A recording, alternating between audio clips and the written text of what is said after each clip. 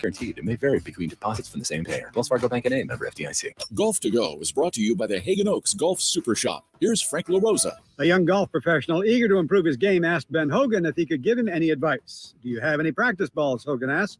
Expecting to be led to the practice tee for a lesson, the young man assured him he did indeed have practice balls. Hogan said, then use them. Since most of us don't practice enough, learning how to practice is important, even if it's just warming up the right way.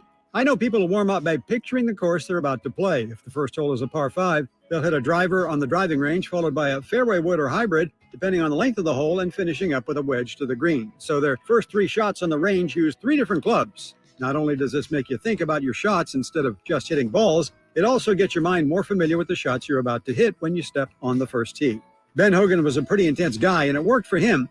Rather than copy someone, take a bit from one and some from another, and find the right practice or warm-up routine that works for you. That's your Golf to Go. I'm Frank LaRosa. Greetings from M&S Auto on El Camino, just off the Cap City Freeway. And a big thanks to our repeat customers for letting us be your favorite car dealer. Repeat customers make us proud. M&S customers know that they're going to find the car, 4x4, or SUV they want. They'll get treated like family and save thousands. Whether you're a repeat customer or a first-time buyer, welcome. M&S Auto, the intelligent car buying experience. MSAutogroup.com. Sacramento Kings basketball is back this summer. Catch 6 games of NBA action and fun for the whole family when the California Classic Summer League returns on July 3rd and 5th. The Kings will host the Golden State Warriors, Los Angeles Lakers, Miami Heat, and newly added San Antonio Spurs and Charlotte Hornets with the number 1 and number 2 NBA draft picks. 2-day passes start at just $42 and include access to all 6 games. Visit kings.com/California Classic for more information and to buy your tickets today. From the Power Business Technology Toshiba Studios. Your home for Kings basketball for over 25 seasons. No look, Bibby to Weber, down the lane, flying jam. There's your play of the night right there. It's inside is Sabonis, a 2-hand rip, a brilliant pass from De'Aaron Fox. KHTKAM Sacramento, KYMX HD2 Sacramento. Sactown Sports. Sactown Sports. Headlines.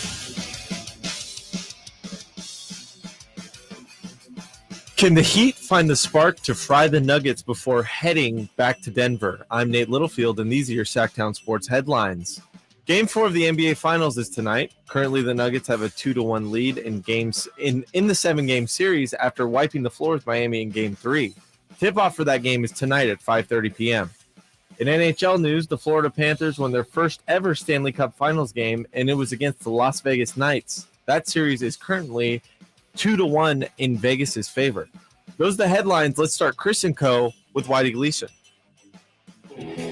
That's kind of embarrassing. It's great to be here with you on this Friday. Happy Friday! But Chris and I got destroyed in today's Friday Fun and Games exercise. Washed. And Chris, I hate to say it, I don't want to call you out, but I'm calling myself out too. We did not bring the necessary energy and effort. Yeah. It just wasn't there today. No, it just wasn't there today. And that's what it comes down to. It's all you really need. I mean, if you want to compete on a high level, you got to at least, you got to control what you can control. And, sometimes shots aren't going to fall, but you need to at least make sure that you're taking the right shots and putting yourself in the right situation and giving the right energy and effort. And frankly, I just didn't give it this morning, and I apologize. I apologize for that. That is on me. That said, I think if I had at least guessed. If I hadn't blurted out Kevin Huerter before I had any idea what we were doing, I think we might have won. No, I don't think so, because I had no idea what we were doing the entire time. Yeah, but we didn't lose any points. Oh, that's true. Did we lose points? Is that how that game worked? We got knocked out, and they we're still figuring I don't think we were going to win regardless. Yeah, I think you would have had to get one in order to win, and So is that the same situation the Denver Nuggets are putting the Miami Heat in? Like Miami, you're not going to win. They're not. I mean, I'm telling you, Whitey, we've been saying it since the start of this series. It's just it's a really uphill battle for Miami, in my opinion. I just think that they've met their match, and it's unfortunate for them that they just really don't match up well at all with Denver. And in my opinion, I think I can see this thing being over this weekend. It's one tonight in one last one in Miami tonight, and then they're back in Denver on Sunday, and unfortunately, that can be the end of this thing.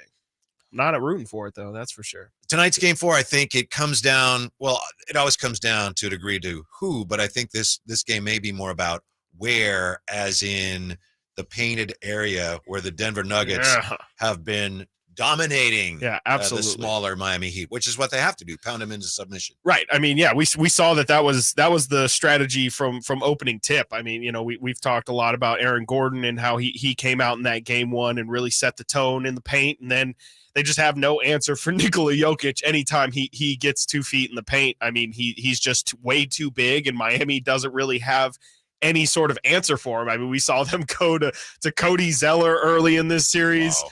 That didn't go well. Bam has done his absolute best to try and match up on Jokic, but that there's just a really massive size advantage there. And then even yesterday we talked about just in general, Denver's a really, really big team, and just about at every position it seems like they just have bigger guys than what Miami's throwing out there. Not to go all Foo Fighters on you, but I've got another confession to make. Okay. As I'm thinking about this series, and I realized I thought about this a lot during the Kings Warriors series, half of me is expecting tonight Jokic to get into foul trouble early.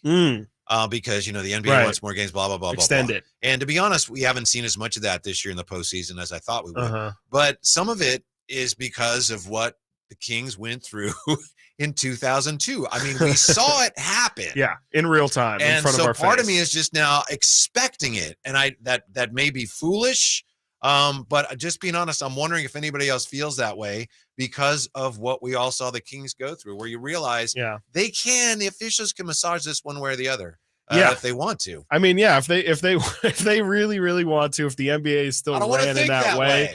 I don't think it is, but it's really hard sometimes to deny it. But, you look at as recently as the Denver Lakers series, like that's a prime series where you would have expected if the NBA was into those kind of shenanigans still, they probably would have extended that series. And, obviously the Boston series did end up going 7, but to me, if the NBA was really still in that business, we probably would have seen the Los Angeles Lakers, the most profitable marketed team in the NBA, probably get more than a 4-game sweep against Denver. And we didn't see that. Denver took care of business, didn't really have much of any issue, and now we're in the NBA Finals, and Denver's only 2 wins away, and unless I completely agree with you, that's the only way I could see Miami really having a shot, is if Jokic starts to get into foul trouble.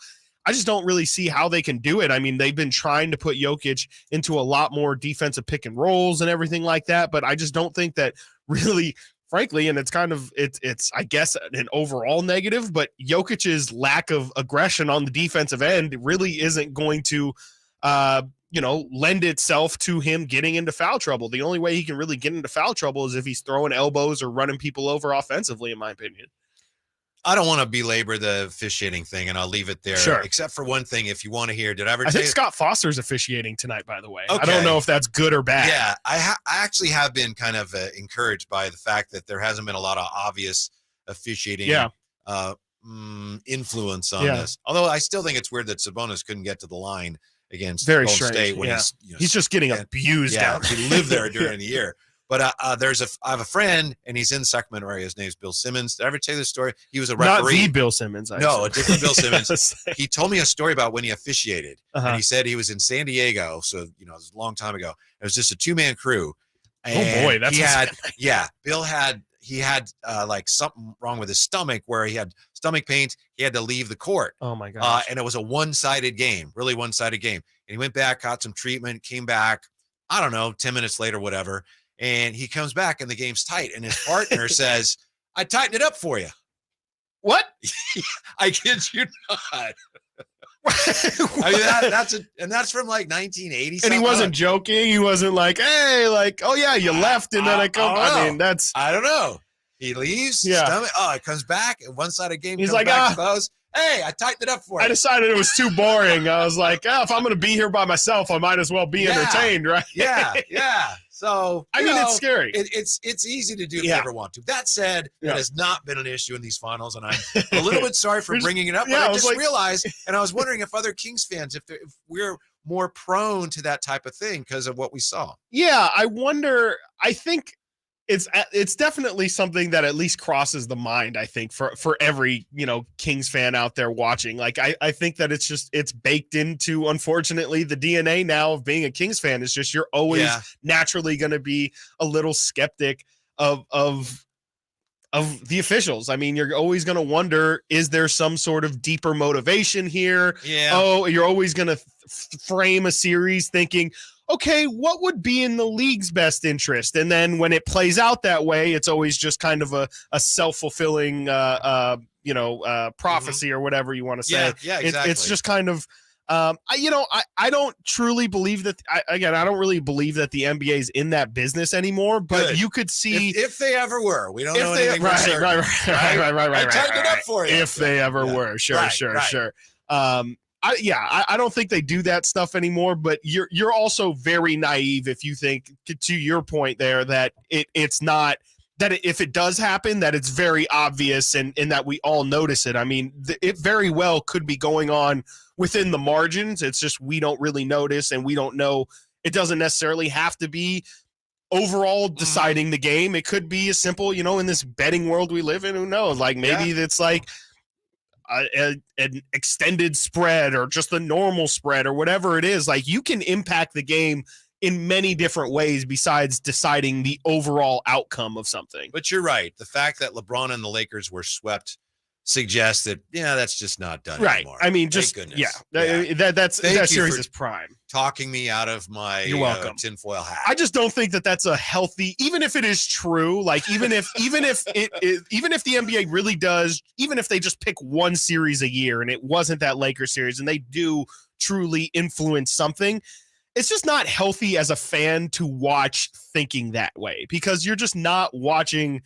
You're not watching the sport for fun at that point. You're watching it with a level of skepticism and with a level of, just animosity in your heart. And that's just not how you should try and enjoy this thing that is meant to be an escape from life. Like, try and watch sports and just enjoy it for what it is. Don't try and build all these tinfoil conspiracy things around it. Thank you. If Denver's going to win tonight, most important thing they need to do is what, in your opinion? One thing. Like, they're going to win. Obviously, there's different ways they can win. Right. Absolutely. The most important thing for them, if they want to win tonight, is to do what? Energy and effort, Whitey, of course.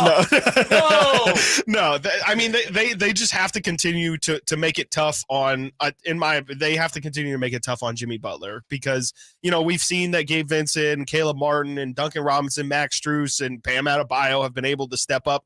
Those are all totally fine. In my opinion, I just can't see any possibility of Miami winning this series in total if Jimmy Butler's going to continue to be good, not great, not fantastic, not a superstar. If they can continue to make Jimmy Butler just another one of the guys, I just can't see Miami winning 3 more games. I think the number one thing for them, again, I said it last time, doubling down, although I was wrong. I think they need Porter and KCP to make some shots. That'd be nice too, right? When those guys are missing everything, if they start making a few, exactly, you could be talking some kind of a avalanche here. Although I know that's their hockey team, not their basketball team.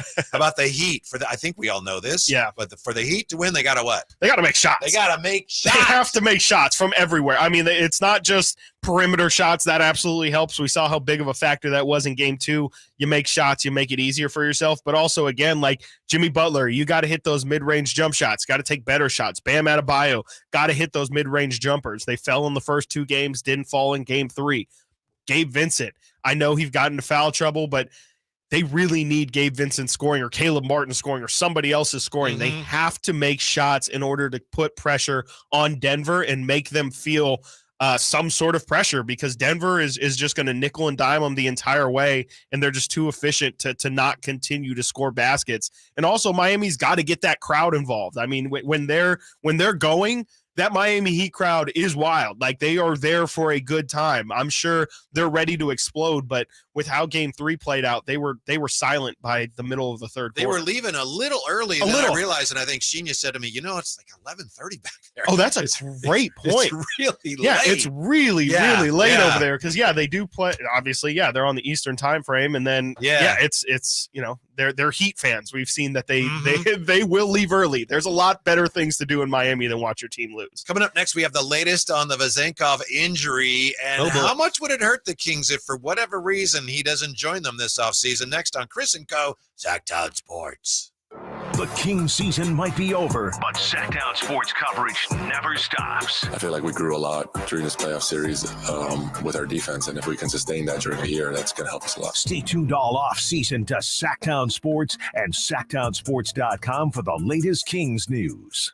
Get to Acura of Stockton, where precision-crafted performance is at your fingertips. Elevate your driving experience with a vehicle that's built to impress. Acura of Stockton has a great selection of new Acuras and customer service that will exceed your expectations. And right now, lease a new Acura TLX, MDX, or Integra with low lease rates available. Take luxury to a whole new level in a new Acura from Acura of Stockton. See all our inventory and specials at AcuraofStockton.com. Hey, you want to be around people having a great time? You need to come check out Capital Casino, offering the most varieties of table games in the region in the friendliest environment. Come for the food, which is awesome, of course, and stay and play. Conveniently located in downtown Sacramento at 411 North 16th Street.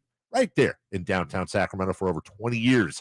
Cap Casino, best food, best games, and of course, the best action. And please gamble responsibly. 1-800-GAMBLER.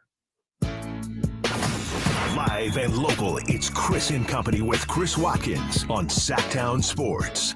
Chris Watkins and me, Whitey Gleason. Thanks for being with us today. 339-1140, 1-800-920-1140 on the, well, you can give us a call, or that's the text line number. Or you can participate, of course, on the YouTube chat. Is it just me, Chris, or are a lot of people maybe overreacting to Sasha Vezenkov and how much he would mean to the Kings? Yeah, I mean, absolutely. This is typical Kings fan behavior, honestly, which is why they're so fantastic. It's just, you can't tell them that the ninth or whatever eighth guy coming off, third guy coming off the bench isn't going to be the thing that we talk about all summer long. Like this is how Kings fans are. They love their team. They obsess over their team. And when one of their bench guys goes down in a Euro League or a Greek League playoff game, they freak out and wonder if our off season is now completely ruined. I mean, there definitely feels like there's just a little bit too much made of Sasha Vezenkov right now. Hope he's fine. Yeah, and absolutely. Obviously, initially, according to this, sketchy reports we got, it looked potentially bad. And, I can imagine for him, I'm trying to go to the NBA, make all this money. Absolutely. And then my knee, what happened to my knee? And then when I heard he was carried off the court, and it looks like he avoided serious injury. But when I first heard that, Chris, I was reminded of when Rudy Gay tore his Achilles against the Pacers. Yes, at I was Golden at that One. game. And I was right there too, right when they took him out, and we walked right by us. Silence, complete silence. Yeah. Those are always the weirdest environments to be in. Just like you can just sense everybody's nerves, anxiety, fear, all that. You can just feel it pulsating throughout the building. It's a really weird environment to be a part of. So Dr. Nirav Pandya is associate professor of UCSF orthopedic surgery, director of sports medicine, Benioff Children's Hospital. So I tweeted him, and San Francisco, I talked to him sometimes, the station there, just asked him, hey, what do you think of this?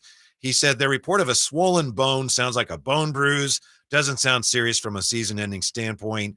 Depends on how much the pain swelling the knee has. That will determine if he can return. So, sounds like nothing major. Yeah. But if he can't come here for whatever reason. Yeah, even if he decides not to. Yeah, I think it would be a bump in the road. I don't think it would throw a wrench into the Kings' entire offseason plans. Yeah, I agree. I think it's an unfortunate, not misstep, but it's an unfortunate occurrence, I guess, if Sasha doesn't come over. But it's not the end all be all of the offseason whether or not Sasha Vezenkov comes over. That's not going to really determine much in terms of the Kings' overall success next season. I don't think he's going to turn them into a 60-win team with him coming over or anything. I think, and we've talked about it before, like he's not even really a piece that the Kings necessarily need. That's like, what I think. He doesn't really fill any gaps or any weaknesses that the Kings have. He's really a luxury piece. He's an extra shooter. He's a long, bigger body, which is great. Everybody needs those bigger guys who can shoot. Absolutely. Not saying he's not an asset, but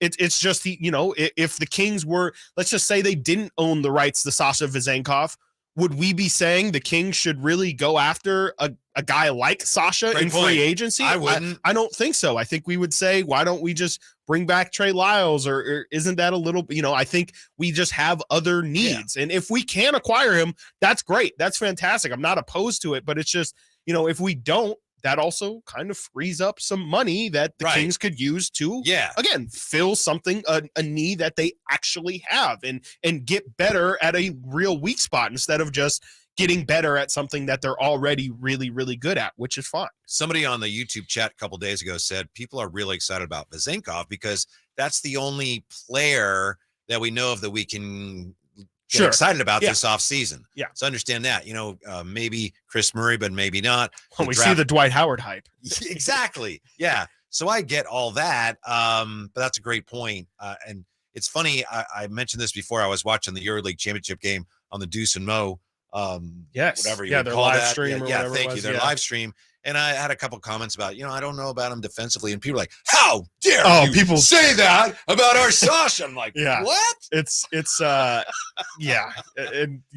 the Kings fans just, they don't want to hear it. Like, they only want to hear the positive. And why do you better hope that you're at least kind of right? Because if you're wrong, they will. That's fine. They don't forget. That's they fine. do not forget. No, but I'm right there with you. I mean, those are my major concerns. Again, what do we know Sasha Vezenkov is really good at? He's a good shooter. He's a really good shooter. A really, really good shooter. There's not really anything, and he's good moving around space. We see him plays well off the ball, has a good understanding of spacing. We know those things, and those are really, really great tools to have. He's probably an NBA player for sure. But besides that, everything else, in my opinion, is a question. It is a question, and that doesn't mean you can presume one way or the other. No, so it's just a question. Yeah, I don't know if he can guard at that level. He might be okay. We don't know. We don't know. Yeah, it can either be really bad or it can be fine. But it's not enough of a known quantity, to your point, for the eggs to be, for the Kings to be putting all their eggs in the Sasha basket this offseason. Absolutely not. And no, and I hear people wondering, like, oh, if we don't bring back Harrison Barnes, is Sasha somebody who can be in the starting lineup? I just think, again, like, maybe we haven't seen him. Maybe he impresses more. Maybe his style really fits the NBA game. I'm just not ready to say that yet. I think that it's frankly irresponsible to make a claim like that. Like, we haven't seen him play against NBA talent.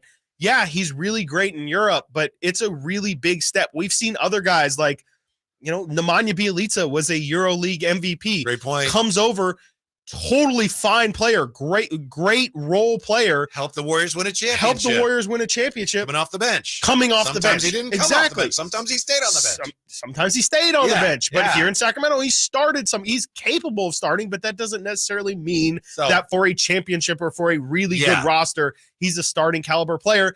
And that's also not an insult. It's not an insult at all. Like, I think that's really the big thing that Kings fans are struggling with now, is just because you have questions or concerns about Sasha as a prospect, that's okay. Like, that is totally, it's a reasonable thing to have concerns about somebody. And just because you have concerns, A, doesn't mean you think that guy's going to suck.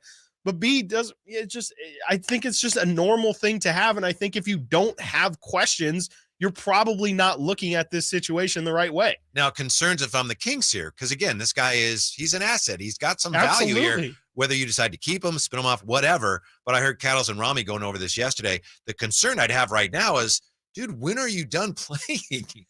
Right. Absolutely. I mean, it's June. It's June. Yeah. In 2 weeks, the draft happens. In 3 weeks, Summer League happens. In 2 months, I think we're going to start, they're going to report to Sacramento and kind of start working, getting ready for training camp. Yeah. You need an off season. And I know he loves his club and is, the NBA, the finals are still going on. Finals are still going on. Yeah, exactly. People are still playing basketball. It's okay. But, this is the concern. I mean, we talked about the other day when talking about Team USA, like, this is the concern when guys play, during the summers, that they're going to get hurt and pick up these random injuries.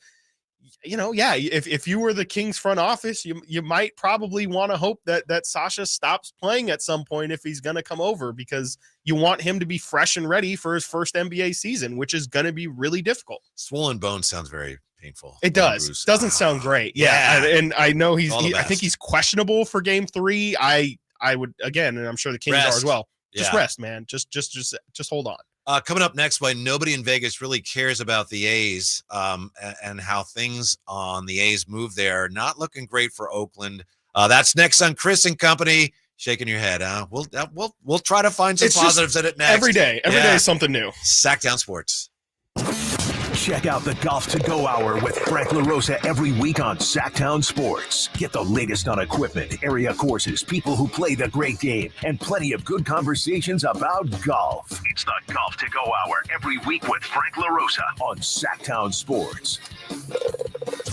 Golf to Go is brought to you by the Hagen Oaks Golf Super Shop, America's most awarded golf facility. Naturewood Home Furnishings, where it's all about choices and always about quality.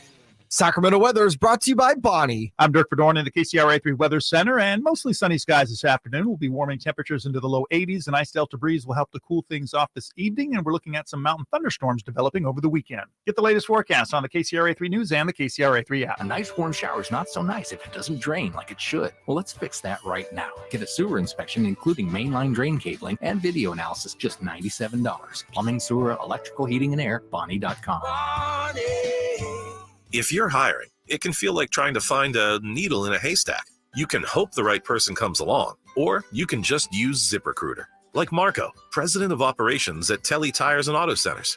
ZipRecruiter helps me find all the right people, even the most difficult jobs to fill. See why 4 out of 5 employers who post a job on ZipRecruiter get a quality candidate within the first day. Now try ZipRecruiter free at ZipRecruiter.com/free.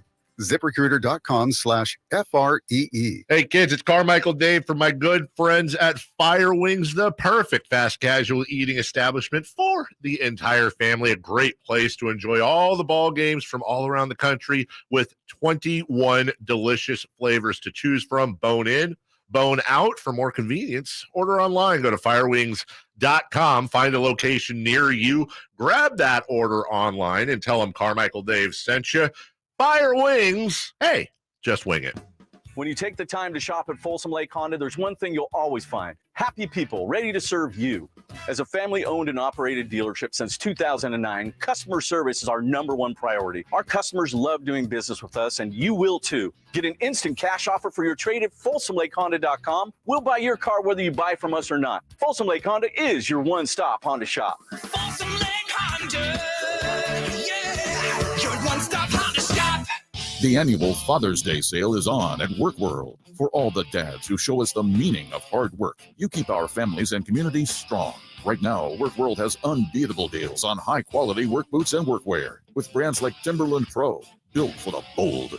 Timberland Pro work boots will help keep dads safe and comfortable all day on the job. Find our full selection of Timberland Pro and more gifts for hardworking dads during the Father's Day sale at your local WorkWorld store and workworld.com. Power Business Technology is proud to be 100% independent, locally owned and managed Toshiba copier dealer. Local ownership cuts out the red tape, allowing ourselves to never be too busy to personally answer the call when our clients need us. Recognized for excellence in service execution, training, and customer service, we're proud to be named a 2022 Toshiba ProMasters Elite Dealer. Contact us today for all of your business printing needs at 844-POWER-BZ. That's 844-769-3729, or visit us at powercopiers.com. Sactown Sports Headlines. I'm Nate Littlefield, and these are your Sactown Sports headlines. Can the Heat find the spark to fry the Nuggets before heading back to Denver? Game 4 of the NBA Finals is tonight, and currently the Nuggets have a 2-1 lead in the 7-game series after wiping the floor with Miami in Game 3. Tip-off for that game is tonight at 5:30. Speaking of NBA Finals, we have a poll running on YouTube right now. Do you think the NBA season will be over this weekend? Let us know with your votes. And in NHL news, the Florida Panthers won their first ever Stanley Cup Finals game, and it was against the Las Vegas Knights. That series is currently 2-1 in Vegas' favor. Those are the headlines. Let's get back to Chris and Co. with Whitey Gleason. J. Ross and J. Mars started a little card exchange yesterday. Chris and I both have some cards, so I brought in some today, and we're kind of trading. And I mean, it's almost like everybody's too nice. I know. Like, I'll trade you for that card. Oh, here, you just have it. You just have it. I know. I did the same thing. Yes. I mean, I really. Which is really nice. Yeah, I'm not too attached to mine, at least, but you guys have some really nice stuff that I personally, I'd look like Dave Chappelle when he's married to Oprah. I'm like, no, mine. These are mine. Absolutely not. How impressed were you with the Harold Miner autograph? Harold Miner autographs it's pretty random too. It's just kind of thrown in the middle of a bunch of like current NBA, and then there's just a Harold Miner signed card, and I'm like, okay, yeah, sure, that's pretty cool. Yeah, pretty cool, pretty random. Uh-huh. It makes you think, like, how many of these guys just like spend an hour just signing their name, and then they just like I assume, right, it's just a sticker that they put on Depending the card, on right? the card, yeah. J. Ross told me one time he saw when Doug Christie worked here. He saw Doug one time, and he was just signing a bunch of stickers. People used to just send cards all the time. They would just mail cards to the station, and Doug would have like boxes of and he would just sign them and send them back to people. I was like, man, I know Jerry Reynolds is going to join us today. You might not remember, you might be too young. There was a player on the Bucks named Jerry Reynolds about the same time Jerry was coaching. Yeah, an African-American gentleman. And Jerry says every so often someone will send him Jerry Reynolds basketball card. Yeah. And I'll say, nope, not me. Wrong. Jerry Reynolds. Yeah. And I'm sure they're like, man, that Jerry Reynolds is an ass. Like, he won't even, I looked it up. I know that's his address. And he really had the audacity to just tell me, no. Sign it for you, but I don't think you want me to. I think it would probably devalue. And so there's a bunch of just Jerry Reynolds signed things for the other Jerry Reynolds, which, whatever. I think our Jerry Reynolds is the better, more famous Jerry Reynolds. I think so. I'll say that. Yeah. I will confidently say Jerry that. Reynolds was we'll see what Google player. says. Pretty good player. Yeah. Okay. I think Jerry occasionally said on the road he would hear from young ladies that were looking for the other Jerry Reynolds. Now, and see, tell them, nope, I don't think I'm the guy. Some perks are better than others that you want. Yeah, I'm if not. I see him, I'll let him know. Exactly. Yeah. Here's what's going on in Vegas. We know the A's thing. We're all so excited, anxious about the A's potentially moving, but in Vegas, they're really more concerned with the Stanley Cup Finals. Yeah. I mean, rightfully so, I guess. Yeah, but still, there's still part of me like, wait, Vegas in the Stanley Cup? Yeah. But, you gotta change with the time. The great tradition of Las Vegas ice hockey, Yeah. And boy, the Florida, they got it all going on now, right? Because they got Messi, and they got the Florida Panthers. And they got the Miami Heat. Yeah. The Vegas, though, I think they really do care about the Knights. If you go there during the hockey season, the Caesars, they dress everything up. Everywhere you go, they got Vegas Knights stuff. So it's cool to see them embrace it. Yeah. So that I was going to say that they don't care about the A's right now, but they care about the Knights who fell to the Florida Panthers 3-2 in overtime, Game 3 of the Stanley Cup Final. So that cuts Vegas's Golden Knights series lead to 2-1. One of these heartbreaking hockey losses where the game was tied with 2:13 left in regulation. And I believe that's the Florida Panthers, like their first Stanley Cup win ever. Yeah, I saw that as well. So again, the point is in Vegas, they're really concerned about that. As far as the A's go, I don't think a lot of fans there really care. Nevada Senate adjourned yesterday without voting on the financing bill for the proposed $1.5 billion Las Vegas Strip Stadium where the A's could play. It looks more and more, if I'm reading this right, like everybody, they banged the drum and they ran and raved about these things don't make sense. This is incomplete. But it looks like there's a really good chance they're going to make some amendments to it. And eventually it's going to be moved on from the state Senate to the assembly. Needs assembly approval before going to the governor. Right? So yeah. Doesn't look great. Maybe that's one reason why we haven't heard the A's admitting defeat yet, because they probably know they're still going to end up going to Vegas. Mm-hmm. Yeah, it's not great. It's just not great. I think, to your point, I think we probably would have heard some rumblings of this thing trending downhill. But I think even in the first initial meeting, not the initial meeting, but the first of the special session meetings, a lot of the criticism that they had wasn't necessarily about what was in the bill. It's what was excluded from the bill. Like you're mentioning, like it seems like this time right now is going to be used to make amendments to the bill that was first proposed. And essentially they're just going to, they took the legislators' criticism and are probably just going to add whatever they can to appease those people, and then, like you're saying, just kind of get it so passed. Some of that could have been posturing, as we said yesterday, as Casey Pratt tweeted. Some of these, and I have no idea. Some of them may be very earnest, but some of them realize I'm on camera here. People are seeing me. I'm going to say a statement. We need more money and more protection for the people and for the children. Yes. Think about the kids. Yeah, you won't answer my question. And, don't worry about it. I'm going to vote in favor of you. But if you can just sit there and look nervous, please. You win, I win, we're good. Yep, that's all everybody wants. And Casey Pratt actually put out the upcoming schedule for A's fans to follow here. You mentioned they closed without voting. The special session resumes on Monday, where they will maybe come to a vote, maybe again put it off again. Tuesday is the day of the reverse boycott at the Coliseum, and then Tuesday is also the first day of the MLB owners meetings, in which initially Rob Manfred said that was the soonest point in which the owners might vote for possible relocation to Las Vegas. It's just so discouraging because so many of these legislators, state senators, the things that they said during this nasty meeting, it seemed like, yes, finally, someone is actually speaking up on behalf of what is right, what makes sense, and fans. And ultimately, it looks like, well, that's how it looked, but maybe that's not the case. Oh, great. Yeah, the thing that really stuck out to me that they kept pointing out, and it's not really, I mean, it's something we've kind of mentioned, but it hasn't really been harped on that much, is just the speed at which they're trying to get this done is just kind of absurd. Like they really railed into that aspect of this bill. Is, this came together and really, I know John Fisher said that they've been and some of the hotel CEOs have said that they've been meeting for 2 years now about leading into this project. But realistically, they put all of this together in the past 30 days. And the first time that the state legislator heard about it was the first time it was brought up 2 weeks ago. And they're essentially going to try and get a stadium passed in the matter of a month. And that's just absurd. I mean, usually, if you're going to build a stadium, that's going to take years and years of prep and making sure that everything is in line together. Look at the Oakland plans. Exactly. Plans how long that's fallen through. And exactly. The fact that they're trying to put all of this together in the matter of essentially a couple of months is just, it's just shady. And I hope that that's the part that the Vegas lawmakers come to realize is like, we can even this, why does this have to get done right now for us? We know why.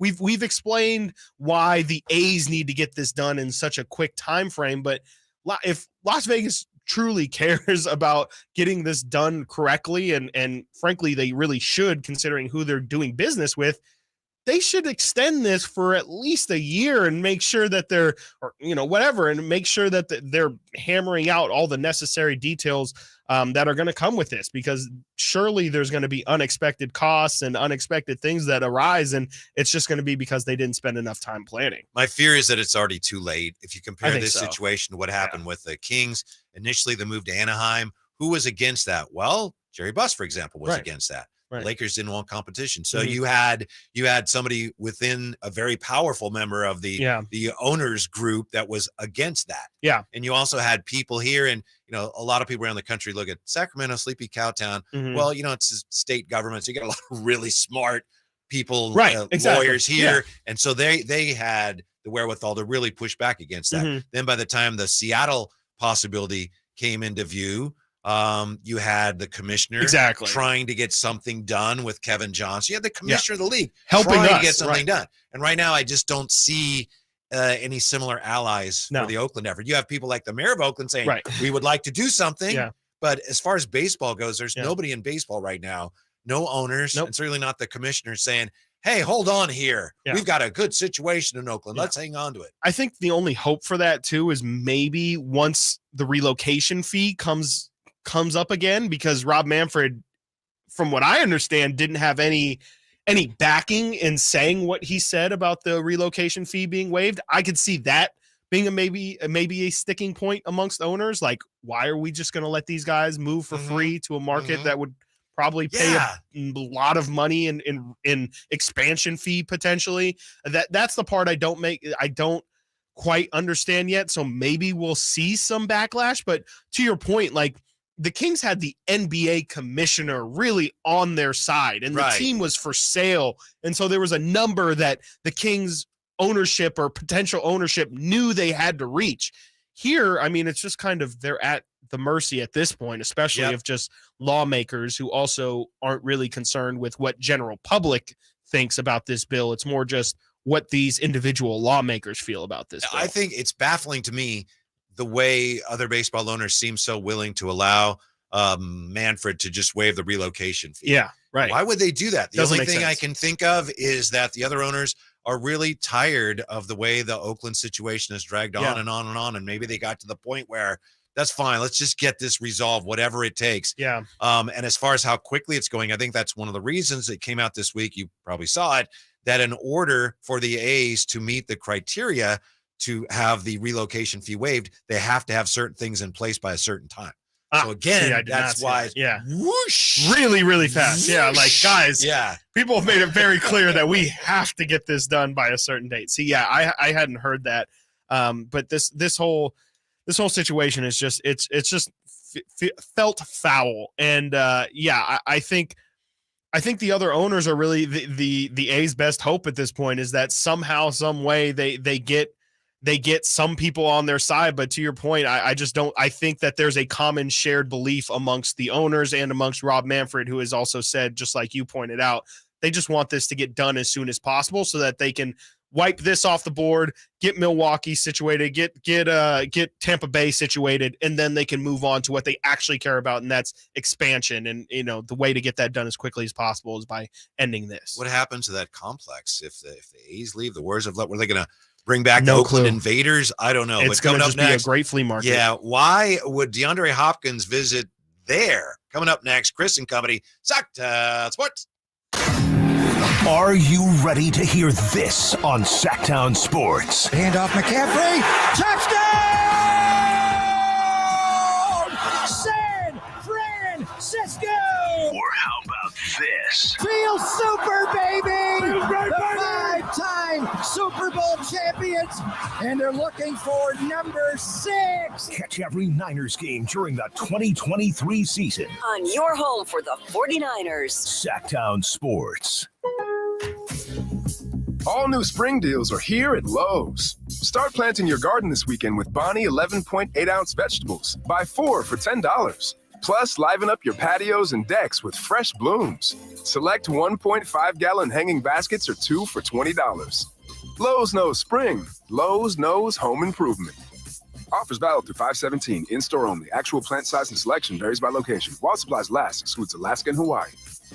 Pain is not normal. Repeat, pain is not normal. Greetings, Sacramento. Doug Christie here with the Good Feet Store. Does this sound familiar? It's the end of the workday, and the pain in your feet, knees, hips, or back is unrelenting. Good Feet understands that you've likely already tried assorted remedies and solutions with no relief. And now you're pretty much resigned to living with the pain. But do not give in to the pain. Instead, come to the Good Feet store for their end-to-end 3-step arch support system. Good Feet is the nation's largest manufacturer and retailer of personalized arch supports. With arch supports in over 300 sizes, styles, and flexibilities, and an arch support specialist in each store. Come in today for a free no-obligation arch support fitting, then take them for a test walk around the store or around the center. Experience the comfort, balance, and support possible with the Good Feet system. The Good Feet store in Sacramento, Roseville, Stockton, Modesto, and now in Vacaville. Online at goodfeet.com.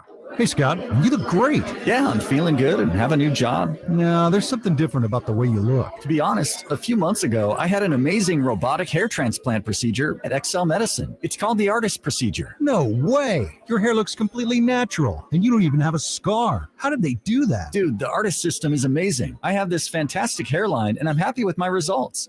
XL Medicine could probably help you too, buddy.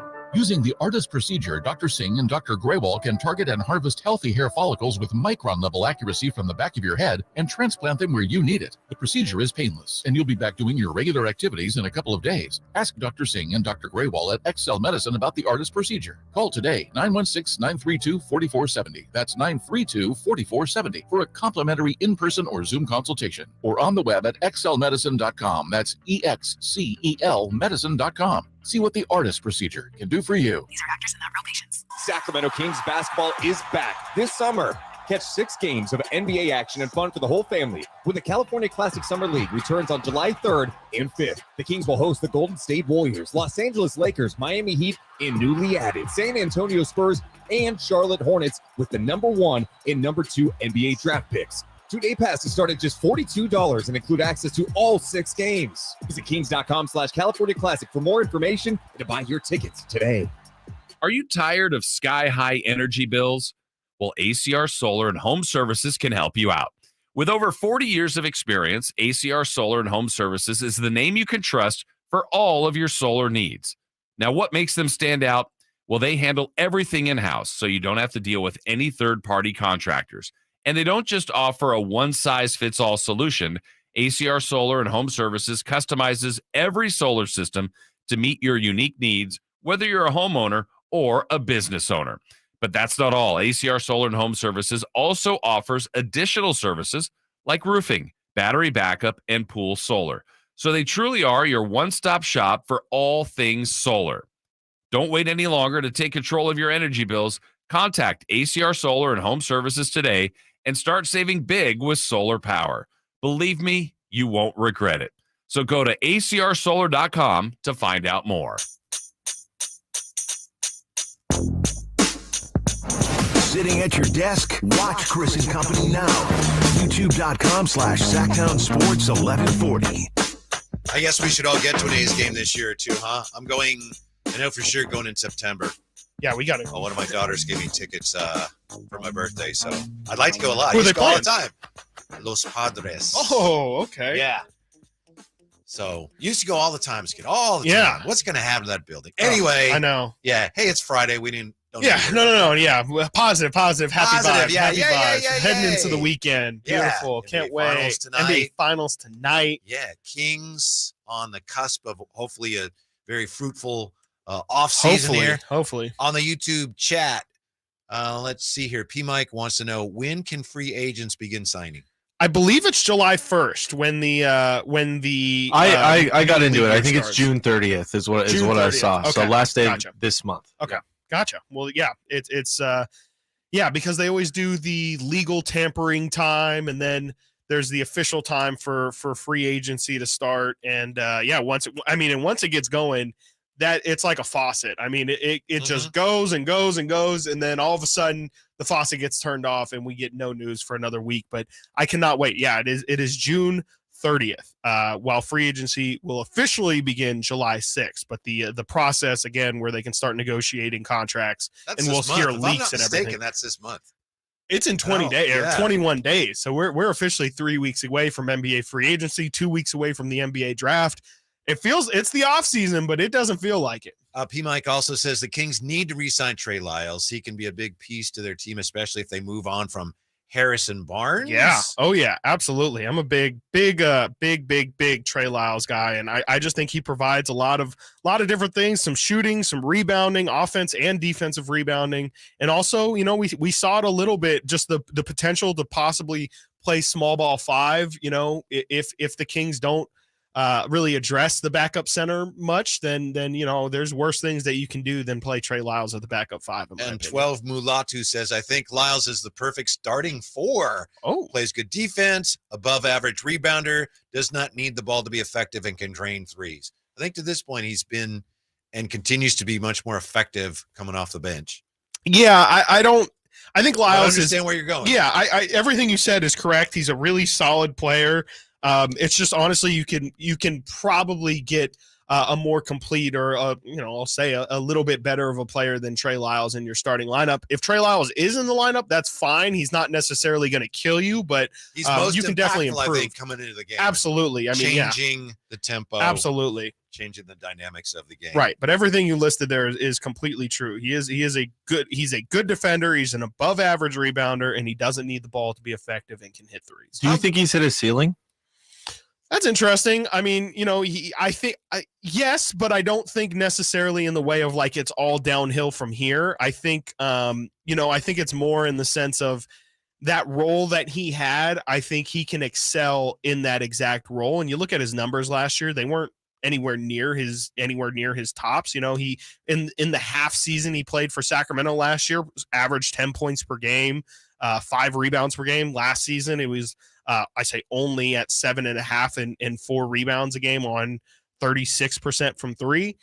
I think that's like a baseline that we can expect for Trey Lyles. Anywhere from 4 to 10 points per game, I think is somewhere reasonable for him. And that's also depending on if they bring over a guy like Sasha. Like the problem with bringing over Sasha is that it really, really cuts into a lot of Trey Lyles minutes. And, especially if they're going to bring in somebody else, whether it be Harrison Barnes or somebody to replace Harrison Barnes, all of those are forward minutes, and that all comes at the expense of Trey Lyles, in my opinion, unless it's going to be Sasha. But I think Trey Lyles is kind of the odd man out. When you say, has he hit his ceiling, it's a fair question, but to me, there's a negative connotation to that, which I understand. Yeah. But to me, I think at this point, we know what he is. Exactly. And he can help you. Yes. Obviously, he's an asset. Mm-hmm. Yeah, but he's not going to be. He's been very consistent last Yeah, few years. I don't think he's going to take a leap anywhere soon, is I think where you're getting at. Like, I think he is what he is, and what he is a really solid player to have on your team. He really helped you last year, and you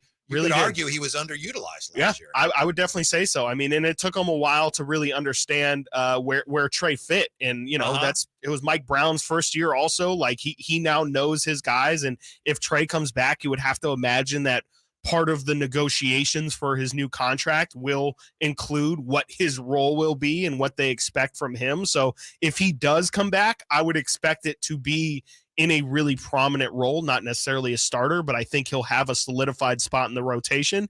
If he doesn't come back, then I think that probably means that Sasha Vezenkov is probably A, coming over, and B, going to get a ton of minutes, probably like 25 minutes per game. Yeah, minutes per game last year for Trey Lyles. He was at 16.9.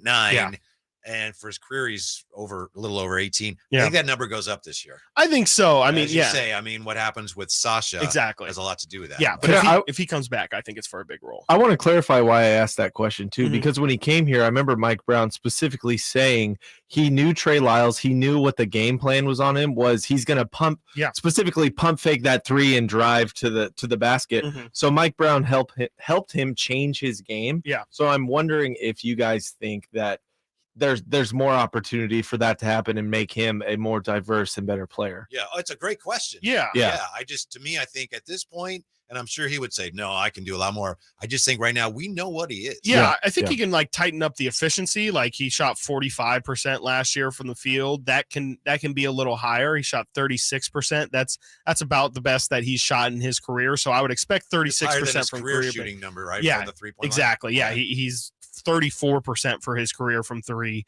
But yeah, I think he could probably just clean it up a little bit on the 2-point attempts. But I think he is kind of what he is at this point. Yeah, he's a scorer. Yeah, and guys like that are best suited coming off the bench unless they're phenomenal scorers. Exactly. Yeah, and he's not. They can help you. They can help you. He's kind of a lot like Chris Murray, where he's just kind of a jack of all trades, and he's not like an elite athlete, so he's not really somebody that you're going to stick on LeBron James or Kawhi Leonard or anyone like that. But he's a guy who can definitely bang with some of the bigger 4s. Speaking of Chris Murray, I just saw Jeremy Woo, ESPN. Yes. Yeah. And this was actually and he said he has a hard time imagining Murray lasting past Golden State at 19. I can't see it. I don't see. What's really funny is the 2 teams that I've heard besides the Kings circulated most around Chris Murray: Los Angeles Lakers at 17 and the Golden State Warriors at 19.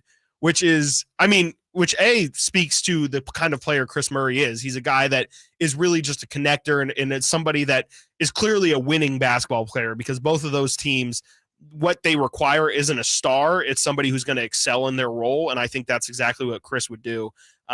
It also would be really fun to have a little extension of the rivalry. Obviously Lakers and Warriors are the Kings' biggest rivals. It'd be fun to have Chris and Keegan kind of play a part in that as well. Speaking of how good players are, how good is DeAndre Hopkins? What do you got? He's pretty dang good. He has added another team to his list of visits. We know that he came to an agreement with the Cardinals. The Cardinals let him go. Ian Rappaport, NFL media, reports that Hopkins scheduled for a visit with the Patriots next week. Visit is set to take place after Hopkins meets with the Titans. The interesting thing there is that Bill O'Brien, his former coach in Houston, is now the Patriots offensive coordinator. And Hopkins' time in Houston ended amidst a lot of acrimony between he and Bill O'Brien. Yeah, I mean, I mean, DeAndre Hopkins is a fantastic receiver. I think New England's an interesting location for him to go. I don't necessarily know if that's, I mean, he's going to have a big role. He's going to be there. He'd walk in and be their number one receiver, but I like DeAndre Hopkins going to somebody who's more adept at throwing the football and completing passes downfield. Yes, that's exactly how I would say it. Whitey, yes, you took the words right out of my mouth and said it even more beautiful. You're not a believer in McCorkle? I'm not. Yeah, McCorkle Jones he's okay. He's really solid. I'm sorry, Nick, don't come at me, but I think he's perfectly okay. But I would like to see. Frankly, yeah. I mean, I would rather see him in a lot of different situations. Even like Baltimore or something. I think I saw he visited Tennessee the other day. Like, I don't like those kind of options for Hopkins. I think he's supposed to meet with them next week. Okay. Yeah. According to this report, anyway, you may be right. But after Hopkins was traded to the Cardinals, he said he had no relationship with Bill O'Brien. No relationship. So you have to wonder. I mean, DeAndre Hopkins, he's considering who's going to pay me. Right. He's probably going to get the same amount of money regardless. You would imagine. Do I want to be a star? Do I want to catch a lot of passes? Do I want to go somewhere where I can win? Ideally, all that would be great. Right. But is that even on the table for him realistically? Yeah, no, I don't know. I would like to see him of those paths. I would like to see him just go to a good quarterback. I think, that's what I would do. I don't necessarily, if I were advising him. Winning is super tough in the NFL. Shoot, man, I don't know what the Chiefs situation's looking like financially, but that's a situation where you walk in as the number one receiver. You could be a winner, and you have a pretty, I would say, an okay quarterback, maybe slightly upgrade over McCorkle Jones. We could debate that. We can debate it if you want. Yeah, I don't know. Mac Okay. Jones, Patrick Mahomes. I'm not sure. I think there's really good options out there for Hopkins, and I the teams that I'm hearing him circulated with, Houston, Tennessee, Patriots, those are options if he wants to be the number one receiver. But I just think he needs to go to a team that's just that could really, really use him and kind of take a step above. Again. Go to Cleveland. That wouldn't surprise me. It really wouldn't surprise me if him and Deshaun linked back up. I mean, they were a great 1-2 punch, and that was kind of his first really good quarterback that he had. And I think the Browns at this point will take whatever they can to make that Deshaun situation work. Speaking of football, can you guess which 49er question ranks as the second biggest mini camp question in the entire league, according to NFL.com? Bet you can. The answer is next. Chris and Company, Sactown Sports. It's Cattles and Rami. Because you pick a team to lose a series, you're disrespecting that team. It's so stupid. What am I supposed to do? Not pick a winner and a loser? Yeah. So, you know what? I respect everybody. Everybody's a winner, Nick. You know what? You're a winner if you have this life. Not a lot of people are born, Rami. I mean, you have a 1 in 30 billion shot of being born on this earth. Wait, is that an actual stat? Only 1 in every 30 billion souls? Yes. Comes to creation. There's a lot of swimmers, dude. Cattles and Rami, weekday afternoons from 2 to 6 on Sactown Sports. Have you Googled yourself lately?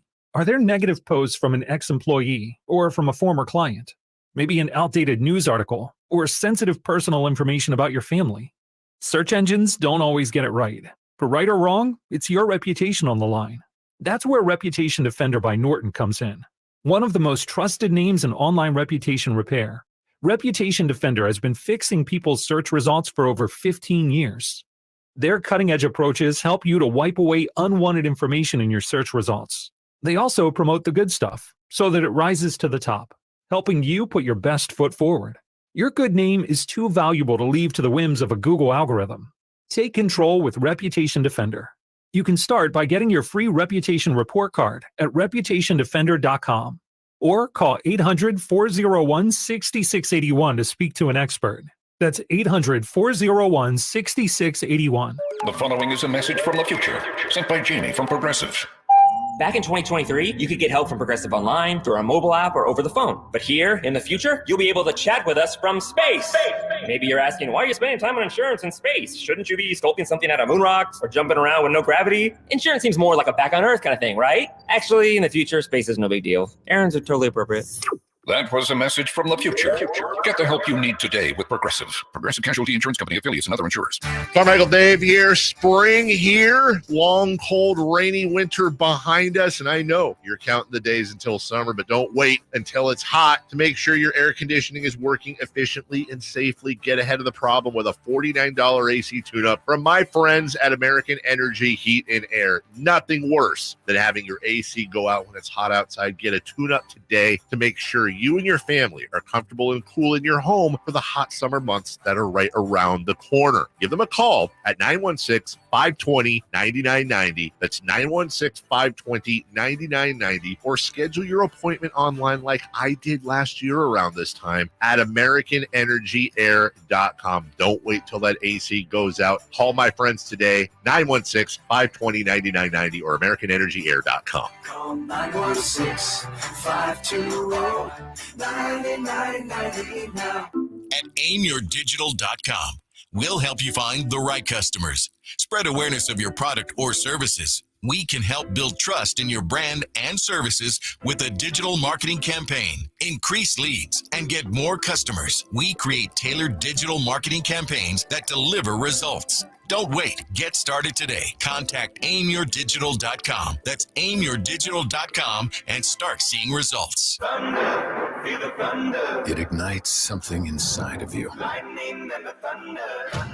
It's Thunder Valley's $20,000 20th anniversary cash giveaway. 5 winners on Friday and Saturday nights in June. One very lucky guest wins $20,000 guaranteed. See it, hear it, feel it. Thunder, feel the thunder. Lightning and the thunder. Thunder Valley Casino Resort. Feel the thunder. The Gold Rush Classic takes place July 13th and 14th in Rancho Murrieta. Come join the fun and play golf with a celebrity, or just check out the concert. The Gold Rush Classic, where the stars and guitars shine. For more info, go to goldrushclassic.org. KHTKAM Sacramento, KYMX HD2 Sacramento. From the Power Business Technology Toshiba Studios, your new home for 49ers football in the 916. Sactown Sports. Sactown Sports. Headlines. Can the Heat find the spark to fry the Nuggets before heading back to Denver? I'm Nate Littlefield, and these are your Sactown Sports headlines. Game 4 of the NBA Finals is tonight, and currently the Nuggets have a 2-1 lead in the 7-game series after wiping the floor with Miami in Game 3. Tip-off for tonight's game is at 5:30.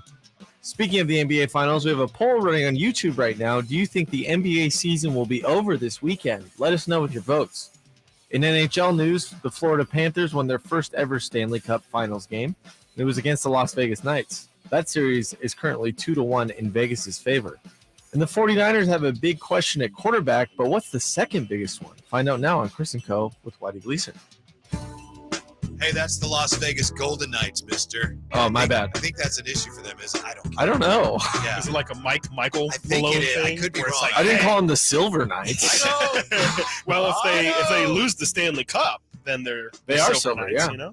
That's true. You know, get it? Second place, silver medal. Yeah. No. Yeah. I didn't get it at first. Oh. But on the Well, you know, rebound, when you have to explain a joke, that's when you know it's really funny, right? That's what they always say. It's my favorite part of the joke. That's all that means. Yeah. You know, recently there was some talk, far-fetched talk, sure, but talk about, hey, maybe the Sacramento ends up with an NHL team. But if you want an NHL team, you don't want a pre-existing franchise. You want an expansion team, because the NHL, they bend over backwards to give you a chance to compete. Right. How from the jump, but from the face-off. I mean, hey, there you go. I always wondered that with the Vegas. I mean, to say I'm a hockey casual is overstating it. I rarely watch hockey, and so I don't have a great understanding, but I really did not understand how, the Vegas Knights year one are in the Stanley Cup. That shouldn't be a thing. Like I agree with you. Like if Sacramento is going to get an NHL team, I want an expansion. Absolutely. I want to do the expansion draft, and I want to take everyone's best players. It's smart, right? Because it's like, well, we want this new team to thrive. Right. And, if the team's going to stink for 8 years, it's harder for the fans to get behind it. So when was the last time MLB expanded? And they haven't expanded in a really long time. Expansion was it the Arizona, Tampa Bay, Colorado, I think it was Arizona, Wasn't it the Arizona Diamondbacks? My in bigger 99? question is more: do they do an expansion draft for baseball? Oh yeah. Okay, and that works the same as every other expansion draft, where you just have a certain amount of protected players, and then the entire pool is open for draft. Yeah. Yeah. Okay. Yeah. Okay. Because I wasn't sure if baseball obviously has a lot more cogs in its wheel in terms of minor league systems and everything like that. I wasn't sure if it was done the same way. 1998. Pardon me. Yeah, it was Arizona and Tampa Bay. They were the Tampa 98 Bay Devil Rays. Yes, I remember that. Yeah, the Devil Rays had to take the devil out of that. And Arizona got good pretty quickly because now in baseball, if you're willing to spend the money, you can find some free agents. Right. Tampa Bay's been more of the money ball philosophy, and they're it's really worked good out now. for them, man. Yeah. Oh my goodness. Yeah, and it But seems they're like not they're the set Devil up for Rays the anymore. They're not, well, and that's probably why they found the success. You take the devil out of your name, and then all of a sudden, you're blessed with good fortune. You know what they did that I've never seen any other team do is they had a throwback day to like 1970 something, and they didn't exist then. So it was a faux back where they wore 1978 uniforms where That they didn't even exist? exist. Were they just blank jerseys? What did No, they were just, they kind of were in the style of Yeah, the 70s. they're They like, pretended okay. like if we had If been we here, had then a team. this is what we would have worn. Wow, they were really digging They're deep for some throwbacks. promotionals. Yeah. For some promotional item. They were like, Yeah. oh man, we need something to get people in I seats. kind of liked it. I thought like it was the kinda idea. clever. No, I really like the idea. It's a great idea. It's just it's they really were really pushing for ideas in those marketing meetings, clearly, because that's pretty genius. And one year was around that time, I think, maybe a little later. The Giants were one of the team that wore turn the clock ahead uniforms. You have turn back the clock sure, days. yeah. Do you remember those? No, they were the like Angels. futuristic Yes, jerseys. They were horrible. Really? Oh, I gotta look Yeah. these up. They Let's were see. terrible. Let's see here. San Francisco. I'm not sure if every team participated, but some teams did. And I know the Giants did. I think the Angels did. Yeah, because Barry Bonds had to wear them. And they had like the... Oh! Yeah, there you go. Why did they think that was the future? It's just a white, it's a white tank top with a massive SF logo. Yeah. Down like their left, Welcome the left side to of their the chest. future. Yeah. Oh, and they're all, so they just thought that everyone was going to wear sleeveless jerseys. I'm seeing what team? I can't even tell what team this is. Do you have the year on there? Does it say what year that was? I think these are 2003. Oh, 3. Okay. Yeah. They were not good. No, these are absolutely terrible. Whoever thought this was a good idea, I'm sorry, but I hope you're fired, because these are absolutely I don't think terrible. they sold a lot of those. These are horrible. I don't love the Giants City Connect. What are they? Is that what it's City Edition? No, City Edition's basketball. They're Connect. I think they're City Connect. City Connect. The orange ones with the fog. Yes, the one that are meant to look like the fog and the Bay Area sky. I'm out on those as well, but these originals are way worse. Oh, and I'm looking at the back.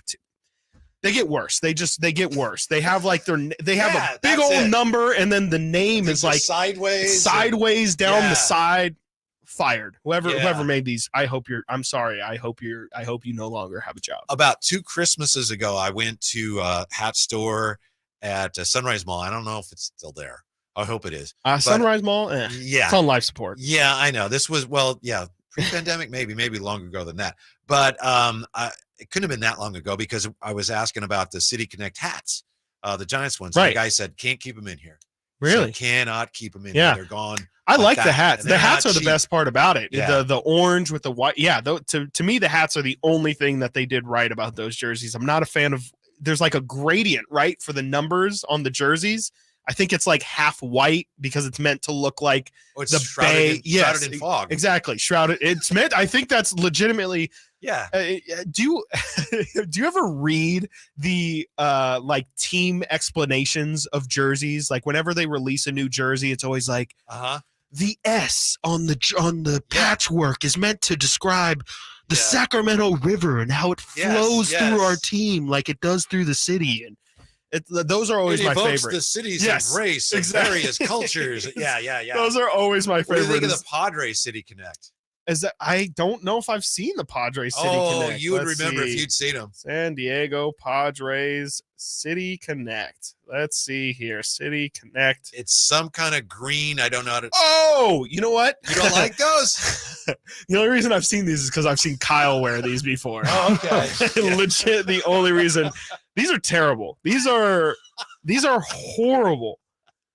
They look like a My child daughter- just threw up on them. Our daughter Lonnie went to school down there, and she loves them. And my wife Sheena hates. She calls them cotton candy. Yes, that's exactly what they just look like. Something that you would buy at like a circus or something. These are absolutely terrible. These are somehow worse than the brown jerseys. Like, and the brown jerseys weren't great either. But Padres they brought those back. Yeah, they did. I seen those, and I somehow would prefer those over these. These are absolutely atrocious. Whoever came up with this also needs to be fired. Yeah. I'm calling for heads today. I used to joke that the A's have their new City Connect jerseys and it's the Las Vegas skyline, but that's not even funny That's anymore. not funny, Whitey. That's not funny Not at all. funny. Come on, that's way too real now. I know. You're pathetic. Well, we mentioned the 49ers. Jeffrey Chadia at NFL.com has put together a list of the 10 biggest questions facing the NFL here during minicamp. So it's the biggest minicamp questions in the league. Yeah. Number one, I believe, are the Cowboys okay with McCarthy calling plays? Yikes. Yeah. Here's a second great biggest question in the NFL during minicamp. Will Brock Purdy be magical for an entire season? So again, that doesn't necessarily just, ask if he'll be healthy, right? But will he be magical for an entire season? You know what I'm going to say. Nate has weighed in. Nate's weighed in. He thinks yes. I cannot see it happening. I mean, Brock Purdy was absolutely playing out of his mind last year. 7-1 record as a starter last year, and really, came in and looked like he was ready to go from day one. I think it's going to be really tough coming off of elbow surgery to just expect Brock Purdy to come back in and look like the Brock Purdy of old. And again, I feel like it was forgotten that this guy was the last pick in the draft. And, yes, he was. That was for a reason. And I refuse to believe that everybody just missed on this guy and that he's going to be I'm not saying he's not going to be good or okay or passable. I just have a hard time seeing him play as well as what he did last year. For the record, Chris is a Vikings fan and not a 49ers fan. Purdy, according to Jeffrey Chadia, will face defenses that have studied him more and identified potential flaws. Right. So more challenges for a young signal caller who cleared nearly every hurdle placed in front of him as a rookie. I root for the 49ers. If I were to say I'm a huge lifelong 49er fan, that would be disrespectful to those who are. Yes. I root for the 49ers. So the reason I say that, this isn't coming out as some, bias. I'm a total believer in Brock Purdy. Really? What he did and the way he did it. Mm-hmm. And was it his S2 cognition scores or whatever it was? Right. They were off the charts. Yeah. And it's all everyone cares I think about it was now. energy and effort, actually. That's Those had were a off lot the to chart. do with Yeah. it, Nate. There's no question. The way he did things, there's going to be, again, bumps in the road. And I remember against Tampa Bay, I think he threw an interception. And it was like, they called timeout before the snap, something like. So he had breaks along the way. I think it was there was a offsides or something. So he's going to have more issues. But I believe that if he's healthy, and he should be healthy, I think he's going to be a really, really good quarterback for them for a long time. I mean, I don't think it was a mirage what we saw last year. I think the good news for Brock Purdy is that he's got the talent around him to make it real easy on him. He doesn't necessarily have to be the one that goes out there and makes plays. He just needs to put the ball in his playmakers' hands and let them do the work. And that's the beauty of the not only the 49ers offense and all of the weapons they have, but it's also the beauty of having Kyle Shanahan calling all the plays and essentially orchestrating everything.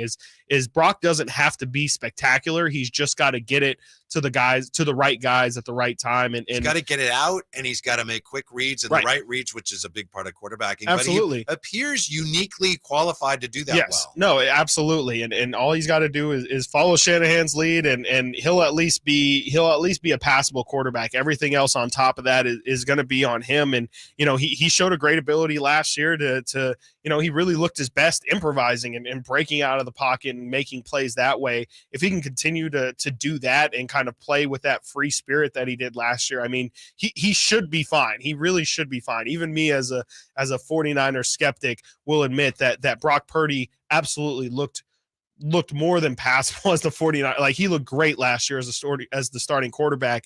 I just have questions that he's going to look that good as he did last year. Still think he'll look really solid. Still think the 49ers will be one of the best teams in the NFC, but I'm not sure if it's going to be Brock Purdy lighting the world on fire. Something tells me it's going to have a lot to do with the weapons that he has. Like his rookie kicker. His rookie kicker. NFC offensive rookie of the exactly. year. All he's got to do is get him. Moody. He's just got to get him to the 49-yard line, Whitey. Moody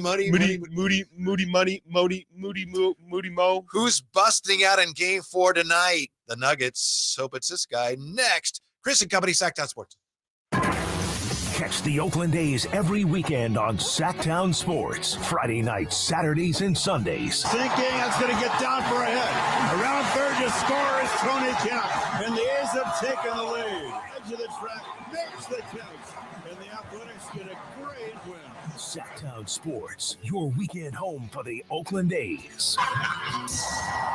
Sactown Sports coverage of the Oakland A's is brought to you by Xfinity 10G, the next generation network. Hey, you want to be around people having a great time? You need to come check out Capital Casino, offering the most varieties of table games in the region in the friendliest environment. Come for the food, which is awesome, of course, and stay and play. Conveniently located in downtown Sacramento at 411 North 16th Street, right there in downtown Sacramento for over 20 years.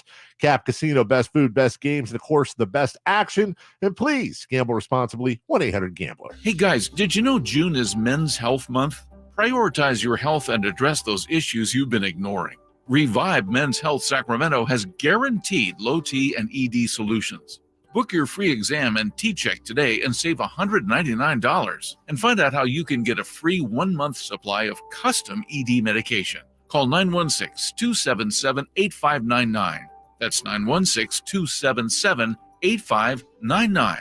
Or visit revivemenshealth.com today. Keeping you company with the company. It's Chris and Company with Chris Watkins on Sactown Sports. Your local sports leader. He's Chris Watkins, Whitey Gleason. Chris Watkins, not a big fan of the Giant City Connect jerseys. Benny on the YouTube chat, those City Connects are fire. Fire, as in they should be set on fire. Absolutely. I mean, again, the hats are really cool. The hats are really cool. The only thing I don't like about them from the Giants, talking about the Giants uniforms, is the big G. Yeah, the big G. SF makes sense, or Giants, but just a G is like, what?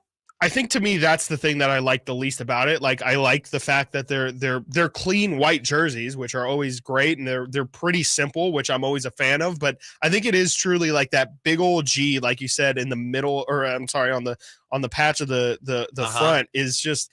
It's not appealing, and again, like the gradient of the white into the orange, to me, it just doesn't work for me. Every time I see him, I make the same face Jokic makes when they call him for foul, which is we're just like, what are we doing here? What? Yeah, whereas Spoelstra's kind of like, right? He does have a really he's got some interesting looks on the sideline, and But Jokic is like, that's what when I see the G's, like, what are we doing? What are we doing? What is that? Yeah, no, the Heat have had some interesting uniforms over the years. They have, they had that like ransom note looking jersey, the that was like killer note. Exactly. I'm glad that we both know what we're talking about when we say that. Those were really interesting. With squares for each number with different fonts in them. They had the Miami Vice one too. Those were very cool. Those were the best ones. I think you didn't like them. Yeah, no, they were very. Those were very trendy at the time, and. I really like those. They had even like the red ones. I really like the just the Miami Heat, like the ones that they're alternates, I guess. They have the white and the black, and then they have some red ones that those are always classic. And I was going to say the Giants orange ones, I'm totally fine with the San Francisco Giants orange Fridays they stuff, to wear. Yeah, those are great. Did you see a couple weeks ago they were playing the Orioles, and it's like, I don't know who's who. See, and Whitey, I feel like the oldest man in America, but I remember back in my day, the home team would wear white for basketball, at least, and the road team would wear a colored jersey. And then for football, a home team would wear the colored, and then the road team would wear. And now it's just with the color rushes, and you get the special Nike Super City nighttime edition jerseys, and it's like I can't keep up. They and glow in the it's just- dark. yeah, they glow in the dark.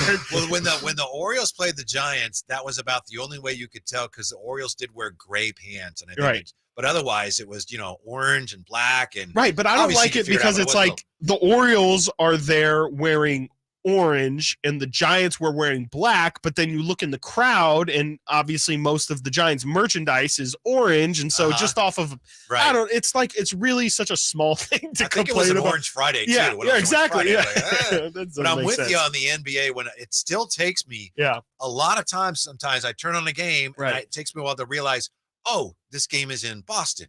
Even though the Celtics are not wearing white or whatever it they'll is. be wearing green. I really struggle with that because I'm an idiot, but I do. To me, that's the worst. Is like if one team, whatever, let's say the home team does wear the Celtics wear their greens at home, then to me the other team has to wear white. Like I can't have it where both teams are wearing their colors because I don't know why, but to me I'm just like this game feels like a video game. I don't know what's happening. I feel like the oldest man in America when I complain about this. Real quick, how do you guys feel about King's Gold?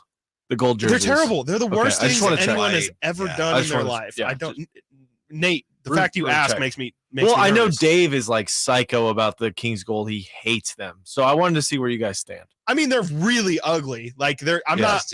They should not do them again. I would not. I don't think it's fun. Like I think some people are like, oh, like it's so bad, it's almost good. Like I don't subscribe to that. Like I don't think it's funny. I think it's You really mentioned ugly. the Padres brown. Yeah. And the Padres eventually got rid of the brown and mustard. A lot of Right. people are like, oh, it's terrible. Yeah. And then it got to the point where they brought it back and Yeah. people embraced it. No, it's kinda so cool. I wonder if we're Yeah. headed If in some sick way, on the yeah. Kings and the gold. It gold wouldn't surprise standard. me. Yeah. It wouldn't surprise me because people really do they're very polarizing. I thought everybody hated them, but apparently there's a real contingency of people out there who seriously are pushing for the Kings to bring back the gold jerseys.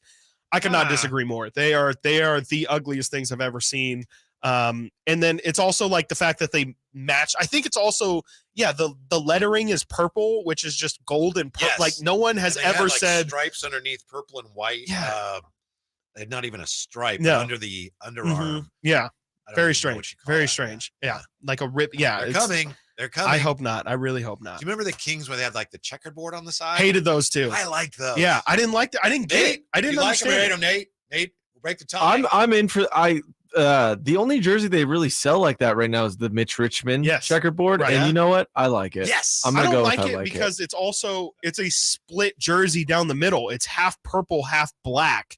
And then it's the checkerboard as Yeah. well. And to me, it's like, first off, don't even pick one. I think because they did checkerboard again on these city jerseys a couple They're years more ago. subtle, yeah. To me, it looks like a gas station jersey. I'm talking about Yeah. the Kings black and That's not true baby checkerboard, blue. though. That's like Parcheesi board or something. I don't know. It's a different game. Yeah. I don't know. I'm out. I don't think the Kings have had. I think the last cool jersey the Kings have had is the last Wheezy 80. season. Thank you, Wheezy 80. Love the checkerboard ones. No, I'm out. I think the ones with the quail and the cursive Sactown. Yeah. Those are The really blue cool. one, the royal blue? Those are great. The Yeah. royal blues those are just throwbacks. Yeah. Those are fantastic. But they had some Black City edition that just had Sactown in cursive and it had a little quail thing up on the top. To By me, the way, those were the only good jerseys they've Michael had. recently. Galley on the YouTube says, "Show Chris the Dodgers City Connect onesies. If you haven't seen Oh, those yet, onesie? they're something. What? Yeah. Huh, They're, interesting. They're very blue. I'll say that. They are kind of like, that's a good way to put it. Onesies. The They're like players pajamas. wear onesies? Oh, see, okay, I see what you're saying now, but I it's didn't all the dot and same. scissor. Yeah. It's Blue. all it's Yeah. the same as an NFL color rush, which I also have issue with because the color sometimes the color rushes look cool, but in this kind of situation, the Dodger onesie, the blue pants are very, very unnecessary. I think people don't understand that you need to kind of contrast a little in order to make your thing really pop. And oh my gosh, I'm looking at these during the game. No, those are absolutely terrible. Dodger onesies, I'm absolutely out. Another reason to hate the Dodgers. As for tonight, who's busting out in game 4? Who's your nominee to bust out game 4? Let's say KCP. I'm going to say KCP. He's been really, really cold for game 1 through 3. He was a major factor in that Lakers series. It just seems like Denver can't even get him the ball. So I would expect KCP to be able to just knock down a couple threes. I don't think he needs to go crazy or anything, but get double digits. He's playing like the moment's a little too big for him. He is, which is understandable. But also he's been in this situation, doesn't he? I think he got the bubble title with the Lakers, correct? So he's been in this kind of situation before and has been scrutinized before. Also, KCP has just been taken through the ringer. People just have really strong opinions on him for being such an average role player, but to me, he should be performing a lot better. And I know who you're going to say from Miami, so I'm just going to write it down. I'm not even going to ask you. Cody Zell, right?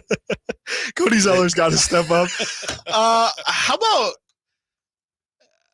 I mean, Bam's got to step up. Absolutely. I mean, I say that, but Bam only missed shots, and that's not, it's a make or miss league. Sometimes you're going to miss 14 shots in the last. That's game, a lot. That's a lot of shots. But I'll go Caleb Martin. How about that? I mean, they just really seem to be missing that extra punch that Caleb Martin provided in the last round. And I know Gabe Vincent's been a really big piece of this series, but if they can get Caleb Martin going, that's a dangerous Miami Heat team. I'll go with Michael Porter Jr. I'll double down on that. Pick. I know that's an obvious answer, pick. And it's all anybody's talking about. Everyone's asking him, "Hey, you suck. How come?" And he's, "Well, I know, but I've been playing hard."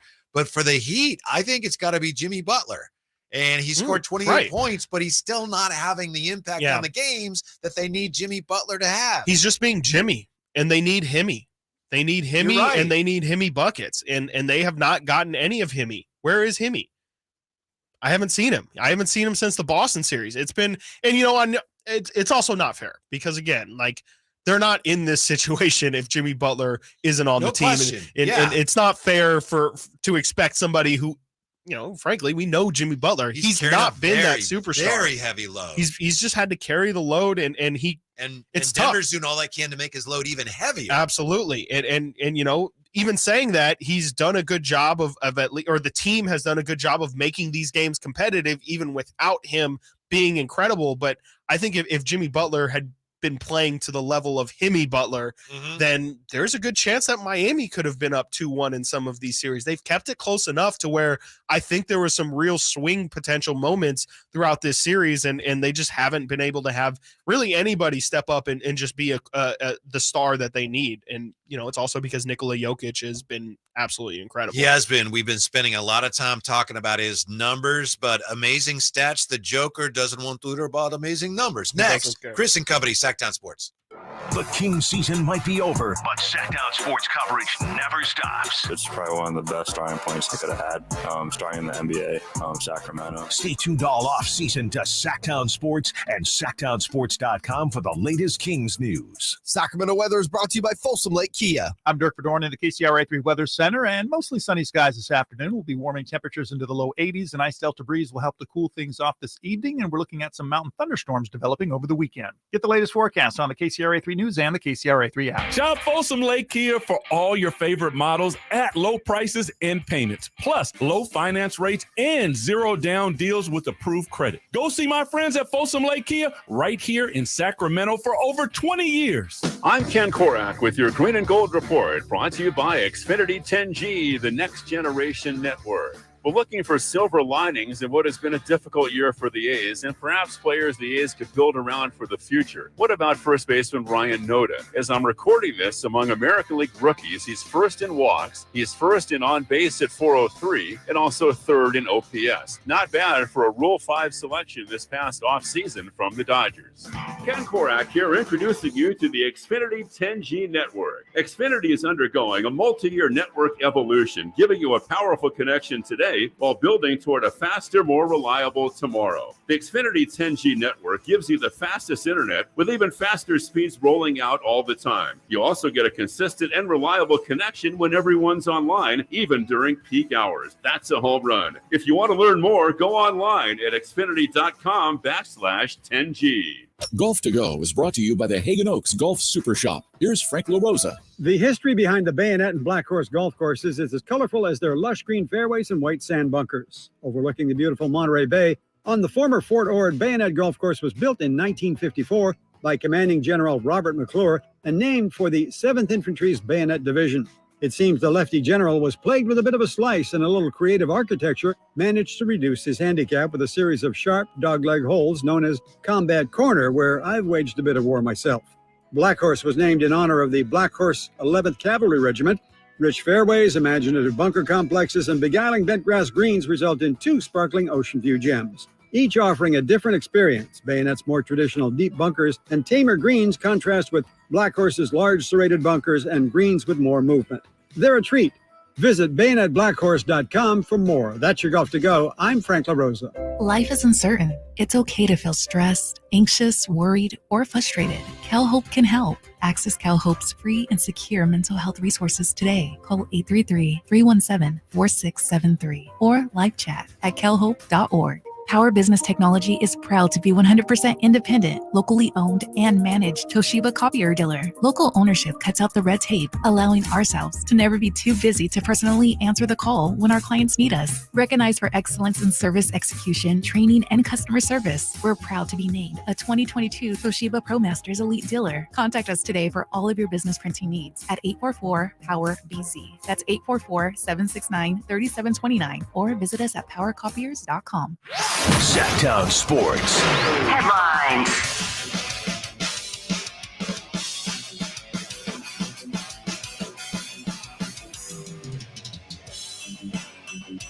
I'm Nate Littlefield, and these are your Sactown Sports headlines. In NHL, excuse me, wow, that was bad. Wow. In NHL news, the Florida Panthers won their first ever Stanley Cup Finals game, and it was against the Las Vegas Knights. That series is currently 2-1 in Vegas' favor. And Game 4 of the NBA Finals is tonight. Currently, the Nuggets have a 2-1 lead in this 7-game series after wiping the floor with Miami in Game 3. Tip-off for that game is at 5:30 p.m. And speaking of the NBA Finals, we have a poll running on YouTube right now.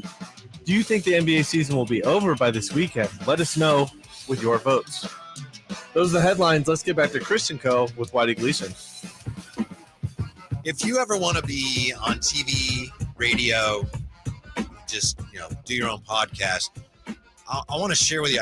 We just, I think, witnessed an example of one thing you always need to avoid. Are you with me, Chris Watkins? I don't know. Watkins and Whitey. Is it saying sorry? No, there's certain things that you should never eat right before you're talking on a microphone. Mm-hmm. And one of them is like trail mix, because you're chewing it and then you start to talk, and just because of the bits it gets in your throat, and you end up with oh, excuse me, that was bad. That's the type of thing that can happen. Yeah. And poor Nate, allegedly, and Nate's doing a great job. Fantastic but he was job. in here Thanks. and talking to us, and we were talking about jerseys. And then I think he had a handful of trail mix, and then he goes in to do a sportscast. And what happened? Yeah. And it was inevitable. Once you went with the trail mix, there was no way of avoiding that. You were going to catch a shard. And you bounced back You nicely. did. Great. It's all good. I try. But, Super seamless. My point isn't to call you out. It's just to show, hey, this is a good example. No, that's not a call. I get way worse call-outs Yeah. on this station. Yeah. People go after me. People will go after that. Yeah, and you know what? I'm here to take it. Real professional, Nate. Yeah, God. I know. We're trying to do a show here. I know. Well, it's Dave's fault for bringing the trail mix. Facts. But thank you also. This trail mix is popular. There's a lot of trail mix in this room. Yeah, there's a lot of controversy with this trail mix too. I've been blamed for eating all the M&Ms. Yes. What kind of psycho eats every single M&M out of there? That's not me. Well, what kind of psycho does it then? Because somebody must have done it. I don't know, Kyle. I don't know. Not me though. I don't know. Anyway, Kyle Ledbetter. Get some water, wash it down, and you'll be I will. fine. Thank you. Thank you. But he did bounce back very nicely. I appreciate Very that, well. guys. Yeah. Because you know sometimes whether you have a cold or something, and you just get whatever it is stuck. Oh, in yeah, there, and then it's just there. Yeah. Yeah. You're like a dog that's been You just debarked can't breathe. trying to do an update. Yeah. No, been there, done that already. Not a fan. Learned my lesson. But you are a fan of Nikola Jokic, aren't you? Yeah. He's a really good player. How about these numbers he's putting up? Aren't they astonishing?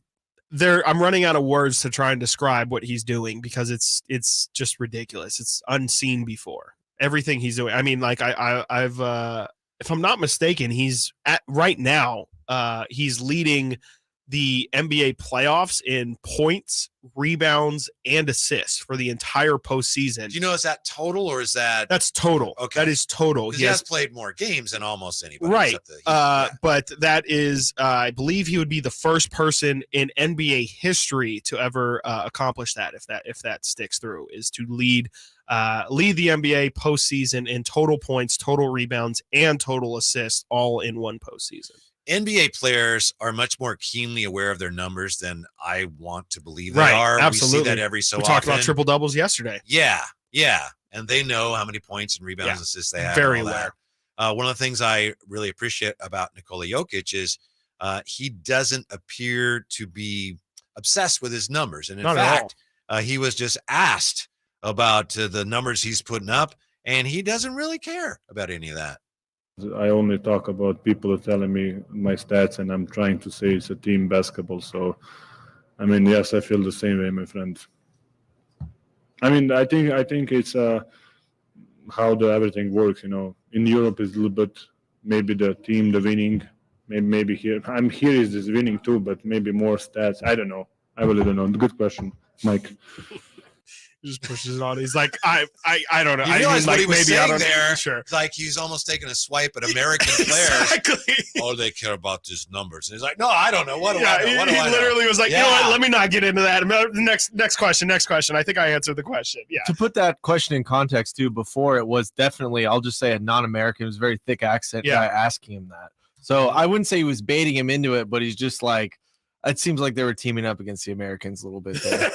Maybe, but I know he and Luka are not from the same country, but Right. you can't tell me Luka doesn't care. Yeah, about his exactly. numbers. Exactly. Yeah, no, that's very true. But you know, I think Nicola's point is definitely valid, that there does seem to be, and you know, it could be a deeper conversation about how we raise up our American-born basketball players, but it does seem like there is a lot more emphasis on the numbers you put up, and especially in the prep scene and in the AAU scene. It's about, you know, how many points are you putting up, and you know, really being able to show for your recruiting, like, hey, I put up 27 points per game and 11 rebounds and all this stuff, instead of being like, you know, I was a key piece of a 3-time high school championship winning team, where to Nicola's point, like, especially growing up in Europe when there is no prep scene, it's just professional. When you're 16 years old,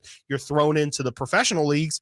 They don't care about your stats. All they care about is, did your team win, and how important to the success of your team were you? And that's really what we see with Sasha Vezenkov. Like, he's not putting up 25 points per game or anything like that, but he's respected so much in the European game because his team's winning, and he's a really massive part of that. And that's really all they care about over there. It's clearly the cart before the horse, because the stats are supposed to be a way by which you can measure how well did this guy play. Well, look at these numbers. Yeah. And then it's gotten to a point where for many players, it's like, well, my numbers will determine how well I played. Exactly. Yeah. So I need 25 points or else I didn't play well. Right. And that's backwards. That's almost like a lot of players' justification for, well, it wasn't my fault. You're right. You look at my numbers and it's not my fault we lost. When in reality, it doesn't. You score 60 points. If you lose, doesn't matter. You still lost the game. And clearly your 60 points wasn't what your team needed on that given day. And,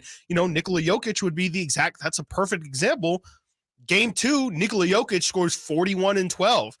That could be his highest scoring game of this series, but it's also the only game he lost. I'm sure I would put any money down that Nikola Jokic would absolutely transfer that 40-point performance for 18 and have his team win. I mean, that's just the kind of player he is. And frankly, I just don't think that those players really exist anymore. We're seeing guys like James Harden, who have always been, you know, more of the stat driven kind of guys. He's thinking about going to the Houston Rockets over the Philadelphia 76ers. Like, the Sixers were a win away from being in the conference title. The Houston Rockets were the second worst record in the NBA. The fact that it's even a conversation, to me, that's like a perfect case study for really how we view what's important for our stars. Is James Harden would much rather go to Houston, where he's able to put up big numbers and have a certain lifestyle, instead of grinding it out in Philly and trying to figure out that situation and finally get a ring. I was going to say, it doesn't surprise me that you're not a big stat guy because you're a Tim Duncan fan. And Absolutely. I was thinking, Tim Duncan's a great American who didn't care about stats, but I You're right. realized he's actually not. He's from Virgin Islands. He is right? from the Virgin Yeah, Islands, right? So I guess he technically he's not European, but he is American. It's just he's not born on the motherland. So right. It's maybe if there's anything to that I hadn't thought about. It's just if you're born on the actual land of America, then you're screwed in terms of basketball. But are American players more obsessed with stats than players from other countries? I don't know. I hadn't thought about that.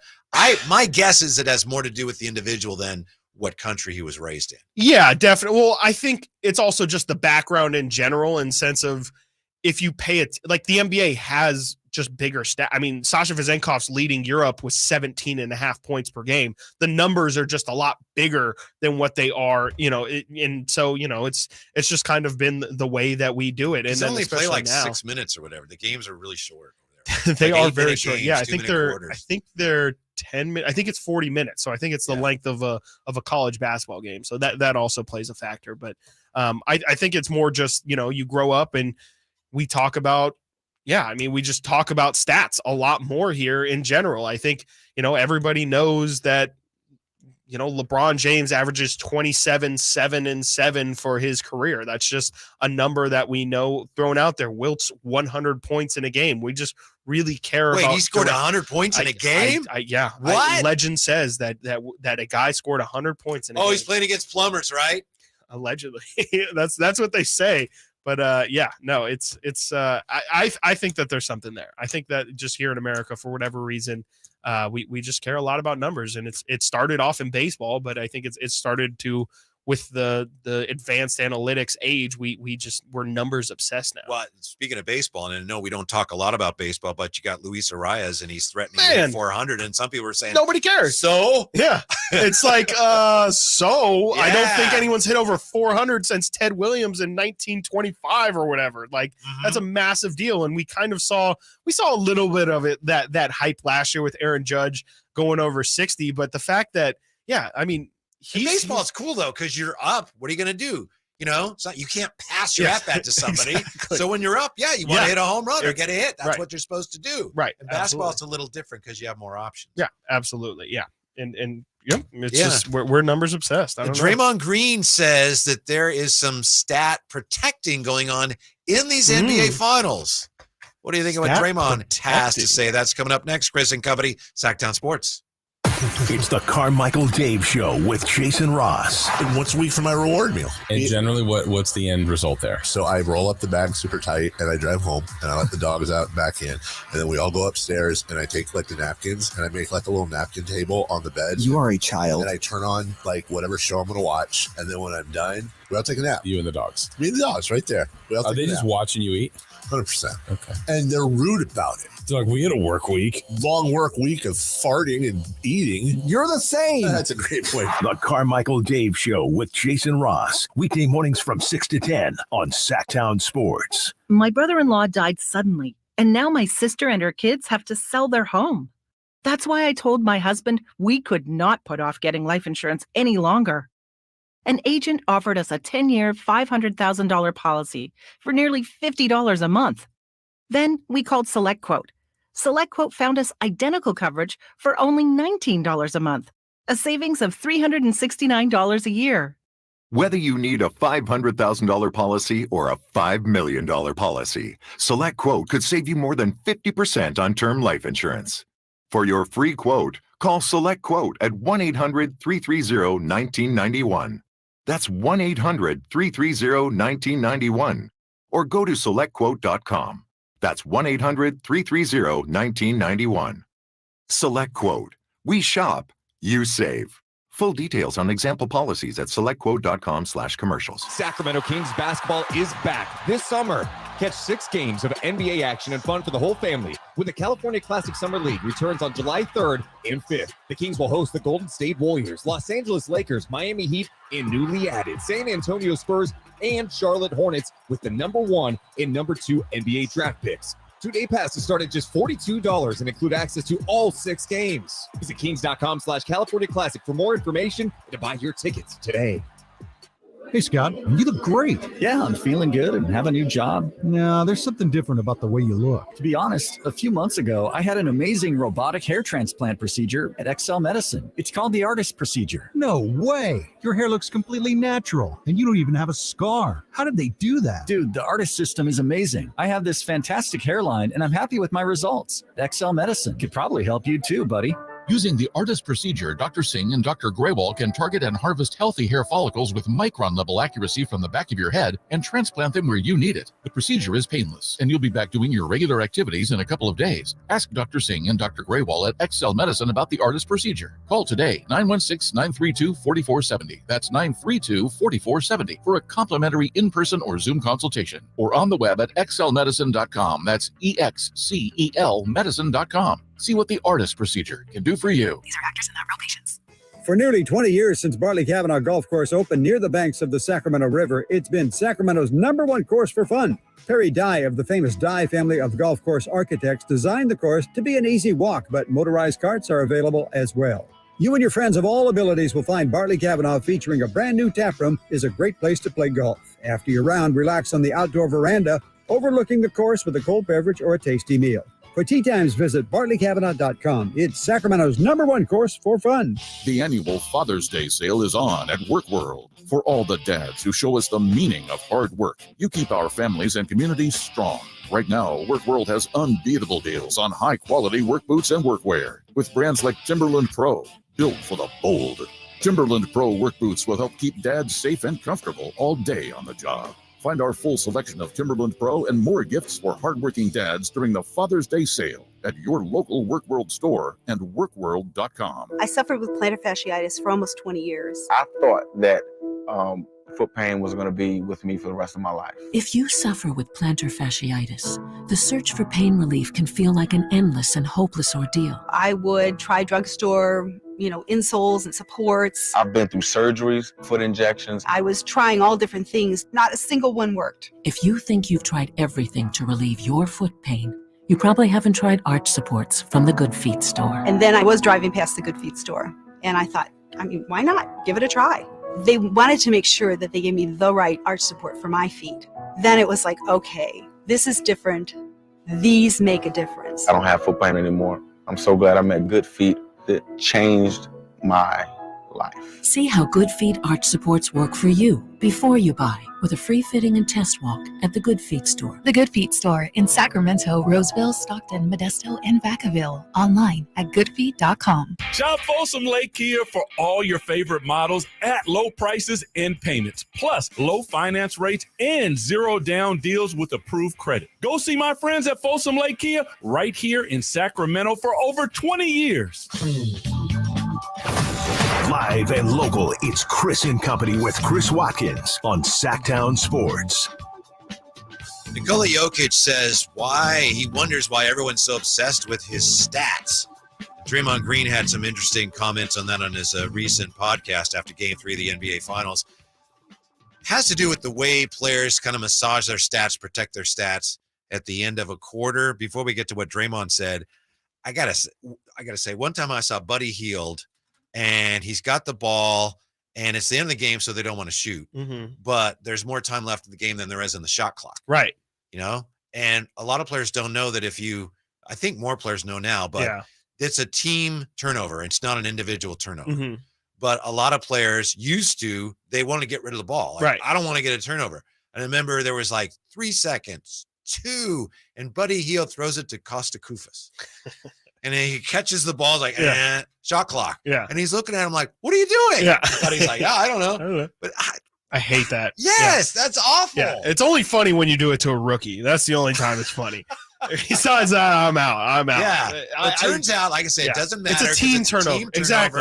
doesn't go on your record. Right, exactly. But somebody who would be that mindful of their own stats. It's crazy. I never had the same opinion of Buddy after I saw him do that. Yeah, no, and it's one of those things where it's like I kind of understand because, we're talking about contracts and like, yeah, if you do it, let's say hypothetically that was a turnover, if that means that you then average 1.5 turnovers per game, and that's not true, and that whatever devalues, I get it. I guess I get it, but it's just that's carrying a little bit too much. And at the end of the day, if that's going to be something, if that tiny little detail is going to be something that costs you millions of, I just don't think that's really what the case is. I don't think that really ends up costing you in the long run. I used to wonder why Rodman would not shoot the ball because sometimes he'd be right at the basket.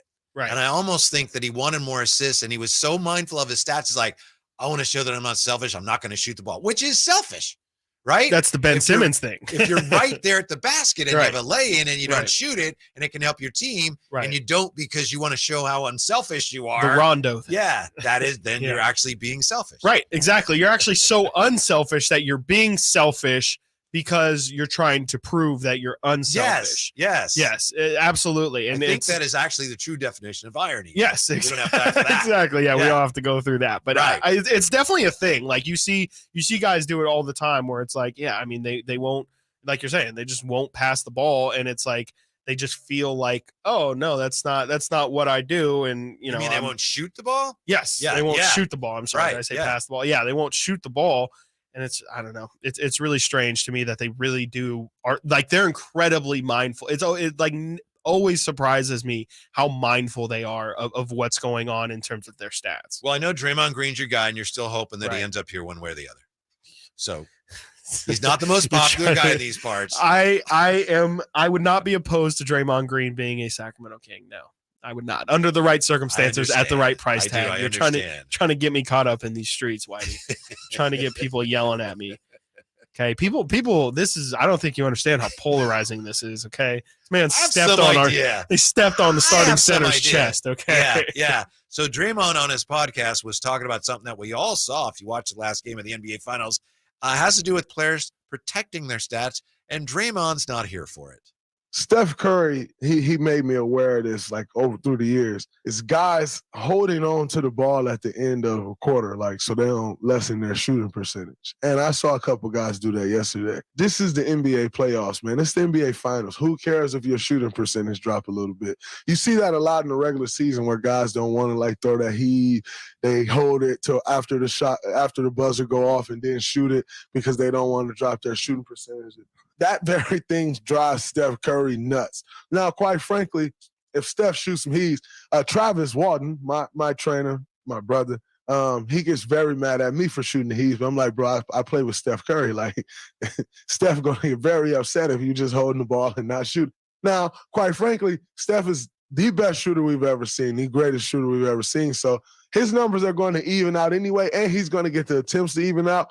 When you don't quite get the attempts, it's a tough thing. In saying that, I'm watching guys do that in the playoffs, and it's so unacceptable to do that during the playoffs because Jordan Poole actually helped us win the NBA championship by hitting 2 shots last year before the buzzer. And one of them was he came across, he cross right in front of half-court line. He shoot it, and he make it. Another one, if I'm not mistaken, he banked, and he was like going up the left side of the court. And the shots were so important because one of them that he made, it gave us the lead going into the fourth quarter. And Boston had made this crazy run. Wow, there's a lot that's interesting there. Yeah. I think what Draymond said was, I don't like when players do that in the finals. He said, I do it during the regular season because I don't get enough shot attempts. But in the playoffs, it's different. Didn't he kind of say that? Kind of, yeah. Yeah. He definitely kind of was like, yeah, during the regular season, sure. But during the playoffs, when it matters, yeah, that's when you got to let it fly. I think I agree with, or I guess I agree with Steph. You always agree with Steph. I'm going to throw up. I can't believe I just said that. Very similar, really. Whew. Whitey, I will leave. That's I will leave why this there's set. friction. You two are very similar. We're too similar. Yeah, both the greatest shooters of all time. I agree with Steph, I guess, in the sense of that. I've never understood it. I hate it. I hear Draymond's point of, if you don't get as many attempts, it'll really be harder to kind of even out your percentage. But you miss 100% of the shots you don't take. It's you might as well take it, and it's a 3-pointer. It's a 3-pointer. Yeah. It's a massive momentum swing, like Draymond mentioned for the Poole shot. Could be a momentum killer as well.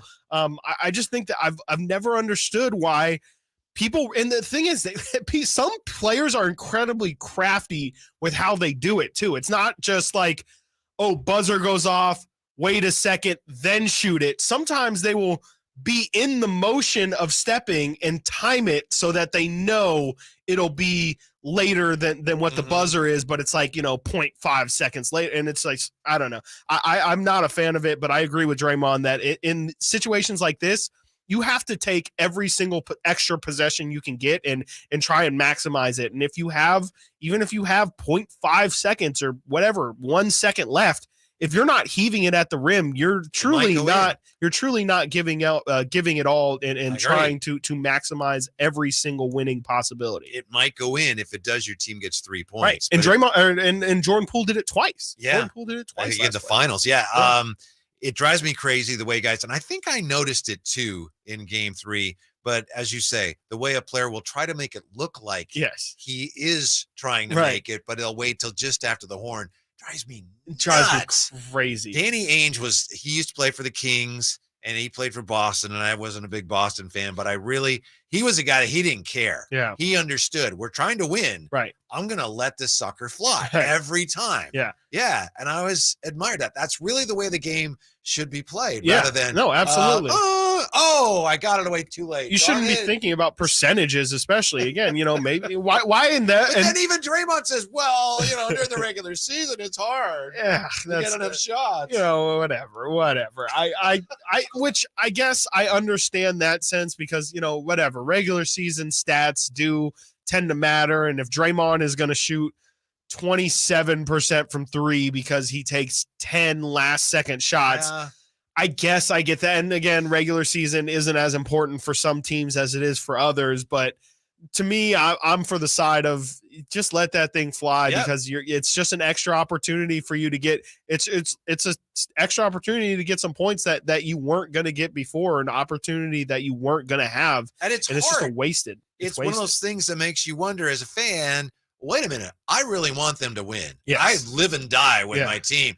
Does that guy care as much as I do? No, he just cares about his numbers, clearly. He's not trying to get 3 points. Right, yeah, no, if anything, it just speaks to our previous conversation that these guys are hyper aware of their numbers and at all points. And they probably they probably have contract incentives as well. Like I know. Hit over 30% from 3. Yeah. Yeah, exactly. I think it's a lot of that. And that's it's kind of stuff like that where it's just like, unfortunately they seem to not care as much. What'd you think of your boy Draymond kind of going out of his way to praise Jordan Poole? I thought that was interesting. Yeah, that's too. interesting. Trying to mend some fences. Jordan, we don't win the title if it wasn't for Jordan, my buddy Jordan. I wasn't saying that during the regular season or during the postseason.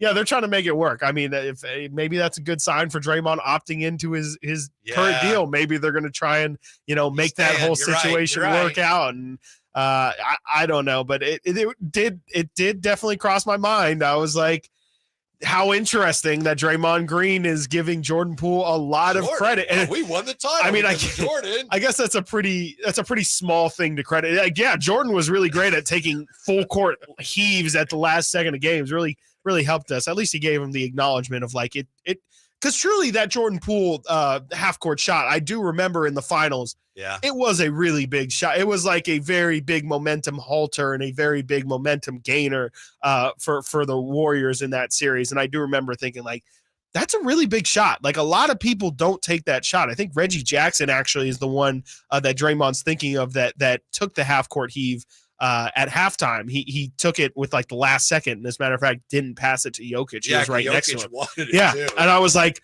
yeah, Reggie Jackson, maybe give that ball to Nikola Jokic. Like, I would much rather live and die with a Jokic half-court heave than a Reggie Jackson half-court Better heave. to shoot it and miss than to wait. Like, just time out. And then, of course, they hit it. And then what do? Instantly, they hit the universal sign for replay that. That was definitely in time. Up next, we have some new free agent rankings that beg the question, What really should the Kings do with Harrison Barnes again? It's coming up, Man. Chris and Company, Sactown Sports. Sactown Sports. The 49ers 2023 schedule is out and filled with big matchups. The 49ers start the season with a Week 1 showdown in Pittsburgh. At home in Week 5 against the Cowboys on Sunday Night Football. And a Week 13 NFC Championship game rematch with the Eagles. Plus, get every 49ers game this season on Sactown Sports. Visit SactownSports.com for the latest team news and a full schedule breakdown.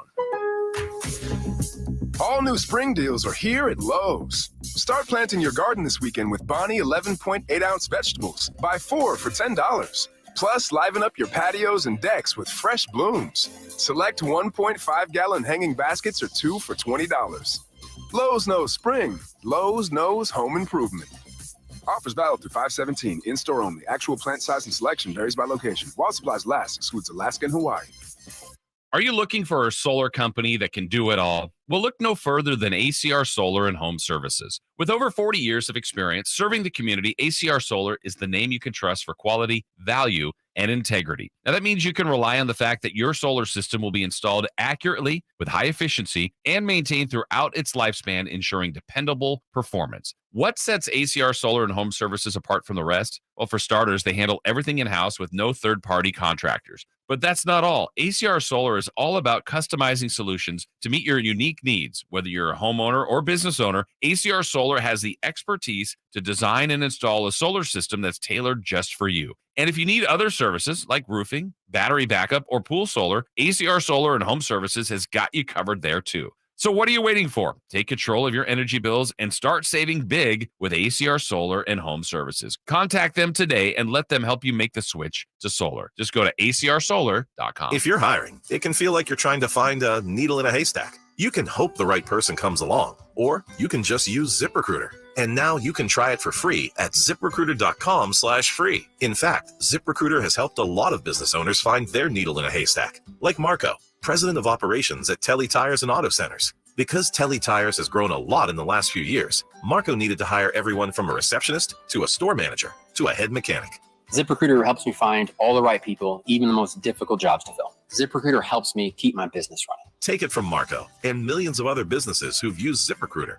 ZipRecruiter can help you find the needle in the haystack. See why 4 out of 5 employers who post a job on ZipRecruiter get a quality candidate within the first day. And right now, you can try ZipRecruiter for free. That's right, free. At ZipRecruiter.com/free. That's ZipRecruiter.com/FREE. ZipRecruiter.com/free. ZipRecruiter, the smartest way to hire. At Ashton & Price, over the last 25 years, we've won just about every injury case you can think of. Slip and fall, falling merchandise, fell through rotted decking, we won those. Dangerous stairs, falls into holes, dog bites, won them. Injured while pedestrian or on a bicycle, auto, motorcycle, big rig, company vehicle, Uber, or Lyft accident, we've won them all. And the best news is there's no fee until you win. So no matter how you got injured, remember, for the best advice, don't think twice. Call Ashton & Price. Folsom Lake Ford has trucks. The F-150s are here. Explorers, Expeditions, and a huge selection of Broncos and Bronco Sports. They're in stock now at Folsom Lake Ford. Shop Folsom Lake Ford, your truck headquarters, right here in Sacramento for your favorite Ford models at good, fair prices. Short on cash? Buy any new Ford with 0 down. Save big with low interest finance rates. Plus, Folsom Lake Ford is paying top dollar for all trades. We want your vehicle regardless of mileage or condition. This could be the best time to buy a new Ford. Check out the huge inventory online at FolsomLakeFord.com or stop by the dealership and see the most recent arrivals. Looking for something special? Give them a call and tell them Doug Christie sent you. Folsom Lake Ford in the Folsom Auto Mall, your trusted dealer, my trusted dealer for over 30 years. FolsomLakeFord.com. 0 down with approved credit. KHTKAM HD1 Sacramento, KYMX HD2 Sacramento. From the Power Business Technology Toshiba Studios. This is Sactown Sports. Sactown Sports. Headlines.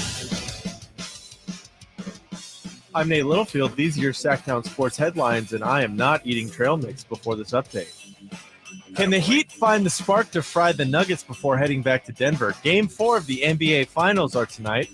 Currently, the Nuggets have a 2-1 lead in the 7-game series after wiping the floor with Miami in Game 3. We had a pair of triple-doubles, actually. Jamal Murray and who else but Nikola Stat-Lover Jokic. Tip-off for that game is at 5:30 p.m. Speaking of the NBA finals, we have a poll running on YouTube right now. Do you think the NBA season will be over this weekend? Let us know with your votes. In NHL news, the Florida Panthers won their first ever Stanley Cup Finals game, and it was against the Las Vegas Golden Knights. That series is currently 2-1 in Vegas' favor. Those are the headlines. Let's get back to the third hour of Chris & Co. with Whitey Gleason. And Nate, how's that poll coming along here so far? That YouTube poll. Let's go ahead and take a look. Let's go to the tote board. Yeah, let's go to the board. So it's closer than yesterday's. For context, yesterday's poll was Chris Paul. Yes, it was Chris Paul coming to the Kings. I blanked for a second because it was so bad. It was very heavily in favor. 77% of Chris no Paul was not the last coming. number I saw. Yes. So no one wants Chris Paul in sack. It's a little closer today. We have a poll is, will the NBA Finals be over this weekend, implying that the Nuggets will just take the series, take care of business. 67% say, yeah, I think so, with 33% saying, nah, we're getting more games. So it's a little closer. I'm going to take the blame on this. I actually just checked this, and this is my fault. I should have checked this before. Game 5 is actually on Monday, but it's nonetheless, the point still stands. Right. Will this series be over? So it should just be no. Everyone should be saying Everyone should be no. then. Yeah, this is actually a trick question, poll question. Gotcha, casuals. Ha ha ha ha. Well, yeah. That mistake That's on me. filtered down to me. Yeah, I thought it was on Sunday. That's definitely too. on me. That's 1,000% on me. Some people, I was going to say, some people consider Monday part of the weekend, but no. No. Well, it's a weekend I've for done me. all I can. It'll be a weekend for me. Good. So yeah, can't wait for that. But that's what you meant. Yes, that is what I meant. I'm on vacation mode already. Uh-huh. So yeah, Monday I won't be here. Chris Paul is potentially one of the top free agents on the NBA market this offseason. We'll wait and see. I don't know. From what Isaiah Thomas has said, I still think there's a way they're going to figure out to keep him, but I don't know. That situation doesn't make sense. Like that specific scenario, I don't understand why Chris Paul would want to return to Phoenix. Like I would be like, you guys promised me, like when we signed the contract, that was an agreement. You knew I would be this age. You knew this was going to be a possibility that my game was going to step down at the age of 38. What's different now? I mean, why should I take less Chris. money? And okay, we understand. Us Chris's have to stick together. I understand, Chris. Here's the thing: we will see if we can restructure something so that you take less now, but maybe you end up with more in the long run, depending on what we can work out. Okay, so we're open to that. So you would benefit in the long run potentially. Also, you'd have a chance to continue to play with your boys Devin and KD, and maybe win a championship, and maybe your daughter wouldn't be subjected to this ridicule. That's what we're trying to help you with. We're looking out for you. Point. Help us help you. Yeah, you know what? That's actually a good point. Is the Suns are just trying to help out Chris Paul, because they're like, if you make less money, we can pay other guys, and then maybe your daughter will stop getting bullied at school because of you, Dad. No, I don't even know if they could. I mean, obviously, ideally, you can do that where you rework the deal, and it's going to pay off for you and us. I don't know if that's possible, but that feels like it should be a violation. Like it feels like that should be against the CBA or something. Like that, something about that just doesn't. It seems like something that teams should exploit more, if anything. And I know it takes a certain level of two sides agreeing to a greater common goal. But I'm not a capologist. I think I know the Warriors have a similar dynamic working with Klay Thompson this upcoming year. Really, like 1 year, $43 million left. Ugh. Hey, Klay. What if we massage that deal? So yeah. Interesting. So we don't pay that much this year, but you're still here longer. So maybe this could be a new norm, potentially. I don't know. It's There's just also the stretch provision, release him, but then the Suns get nothing. Yeah, right. And then they get that's I can't see Phoenix doing that. But I don't understand this situation. Like I don't understand why Chris Paul would want to go Paul to the Warriors. You don't like it when I bring up the Warriors. I don't like that at all. I've seen rumors of tons of teams. It feels like every team is in the race for Chris Paul. I've seen Boston. I've seen the Lakers. I've seen the Clippers. I saw the Spurs thrown out there as a team maybe for Chris Paul. That's actually my favorite landing spot is getting Chris Paul and Wemby together. You know, I think a great veteran like that, and that also frees up Trey Jones. Hey, now.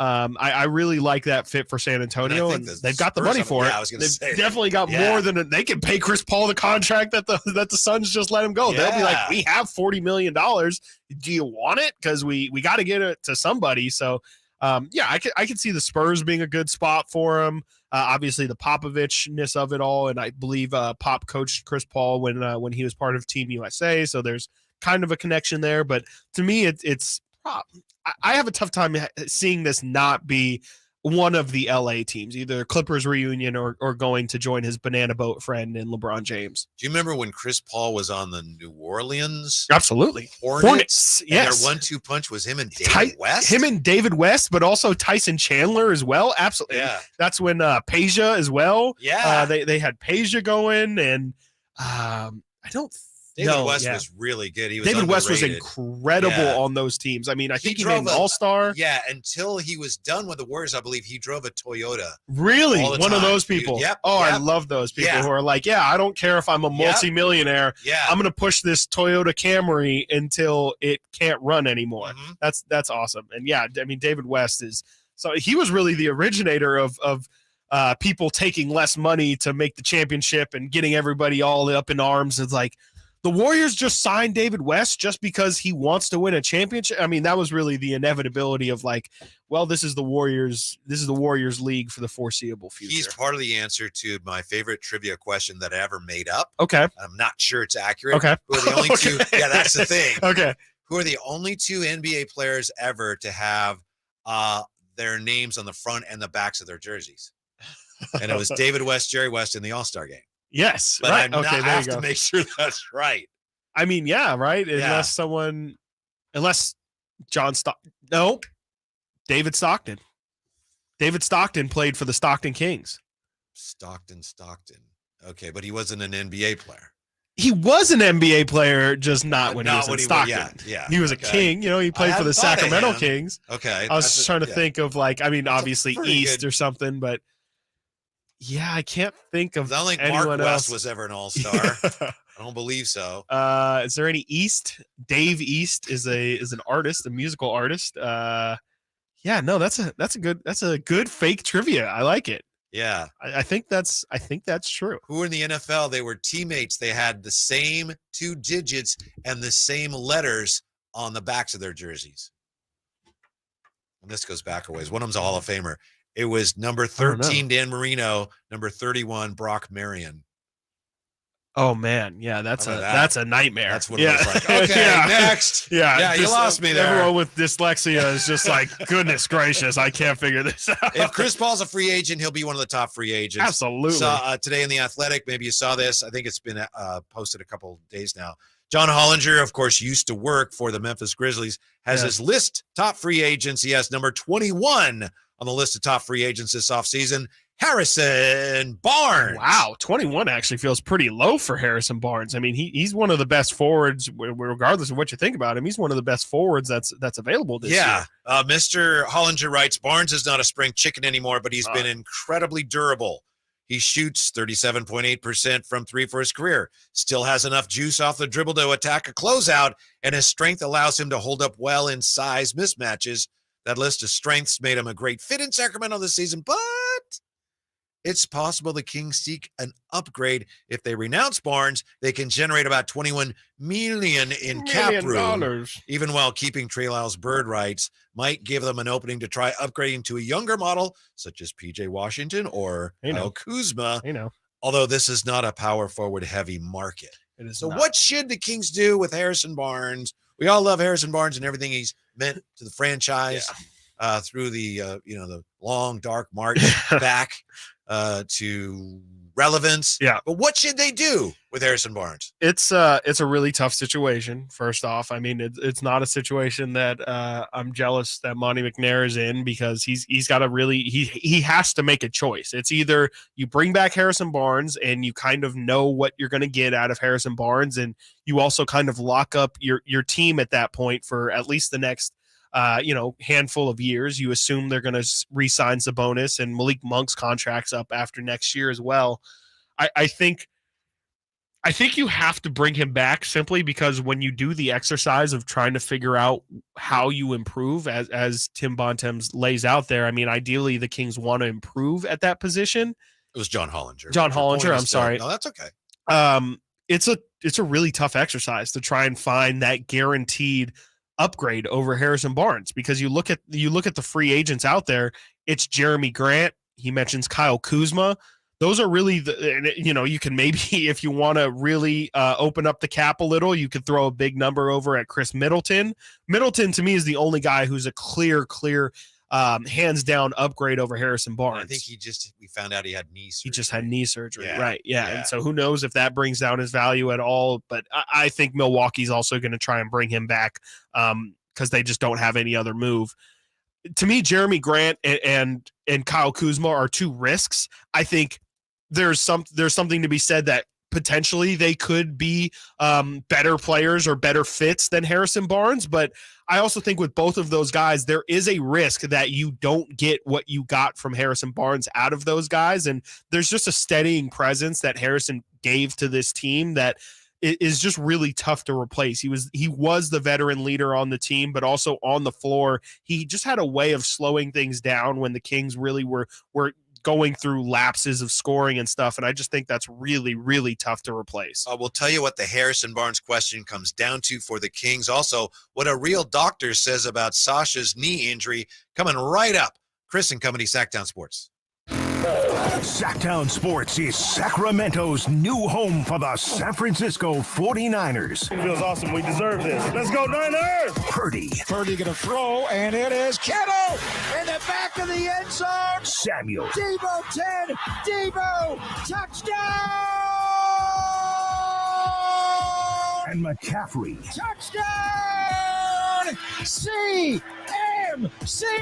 They all live here on Sactown Sports. Your official home for 49ers football.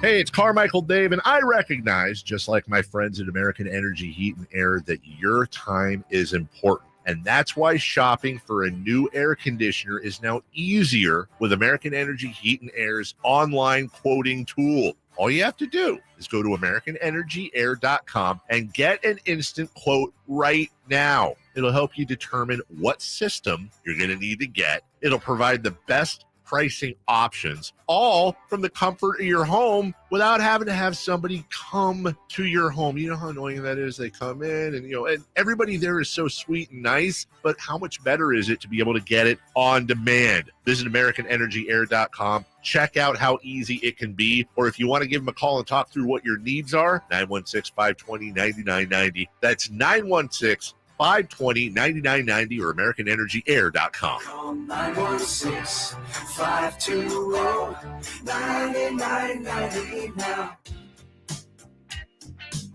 Sitting at your desk? Watch Chris and Company now. YouTube.com/Sactown Sports 1140. Speaking of the YouTube, I have a YouTube chat of the day nominee for you. Okay. This is from Alan Dimond. He says, in 10 years, Chris Paul, Aaron Rodgers, and Blake Griffin have never won a ring on Team State Farm. Ooh. Blake Griffin on Team State Farm? He was, yeah. Aaron Rodgers won, but early. I guess that was earlier than... See, no, I'm sorry, Alan, but Patrick Mahomes and Andy Reid, also part of Team State Farm. Oh, that's right. Multiple rings. I draw mustaches on my place. Yes, exactly, yeah. That might have been State Farm ring chasing, though, because they might have got him after the Super Bowl. That is, Nate, right? That's why you're the best, man. That's a great point. That So is a I think people need to open point. their eyes and pay more attention. State Farm is ring chasing. I mean, we saw that they replaced Jake and just tried to act like it was nothing. They thought they could sneak that under our nose a couple years ago. The original Jake from State Farm, who was wearing the khakis. Yeah. He was What are you just an wearing? office guy. Khakis. Yeah. Well, she sounds ugly. Yeah. And then they just replaced Jake, and we're just not supposed to bat an eye That at poor it. Jake's like, yeah, I used to be Jake. I know that original Jake is just Yeah. no, you're not. What are you talking about? Like, no, New watch the Jake is commercials. too Hollywood. It's like Way it's like too the guy Hollywood. that used to be Ryan Seacrest's partner on the first. You mean Ryan Dunkelman? Yes. Come on. We remember Dunks, okay? I couldn't quite come up with his name. It might be Brian Dunkelman, by the way. It's something. It's something Dunkelman. I just remember they called him Dunks.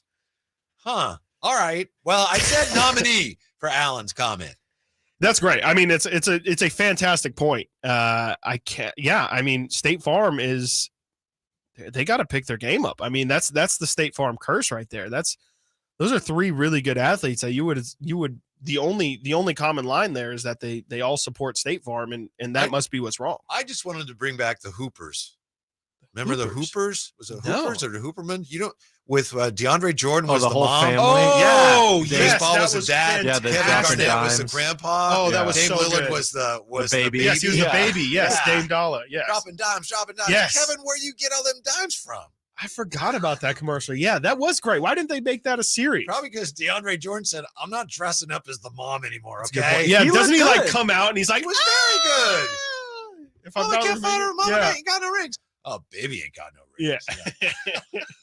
Yeah, I remember those in the you remember the LeBron commercials with the multiple LeBrons as well, where he was like an old LeBron and then like a cool so. like 70s LeBron, and Yeah. then there was current Was that maybe a LeBron. Sprite commercial? It was a or Sprite something? commercial, yeah. All right. And then they had the MVP Muppets. You remember that with LeBron and Kobe? Kobe, I do. Those are great. Because they thought they were going to be in the finals that year. Yes, Almost that's right. were. They came so close. Full circle. Yeah. What about Forget you, Dwight Howard. That's your fault.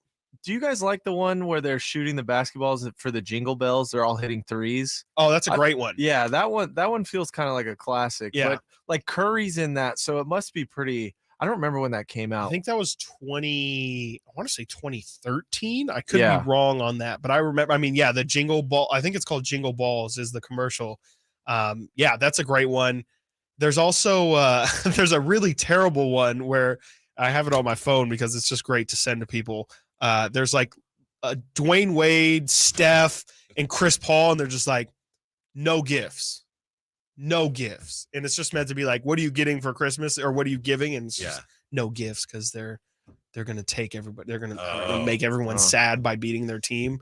I don't know. Have you ever seen or heard of the McDonald's commercial where it's Larry Bird and Michael Jordan playing a horse? Yes. Yeah. And then doesn't Magic eat the burger? Doesn't somebody eat the burger while Spoiler they're playing? alert. Yeah. Sorry. My bad. That was Larry and Michael, right? Though that's think their so, yeah. commercial. Yeah. Okay. Yeah. Ask Obviously Jason was- Ross next time you see him about his commercial idea. He's pitched me a whole commercial he wants to make for some shoe brand or something. He's got a good one ready I to will. go. Really? I will. Yeah. Who's I it will ask him. involve? Well, you just have to ask him. Okay. Find out. All right. Okay. Good tease right there. Yeah, that's a great Yeah. tease. I think the Harrison Barnes question for the Kings comes down to, Harrison, are you willing to come off the bench and take less money? I agree. That's the situation in which I'm most comfortable. We him love coming you back. and you can help us, but are Mhm. you willing to take less money, come off the bench? Yeah. And what do you think that dollar figure is? Because I think the Harrison Barnes, we want you to be our starter money is somewhere near like 18 million for that's just like a random 18 to Yeah, 20 I think million. He's currently at 17 Yeah. something. To me, and we've seen Harrison Barnes as a $20 million per year guy. And 17 473 621. Yeah. I don't think I think that's high end for Harrison Barnes. To me, and I know that's what he made on a declining contract in his last year. That's about as much as I'm comfortable paying him. So I guess the question is, is he willing to take 12, 13 million dollars a year? And that's where I'm comfortable, because he can absolutely start for next season, or until you really figure out that position, what you want to do long term. But to me, in the long term, I think it's best for Harrison Barnes to come off the bench and be their sixth or seventh guy and still be a major contributor for sure, but just not somebody I think that they should try and rely on, on a nightly basis. Yeah, frankly. because you have to get better. Have Everybody's to. trying to Yeah. get better. If Harrison Barnes is coming off the bench and you have an upgrade in that spot, you're a better team. Obviously, you don't know how it's going to work out if you bring someone else in. Right. But if Harrison Barnes is not willing to do that, then I think I wish him the best of luck, and I say, okay, $21 million. Right. I'm saving. It's a scary proposition at that point because that's why I do not envy Monty McNair right now for having to make that decision, because if he does decide to walk from Harrison Barnes, it's truly like you have to at that point find an upgrade to get. Like you then can't lose the Jeremy Grant negotiation or the Kyle Kuzma negotiation. And that's a scary position for the Kings to be in. I mean, historically, they've had to overpay for free agents. And if you're putting yourself in a situation where you essentially have no leverage with those guys, you don't have a backup plan if those things don't work out. That's just a really scary situation, because if you strike out on both of those guys, there's not another Harrison Barnes out there where you can just kind of put him in and feel solid about it. So if you miss out on Harrison and you miss out on Jeremy Grant and you miss out on Kyle Kuzma, at that point you're playing with fire and you might take a step back. And that's absolutely not what the Kings are looking to do. Jeremy Grant scares me. He's a guy that puts up numbers on teams that aren't very good. Yep. Bless him, but I'm not interested in that. I am interested in Kyle Kuzma. Same. I am too. I'm willing to take the upside with Kuzma. He really played well on the Lakers championship team. He's shown the ability to be a scorer. Last season, he was a terrific rebounder. I don't think people fully understand or watched Kyle Kuzma last year. He was a really good piece. He was even better the year before. Last year, 7.2. The year before, 8.5. Yeah. I mean, he's a really big body. He's a legit 6'10", really long wingspan. What's he weigh, 179? 221. You're not going to let me. What? I just asking the question. I think Kuzma's got something there that I'd be willing to take a bet on, but I think Kyle Kuzma also might come at a higher price. Something tells me Kuzma wants somewhere upwards of $20 million a year. Yeah, I'd be willing to do it though. I think if that's I would too. If that's and they almost the risk had him a that they few have years to take, ago, right? They did. Till They were LeBron really backed close. out of the Buddy Hield deal. Yeah. They had a Buddy Hield. Buddy Hield. I think it was just Buddy. I think it was Buddy for Kyle Kuzma and Montrezl Harrell, and it was on draft day, and the deal fell through. Yeah, because like you mentioned, LeBron kind of just nixed it. Russell Westbrook. Yeah, he wanted Russell Westbrook, and the rest of that is history. Misery. Yeah, misery, exactly. So yeah, I mean that's kind of the situation the Kings are in now, and if it is Kuzma, I think that there's potential that this team takes another form of a leap. Again, I don't know if that means conference finals or NBA finals contender, but to me, that's the kind of move that can really move the needle for the Kings. There were just too many times to me last year where Harrison Barnes, he's solid, but he just is like, where is he? Yes. He's not playing badly, but is he doing anything? No, he's in that class of guys like Andrew Wiggins, like Tobias Harris, where it's like, you go not having an impact 15 minutes and it's like, is he out there? I mean, this is a guy that we need to exactly have an impact. And if he's just out there standing in the corner and maybe playing okay defense, you need more from somebody at that position. It's the most important position in basketball, in my opinion. Kuzma's our guy, huh? I think so. Price dependent. I think so, though. I think so. I can generate about $21 million if Barnes. Again, I'd be willing to take the risk. Else. I'd definitely be willing to take the risk. A guy who can do a little bit of everything, and frankly, his biggest problem is shot selection, and I don't think that would be a problem with this team. Coming up, as promised, what a real doctor says about Sasha's injury, and Skinny Luka. What does a dieting Doncic mean for the NBA? Next on Chris and Company, Sactown Sports, SactownSports.com. It's Kettles and Rami. Why can't dudes FaceTime each other? What's wrong with a couple of dudes FaceTiming each other? Is it not manly? Is it toxic masculinity? Is it feminine to FaceTime one of your bros? I just thought that Simone in the back just is killing me with her comment. Toxic masculinity. After the pandemic. The other day I dropped my buddy off at the airport, gave him a big old hug, told him I love him. Why can't we have close relationships with our friends and our boys? What's different about FaceTime? Kettles and Rami, weekday afternoons from 2 to 6 on Sactown Sports. Everything that you've ever seen with Miranda Lambert on it, I have my finger on the pulse of what it is. Idlewind, I've seen every article of clothing. I've spent hours and hours sending inspirations. I've sent clothes that I love and fabrics, and I'm involved in every single garment that you see. It's important to me that it is an extension of my music, and it's an extension of who I am. I always want it to stay as honest as my music. Idlewind at Boot Barn. When you take the time to shop at Folsom Lake Honda, there's one thing you'll always find: happy people ready to serve you.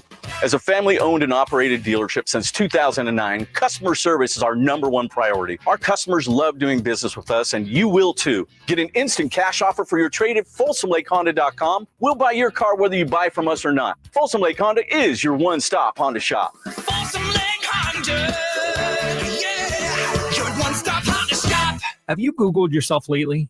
Are there negative posts from an ex-employee or from a former client? Maybe an outdated news article or sensitive personal information about your family? Search engines don't always get it right. For right or wrong, it's your reputation on the line. That's where Reputation Defender by Norton comes in. One of the most trusted names in online reputation repair, Reputation Defender has been fixing people's search results for over 15 years.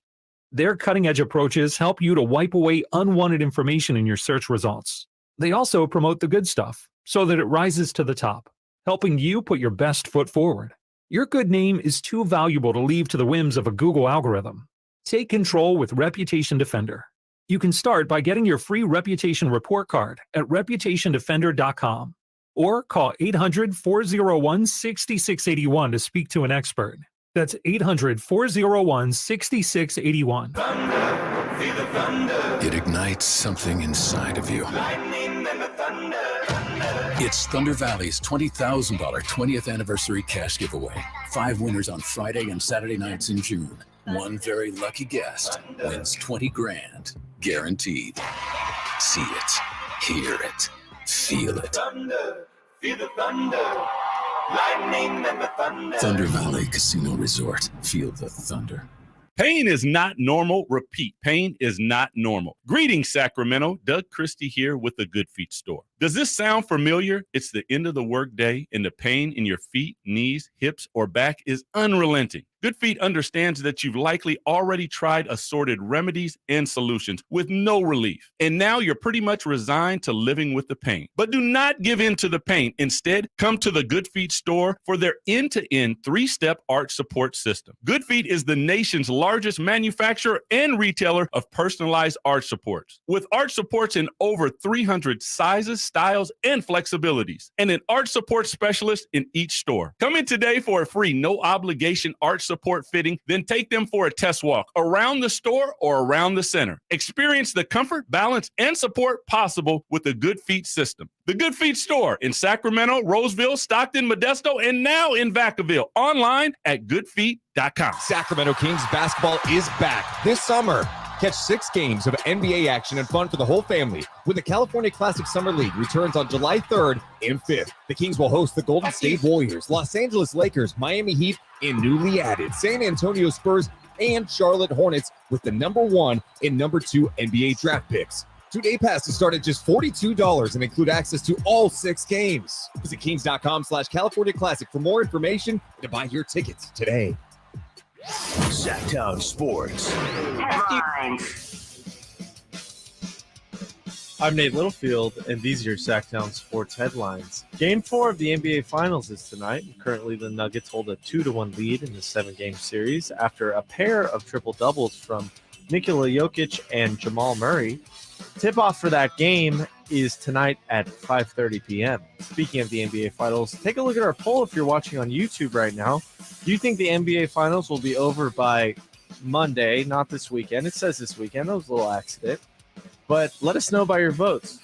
And in NHL news, the Florida Panthers won their first ever Stanley Cup Finals game, and it was against the Las Vegas Golden Knights. And that series is currently 2-1 in Vegas' favor. Coming up now, does dieting Doncic mean a change for the NBA? This is Chris and Co. with Wiley Gleason. Thank you, Nate. A name that's popping up on the YouTube chat here in regards to our Kings conversation. I think I mentioned him first because he was in the Hollinger story. PJ Washington. It's a good name. That's a name that's been thrown around for a couple years here. It seems like he's been around forever, and I think he's 24. Seriously, it feels like he's been playing 6 years. Yeah, he's only played 4 NBA seasons. That's incredible. Because, yeah, it feels like PJ Washington has been a name that's also been on the trade block since he entered the league. And, yeah, I mean, to that point, I mean, the Kings were rumored to have interest in PJ last season, not this past season, but the season before that. There was talks of, would Charlotte be interested in Rashawn Holmes? That was before they've now, I think, taken centers and back-to-back drafts, first Kai Jones and then last year Mark Williams. So they seem to be out of the center market, but PJ is now is he unrestricted? I think he's an unrestricted free agent. He could be restricted because I know this is off of his first contract, and typically when you're off your rookie deal, you're a restricted free agent. So if I had to guess, PJ Washington's a restricted free agent, but nonetheless is somebody who you can maybe get on the cheap. He is a restricted free agent. Well done. He's somebody that you could get on the cheaper end of things. You would think, maybe somebody who's gonna, get a mid-level exception, which I believe sits at $12.5 million this year. Maybe a 2 or 3 year deal for PJ Washington, and around that number, I think is another really good low risk swing that the Kings should really look at. I mean, that's a guy with real size and also real shooting ability that, again, is just things that the Kings could use. You can guard a little bit too. Yeah. One of the teams that's mentioned 4 or by 5, Clutch Points is a possible destination should Charlotte decide they don't want to match an offer. San Antonio. Now, I don't know if he's going to go to San Antonio or not, but the point is, you think about some of the options and things that San Antonio has available to them with Wembanyama coming in to the team. They could turn it around in a real hurry. I'm not saying they are guaranteed to, but they probably will have that opportunity. It's a matter of how quickly do they want to get back on that legitimate contender track. Yeah, I mean, I'm looking at it right now. They have $36 million that they can potentially have opened up if they just renounce guys like Romeo Langford. I mentioned Trey Jones earlier. He's got a $5 million cap hold. That's a guy that I would want to keep. But if they want to go in a different direction, like a Chris Paul or something like that could be someone that they let go. You have to assume that Romeo Langford's all but gone. But I mean, the Spurs are going to have upwards of $30 million of available cap that they should use to try and build some form of team around Victor Wembanyama. I mean, you would like to think that they're not going to put him in a situation where all of the world's pressure is going to be on his shoulders. You'd like to think that they're going to surround him with some form of talent that can maybe, take the pressure off a little. To me, Chris, if we're talking about PJ Washington, Kyle Kuzma, then we're talking about real potential upgrades. If we're talking about Sasha Vezenkov, to me, we're talking more about, he could be a nice addition. I agree. I think that's an additive piece, but it's not necessarily something that I would say swings 4 or 5 games. Transformational piece. And maybe he is. Maybe he comes in and he doesn't miss a shot all year. Maybe. I don't know. Who knows? Yeah. The way people are talking about him. Yeah. It seems like it. We know that Sasha Vezenkov got injured. I don't even know which day it was because it was yesterday. Was it actually yesterday? Yeah. Okay. We know that he had some medical tests after collapsing and he had to be taken off the court. Looks like he avoided any serious trouble. Doesn't appear to be any issues with ACL or anything. There was a swollen bone on the posterior surface of the medial tibial condyle of his right knee. Boy, that was a story I saw somewhere. So I was like, what? Results of medical tests showed the player has a swollen bone on posterior surface of medial tibial condyle of his right knee. So I went. Those are some words right there. Yeah. Medial tibial. Dr. Nirav Pandya, who's a really good follow if you're interested in like sports injuries and things. And I asked him about that. He said, their report of a swollen bone sounds like a bone bruise. Doesn't sound serious from a season ending perspective.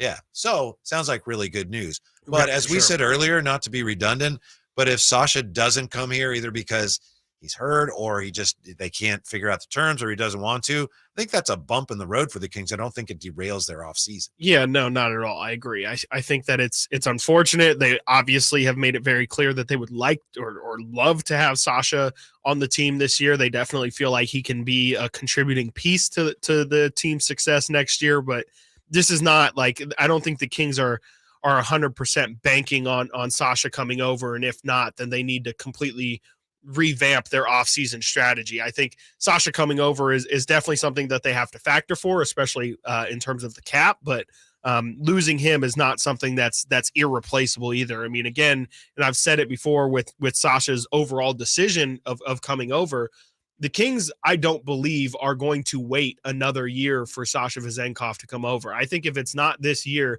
the Kings have to just operate as if he's never going to come over, because you can't just leave that spot open and hope that this guy's going to come over, especially if you're not trying to be a contender. If you want to be a contender, you got to do what you can to win this year, and you can't really think about somebody who's not trying to join your team. I mean, you just can't continue to factor him into your equation if he's not going to come over this year. Great news for him, obviously, assuming that it's as positive as it appears.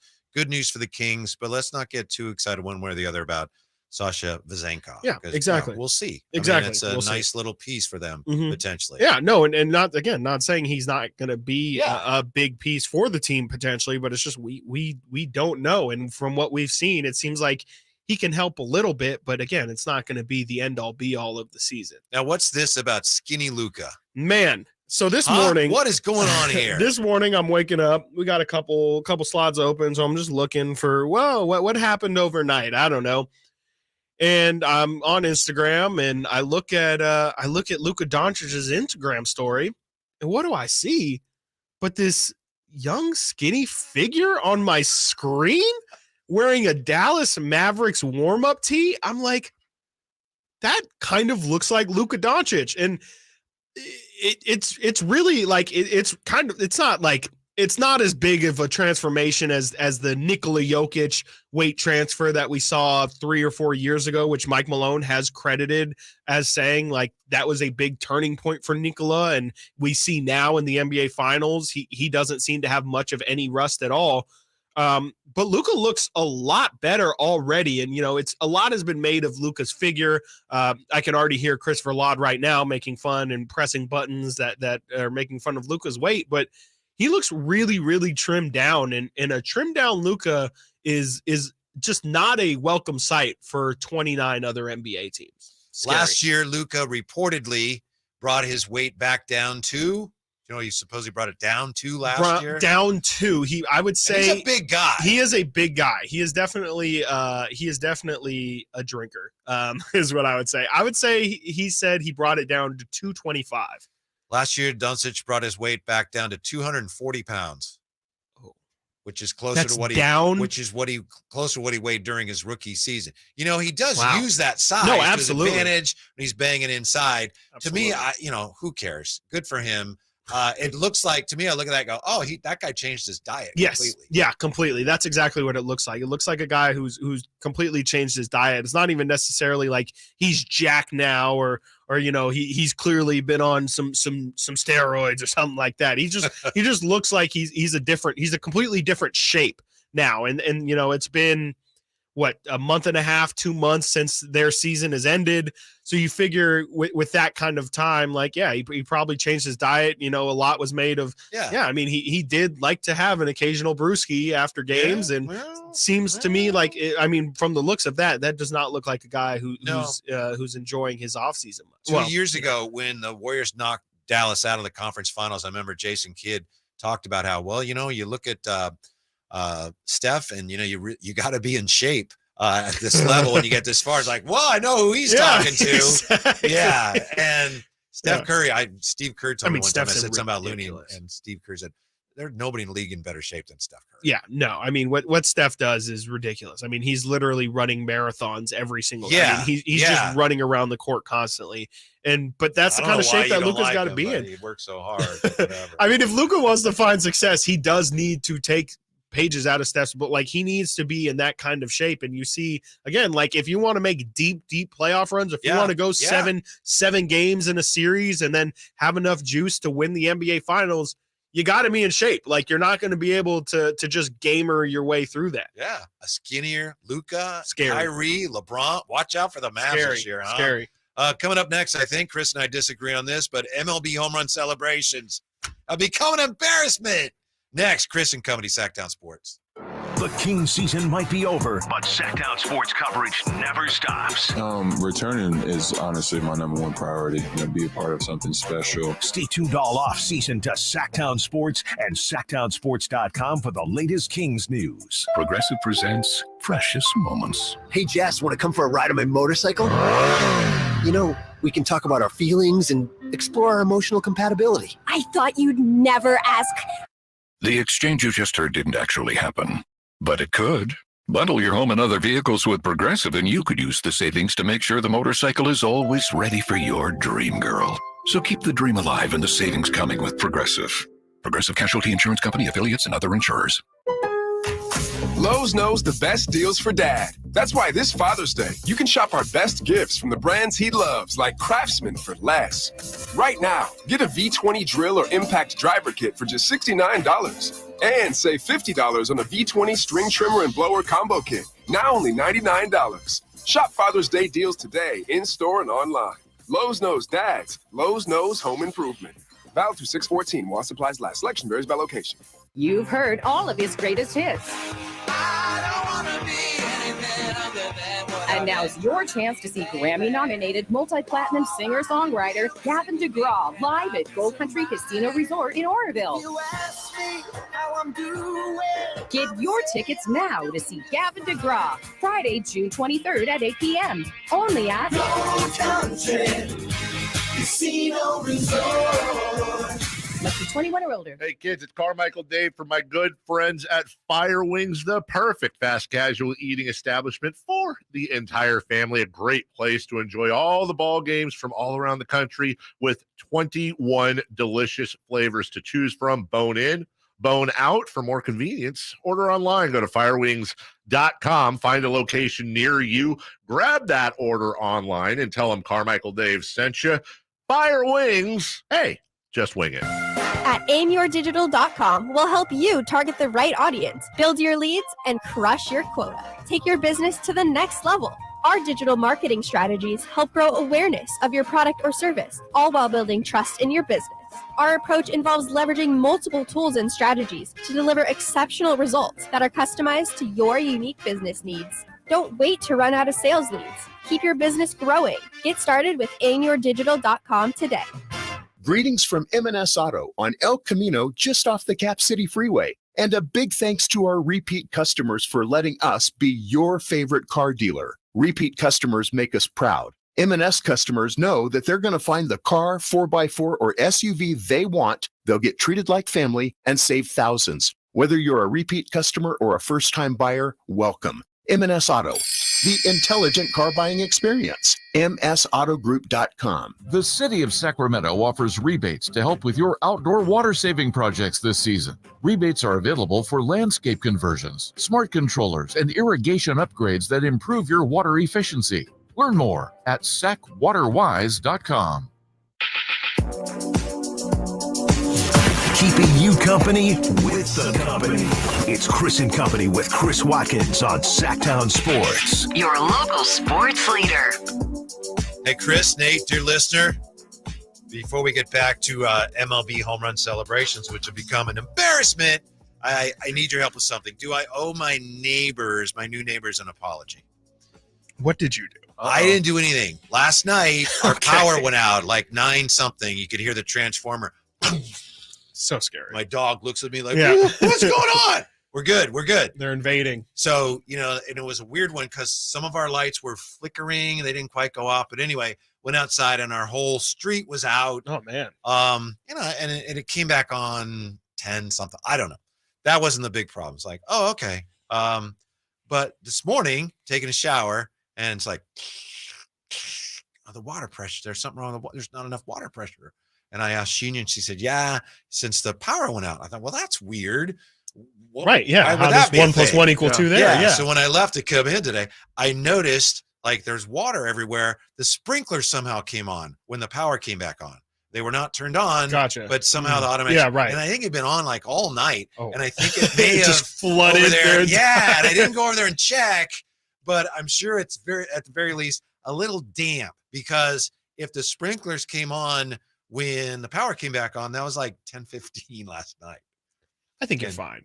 Really? Are you that's asking, not on you. Are you asking if you need to go over and apologize? Yes. Oh, no. No, that's not on you. No. I mean, they're new neighbors, though. No, that's like one you of those. set the tone. Sound like Mr. Cattles. You got to assert your dominance. Yeah, you got to set the precedent. You can't. I think that's one of those things that, like, maybe if they're taking their groceries out of their car or something, you can maybe, howdy, neighbor. Spray them with the hose. Just so you guys, I don't know if you noticed or not, but the other day, like, I think when the things blew, the sprinklers turned on. It wasn't me, but I noticed it. Like, I don't think you need to apologize, but maybe see our lawn, just the see way them it in is, passing. our lawn, we're a little bit higher than them, just a little bit. Again, then, asserting it's dominance. Where the sprinklers are, and then the lawn, and then their garage is next to our house. Okay. And I wouldn't say it's likely, but it's quite possible that some of our water ended up running into their garage. Well, on a real note, it could be an icebreaker, like Chris said. Have you talked to these people before? I just said hi to the guy. Yeah, okay, well, maybe you could do a little I mean, apology and then just be like, I think my bad. Apology, like, I don't know if I'm sorry needs to come out, but like, maybe this like wasn't my fault, but I hope you didn't have a problem. Like you said, maybe like, maybe you go up to them and say, hey, I don't know. I think you might want to check your garage. Again, I don't necessarily think you need to apologize. They know by now. Okay. Yeah. Unless they're just oblivious. See, I could just say, we're fine. It's possible that they didn't notice. It's also possible they're sitting there going, where'd all this water come from? What do we do? Well, you know where it came from. Those Why is there neighbors. You're going to have to go over there and tell them.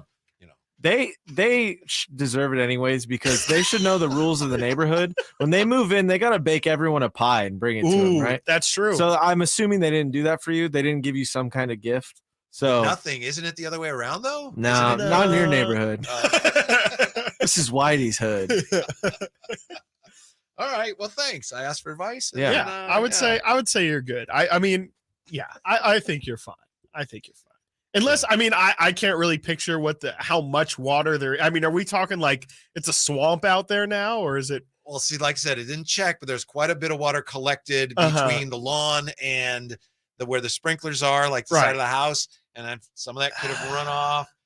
I mean, I think you're fine. It's like 6 lawn sprinklers that might have been on literally all night. Incidental contact.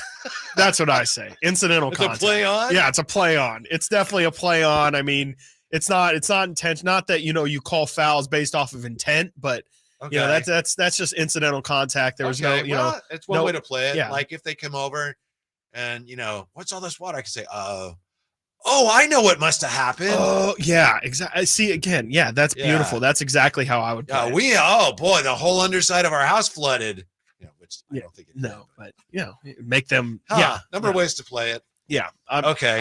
I'm not admitting guilt on that. That's for sure. I mean, it's not a year back. If you just want to be a good neighbor and alert them, but again, if like you said, they probably already know about the garage. I'll wander over there, maybe walk my dog over there and just try to see, is it damp over there? That's a great move. Yeah. Do they have but you can't. boat? Don't linger. Definitely don't linger, because then it's going to be like, this guy knows. He knew, and he just doesn't want to apologize. Definitely don't want to make it obvious. So thank you for that. Also, I have to admit, I was kind of delaying having to deal with this because I think Chris and I disagree over the use of props that we see now, very widespread in Major League Baseball. Yeah, some of these are just. I mean, the Boston Red Sox now, when they hit a home run, they bust out the inflatable dumbbells. I'm sorry, that's stupid. That's dumb. The Seattle Mariners have a trident, which the A's used to have. If you're an A's fan, you remember that. The Atlanta Braves, they had a big hat. Yep. Just a very, very large Braves hat. Yep. You hit the home run, you wear the stupid-looking giant hat. And what's even more stupid is that New Era, which makes hats, went to the Braves and said, you can't use that because we don't make that hat. That is really So they had to stop using the stupid giant hat. Yeah. I agree with you that all of those that you just listed are stupid. I'm not going to say that all baseball celebrations are stupid. The Angels had like a sun hat, one of those, what do you call those? Like you'd wear in your garden? I think it would be called I would call it a sun hat. Yeah. It had a Warriors logo on it because they started using it in Oakland. Okay. Then they got one with an Angels logo on it. Then they got rid of that, and now they wear a samurai helmet. I have seen you that. You hit the home run, you put on a freaking samurai helmet. No, and it's like an official, like it looks like they took that samurai helmet from a museum or something. Like it looks like it's heavy, like it's got some weight to it. Yeah. I don't know. Some of the guys you can see they hit a home run and they got it. The Tigers are. Did you see they play hockey in the dugout? I did not They see put that. a helmet no. on, give a guy a stick, and he has to do a slap shot. That's and doing some too guys much. are like, yeah, and you can say some of the other guys are like, oh, dude, do I really have to put the samurai helmet on? Yeah. See, that's the thing too, is that it's kind of like a requirement of everybody, and it's like some guys it makes a lot more sense for than others, and some guys it's like, yeah, don't force whatever, someone who's like Keegan Murray to celebrate when they really don't want to. But some of them are really good. I don't know. I've been a fan of all the Orioles hijinks and Cheesehead crown in Milwaukee. terrible. I'm out on cheeseheads. Okay, Don't even good. mention that. Toronto Blue Jays, last few seasons, they've had a home run jacket.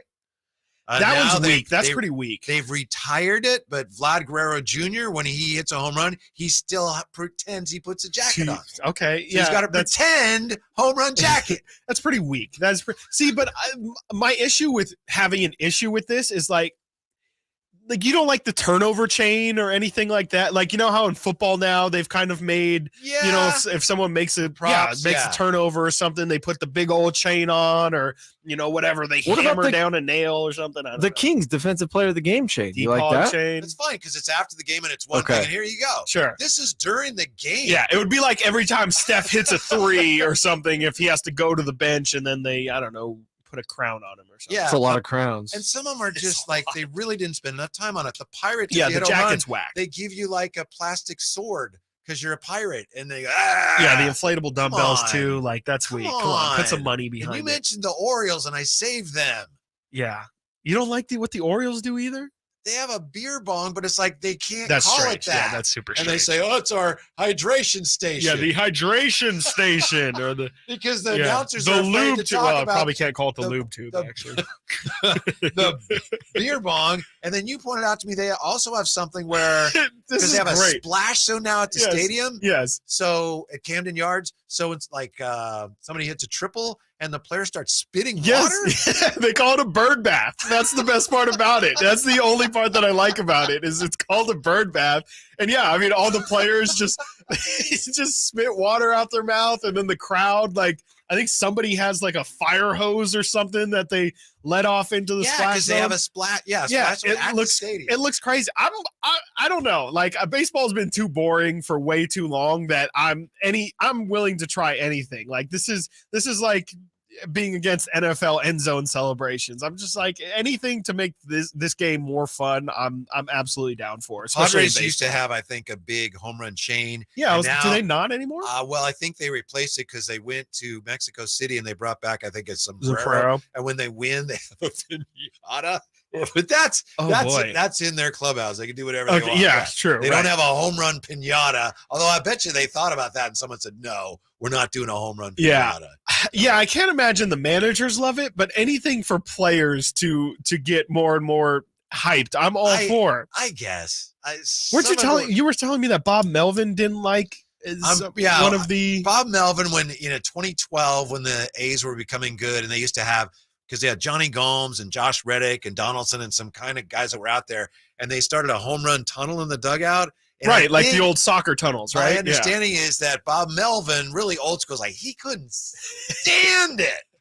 But it's like we're playing well, we're winning, and so I think he just kind of rolled with it. That's my thing. Is like I understand that baseball, especially when you have so many old heads in there who are like just institutionalized to be like this is the game of baseball, not a game of fun. But to me, it's just like the players are let the players have a blast. Like I'm it's okay just with them that, being yeah. childish. I understand that. I embrace that principle, but some of them are just so. Some of them are stupid. dumb. The jacket Yeah. is really, that's not creative. The dumbbell, the inflatable dumbbells, that's not creative. Even the Trident is like, okay, like what you get to hammer or Trident, like I don't know, like have them do something or.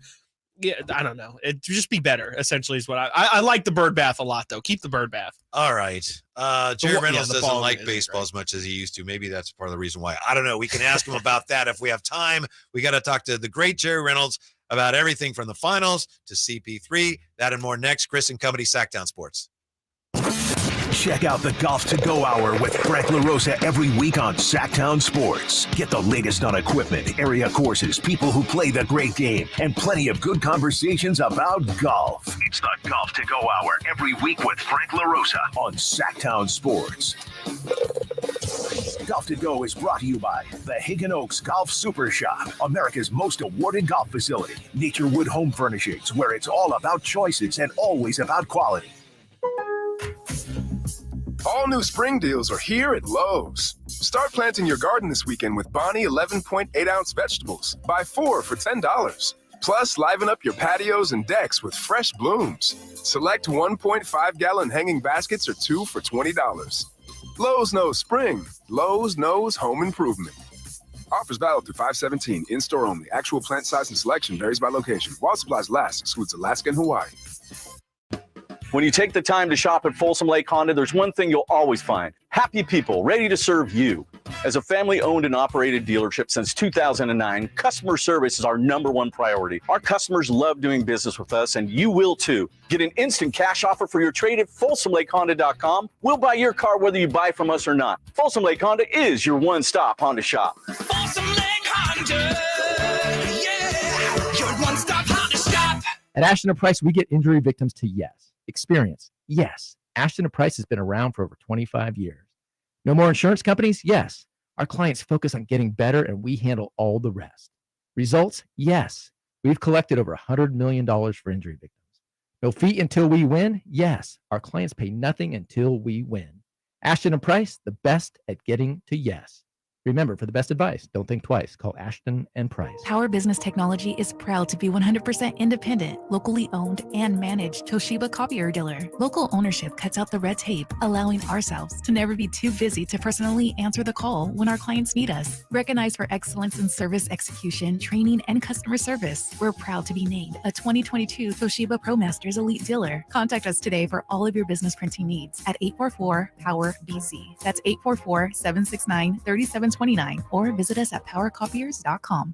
Carmichael Dave here. Spring here. Long, cold, rainy winter behind us. And I know you're counting the days until summer, but don't wait until it's hot to make sure your air conditioning is working efficiently and safely. Get ahead of the problem with a $49 AC tune-up from my friends at American Energy Heat and Air. Nothing worse than having your AC go out when it's hot outside. Get a tune-up today to make sure you and your family are comfortable and cool in your home for the hot summer months that are right around the corner. Give them a call at 916-520-9990. That's 916-520-9990. Or schedule your appointment online like I did last year around this time at AmericanEnergyAir.com. Don't wait till that AC goes out. Call my friends today, 916-520-9990 or AmericanEnergyAir.com. Call 916-520-9990 now.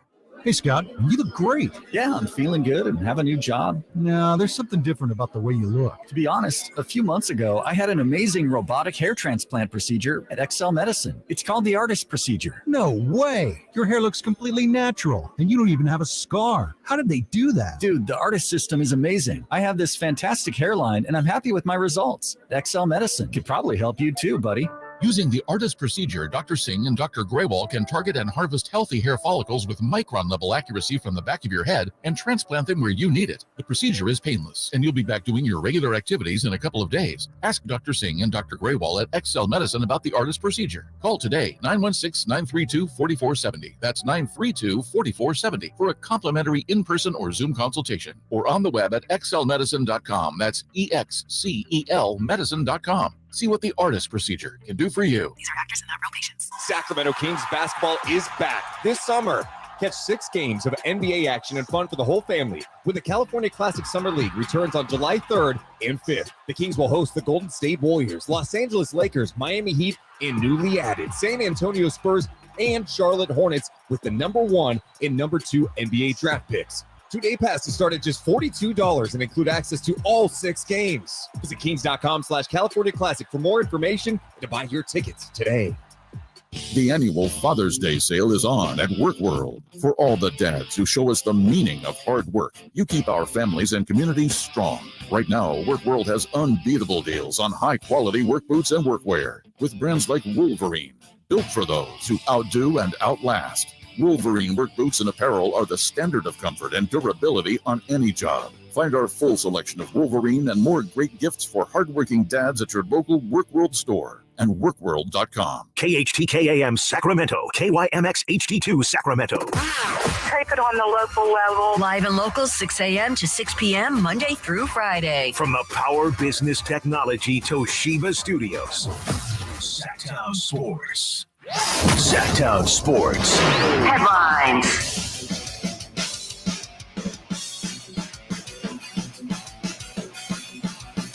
I'm Nate Littlefield, and these are your Sactown Sports headlines. Game 4 of the NBA Finals is tonight, and currently the Nuggets have a 2-1 lead in the 7-game series after wiping the floor with Miami in Game 3. Tip-off for that game is tonight at 5:30. Speaking of the NBA Finals, we're running a poll on YouTube right now. Do you think the NBA season will be over by Monday? Let us know with your votes. And in NHL news, the Florida Panthers won their first ever Stanley Cup Finals game, and it was against the Las Vegas Knights. That series is currently 2-1 in Vegas' favor.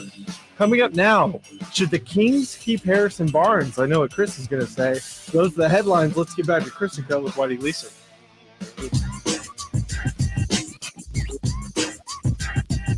Now here's what I want you all to do for me. The great Jerry Reynolds joining us momentarily as well here. Kevin Michael, Whitey Gleason, and Chris Watkins. I got no issue with Harrison Barnes. I just think if you're looking to upgrade, you're the Sacramento Kings, it's a spot that you might be able to do something with. Yeah. That's wool. No, that's same. I mean, I've had my not my beefs, but my quarrels with Harrison Barnes' game, but it's not because he's a bad player by any stretch of the imagination. If anything, Because you're a bad person. Exactly. It's because I'm a bad person, and I just, frankly, I mean, I just expect more from him. I think my biggest gripes with Harrison Barnes is really just it feels like a lot of the time I think he should produce more than what he does, and he disappears too much. And I'm like, you're really, really talented. You should be a more impact player than what you are. Mm-hmm. Excited about Game 4 tonight? Oh yeah, absolutely. It's going to be a big swing game. Can Miami tie this thing back up, or to me, if Denver wins this, it's all but inevitability at this point. And I think it's probably going to go Denver's way. I mean, I've felt good about Denver all series long, and I'm definitely not going to switch it up now. All right, with more on all of that and more, nice enough to join us, former Kings coach. He's also the player personnel director, former assistant coach, general manager, everything. Great TV analyst, Jerry Reynolds. How you doing today, Jer?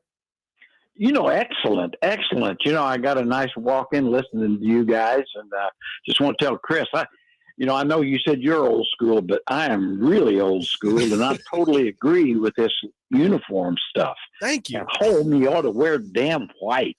It's so simple. If it ain't broke, no need to fix it. Yeah. There's no need to fix it. Never had an issue. No, we don't, especially we don't need two teams wearing some colors. Right, exactly. I mean, that's just, we've got to take a stand on this. I'm just telling you. Yeah. Well, yeah. Wow. You've really touched a nerve there with Jerry. I'm just like Jerry, Jokic and Jamal Murray, everyone, we're talking about them so much, trying to figure out why are they so good? Are they so effective together? Because not only are they good players, but their games just really complement each other.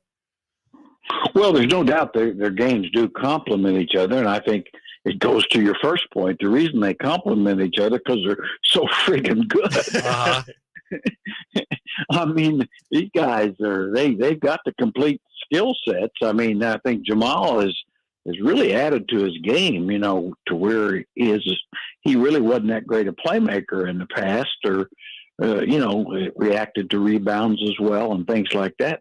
But geez, since about the middle of the year, he's been about as good as anybody. And then of course Jokic is best player in the world.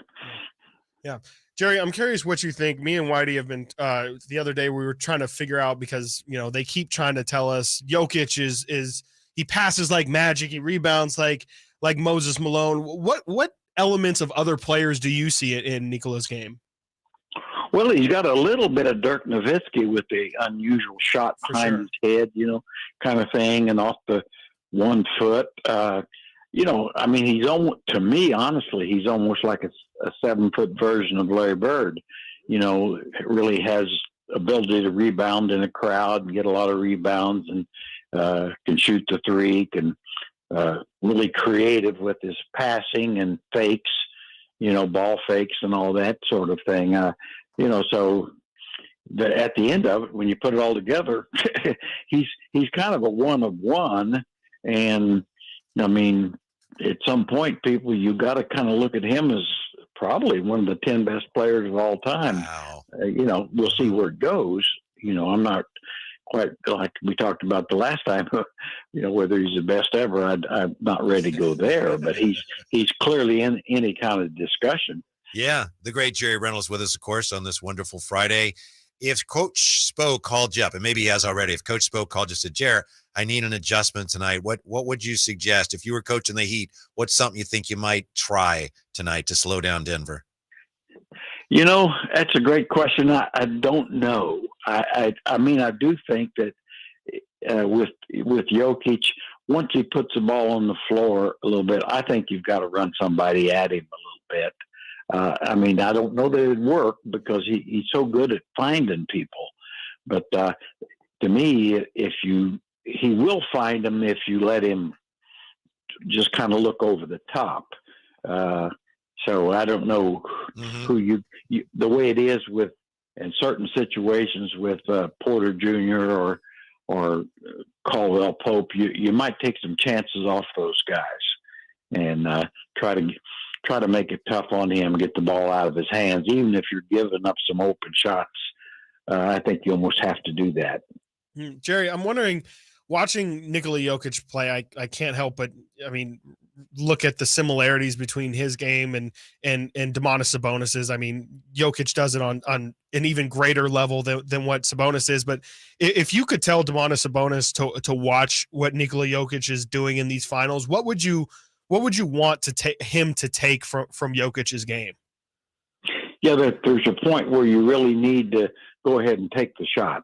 Yeah. I think that Domas really is a pretty good shooter. I don't think he gives himself enough credit, and that he needs to be looking for his shot a little bit more. In other words, take what the defense gives you. I really think that Jokic does that much better than Domas. And really, Domas is kind of don't mean to put him down because I think he's terrific, but he's kind of like a junior varsity version. Yeah. The smaller, younger, not younger, but version of it. He's just not as big and strong, and certainly does not have the deep shooting ability. I think he could develop it, though. I really do. He shot 37% this year from three. He was extremely selective, of course, and that doesn't need to change. But he really turned down a lot of 15, 18-foot shots. That he's got to stop that. You got to take them. Hey, Jared, before we turn our attention to the Kings, how about the Chris Paul situation? He may be on the move, maybe not. If you put the financials aside, and I know they're very significant, but if you put them aside, where do you think his game would fit best right now? Well, I hate to say this. It'd probably be the Clippers or the Lakers. Oh man. I know. It's not easy for you to say that, is it? No, it isn't. I'm just really hoping that he decides to stay in Phoenix, but and certainly it'd have to be a buyout of some type and all that. I'd almost still be surprised if he doesn't, but I do think I could see where, if the Lakers got him and moved on from D'Angelo Russell, they're better. Yeah. One slightly, I guess not off topic, but a little random. The draft is going to be here in the next couple of weeks. I'm just curious where you fall more on the decision-making process that Charlotte's got to do at the number 2 pick between Brandon Miller and Scoot Henderson. Me and Whitey have been talking about it a lot. Scoot Henderson's more of somebody who needs the ball in his hand. Scoot can't shoot. That is Whitey's issue with him, is that Scoot can't shoot. And so with that, Whitey's been a proponent of Charlotte, and we've seen in a lot of mock drafts Charlotte going with Brandon Miller, more not necessarily because Brandon Miller is the better player, but also mainly because the fit with LaMelo Ball. Where do you fall on that kind of decision making in terms of taking the best possible prospect available versus factoring in the fit on the team? Well, I do think if you're not sure of which is better, or there's not a sure superstar there, and I don't think either one of those guys are sure superstars at all. I mean, I disagree with Whitey. Scoot can shoot. His problem is the hitting thing. The shooting isn't the problem. Shoot it. You're right. He can shoot it. He's able to do it. And but if I were Charlotte, I mean, I think they're close enough, and certainly for their needs, I would go with the Miller. I mean, I wouldn't. LaMelo Ball is plenty good enough. I really don't think Scoot's better than he is. Or at least there's not a good reason enough to believe that he is. And finally, Jer, and as always, we appreciate your time. Harrison Barnes, we don't know if he's going to leave or if he's going to stay with the Kings. Would you like ideally for him to maybe take a lesser role, stay, but for maybe a lesser role and maybe less money? Well, yeah, that would be ideal. I mean, I think he's a very valuable guy because he is available. He plays. He didn't have a good playoff, but he had a good season. And I think he's going to continue to do that. I mean, if you could get him to agree maybe to a little lesser contract and maybe agree to, if need be, to come off the bench and be, and I think, he's such a team guy. If it's best for the team, I think he'd do that. And so my mind is unless you can get somebody better, you better keep him. And I think it's hard to, I know it's not that easy to replace him. You don't get better by losing assets. Kyle Kuzma, PJ Washington, potentially do anything for you, Jared? Yeah, they're both very talented. I mean, PJ hadn't really been as consistent. Kuzma is a talented guy. I think there's some other issues there maybe. But I'm not sure that either one is exactly what you need. As you know, I just believe they need a guy that's really a lot more physical, big player. More than, I mean, not that you could always use more talented wings and all, but I'm convinced that myself, at least, that Keegan Murray can be that long, athletic, small forward type. And I mean, I think was better than Kuzma as a rookie for sure. Yeah. So why not, right? Yeah. Until proven otherwise. So I think that, to me, I think you've got a guy there. I just think you need, if you can find somebody better than Trey Lyles at the 4, I think that's the key. And Trey's a good player, and you need to keep him too. But so you're looking for somebody a little more physical, a little more active. I think there that could play both 4 and 5, and knock somebody down now and then, and make them cry. Thanks, Jared. We'll see you tomorrow at Phantom's big birthday celebration. Do we know yet whether Mrs. Reynolds is going to be accompanying you? Yeah, no, she's not going to be able to. She's taking my place at a homeowners association meeting. Gotcha. Tahoe. So anyway, I told her I'd represent us at the old people's home birthday party. We'll see you then. Thanks. We appreciate it. Okay. See you guys. Take care. Only Jerry Reynolds. Coming up next, speaking of Jokic, the best term I've heard to describe the uniqueness of Joker. Wouldn't you agree? It's like it's a really good hits the nail on the head. Next, Chris and Company, Sactown Sports. It's Cattles and Rami. You don't need more than 8 bowls in your house at any particular time.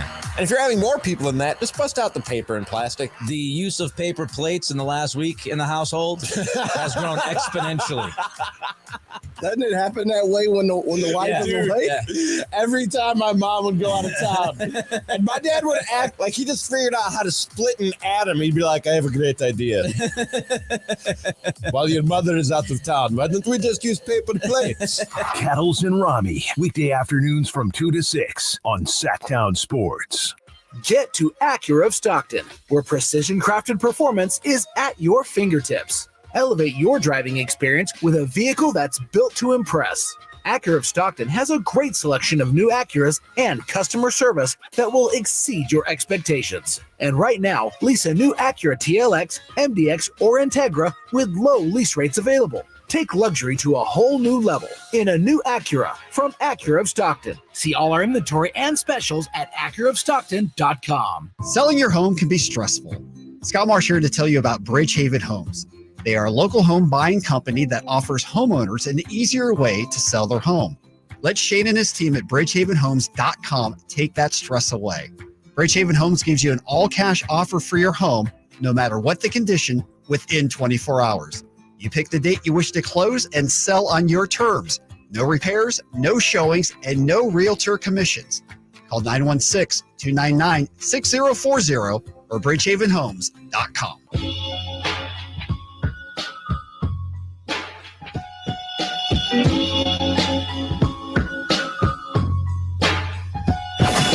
Live and local, it's Chris and Company with Chris Watkins on Sactown Sports. A lot of people in their offices, they have little putting green things, and we have one in here. I guess this used to be Doug Christie's, but to me, it's like putting. I better be careful what I say. Putting's one thing, but I like to chip. Let's chip it in. Yeah, got to. Yeah. After a while, it gets a little stale to putt them. And, it's like, it's just kind of muscle memory at some point, which is fine. But the chipping is, that's really where you make your money. So I had lessons years ago. I learned how to chip from the great Joe Mortera Jr. in Vallejo. And I was just trying to pass along some of the chipping lessons. How did it feel? It felt all right. I mean, anything's going to feel better than what I've been doing. It's just, I can't get down. I just, something about like making it a fluid swing. I can't, like, it gets in your head and you're like, oh, wait, it's kind of like you Charles Barkley it a little bit. You're decelling on decelling. And then you don't like fully do the follow through. You just kind of chip and stick. Stabbing. And then it's like, it's just, I can't. You're stabbing instead of chipping. Yes, absolutely. Yeah. That's a big problem. And then hitting out of the sand, it's going to take me another 10 years to figure out how to do that. I can't do it. I know people always just say you're supposed to like scoop it. I can't figure it out. I don't know. I don't have much touch. Yeah. Well, it's hard to have touch out of the sand, but that's true. Right. That's true. Yeah. That's very, you have a legit sand wedge, I hope. I think so. I mean, it says S on the bottom. So, it's not like a 56 degree or whatever it's supposed to be, but it's got an S. I can't do much in golf, but I could do those things. I could help you with that. That's great. That's perfect. Yeah, maybe we can help round each other's games out. Yes, I could use some help with everything else, every other aspect. Beautiful. What do you think of what Jer had to say about the Kings in this offseason? He wants Naz Reid. That's his guy. Yeah, him and everybody else. I think he may have kind of started that ball rolling. He was the originator of it. I'm surprised he just casually also mentioned like Jokic is the big Larry Bird, and I'm like, you're like that's a big statement coming from Jerry Reynolds, Mr. French Lick himself. Like for him to compare Jokic to Larry Bird, that to me, I was like, I mean, I feel like I've heard. I just to hear it from Jerry's mouth that was the one thing that really made me step back and be like, wow, and then saying he could be, and he's not wrong. I mean, a top 10 player of all time, man. I mean, just to think of him in that realm it's not far-fetched at all. It's just, it's crazy to hear like somebody entering that kind of stratosphere. And I think we did our list the other day, but, it's just crazy what Jokic has been able to do. And then the King stuff is interesting. I mean, HB coming off the bench, I think is what the Kings organization would want. But to me, it comes down to, is Harrison Barnes willing to play ball on that? And will he play ball on that without first going to see what his market value is? I don't know. I think Harrison, he's 30 and he's been very consistent. Incredibly consistent. I'm saying, look at my numbers. There is no drop off here. And so that's what I'm going to give you. Yeah, exactly. I can't see Harrison and his agent just saying like, this is my last possible big opportunity for a payday. I just think he's got to go look for that payday first before he comes back to the table and accepts something like a bench role for Sacramento. Mm-hmm.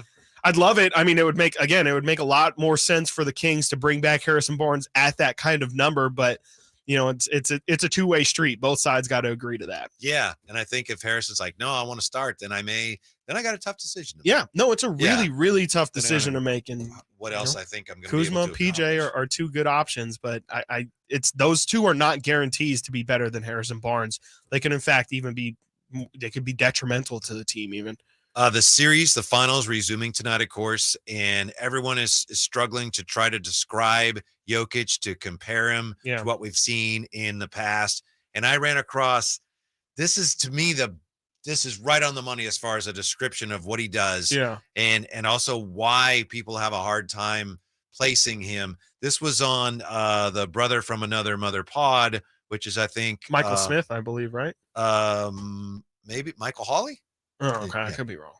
I could be wrong as well. But anyway, here's what they had to say. They were talking about, it was Ashley and Liv and one of the Michaels. They were talking about the Joker, and they described him as a guy who embodies sloppy brilliance. We were both right, by the way. Michael Hawley and Michael Smith. Michael's, yeah. Those Okay. are Michaels. So they're saying, what is it so weird? Well, he plays with a kind of sloppy brilliance.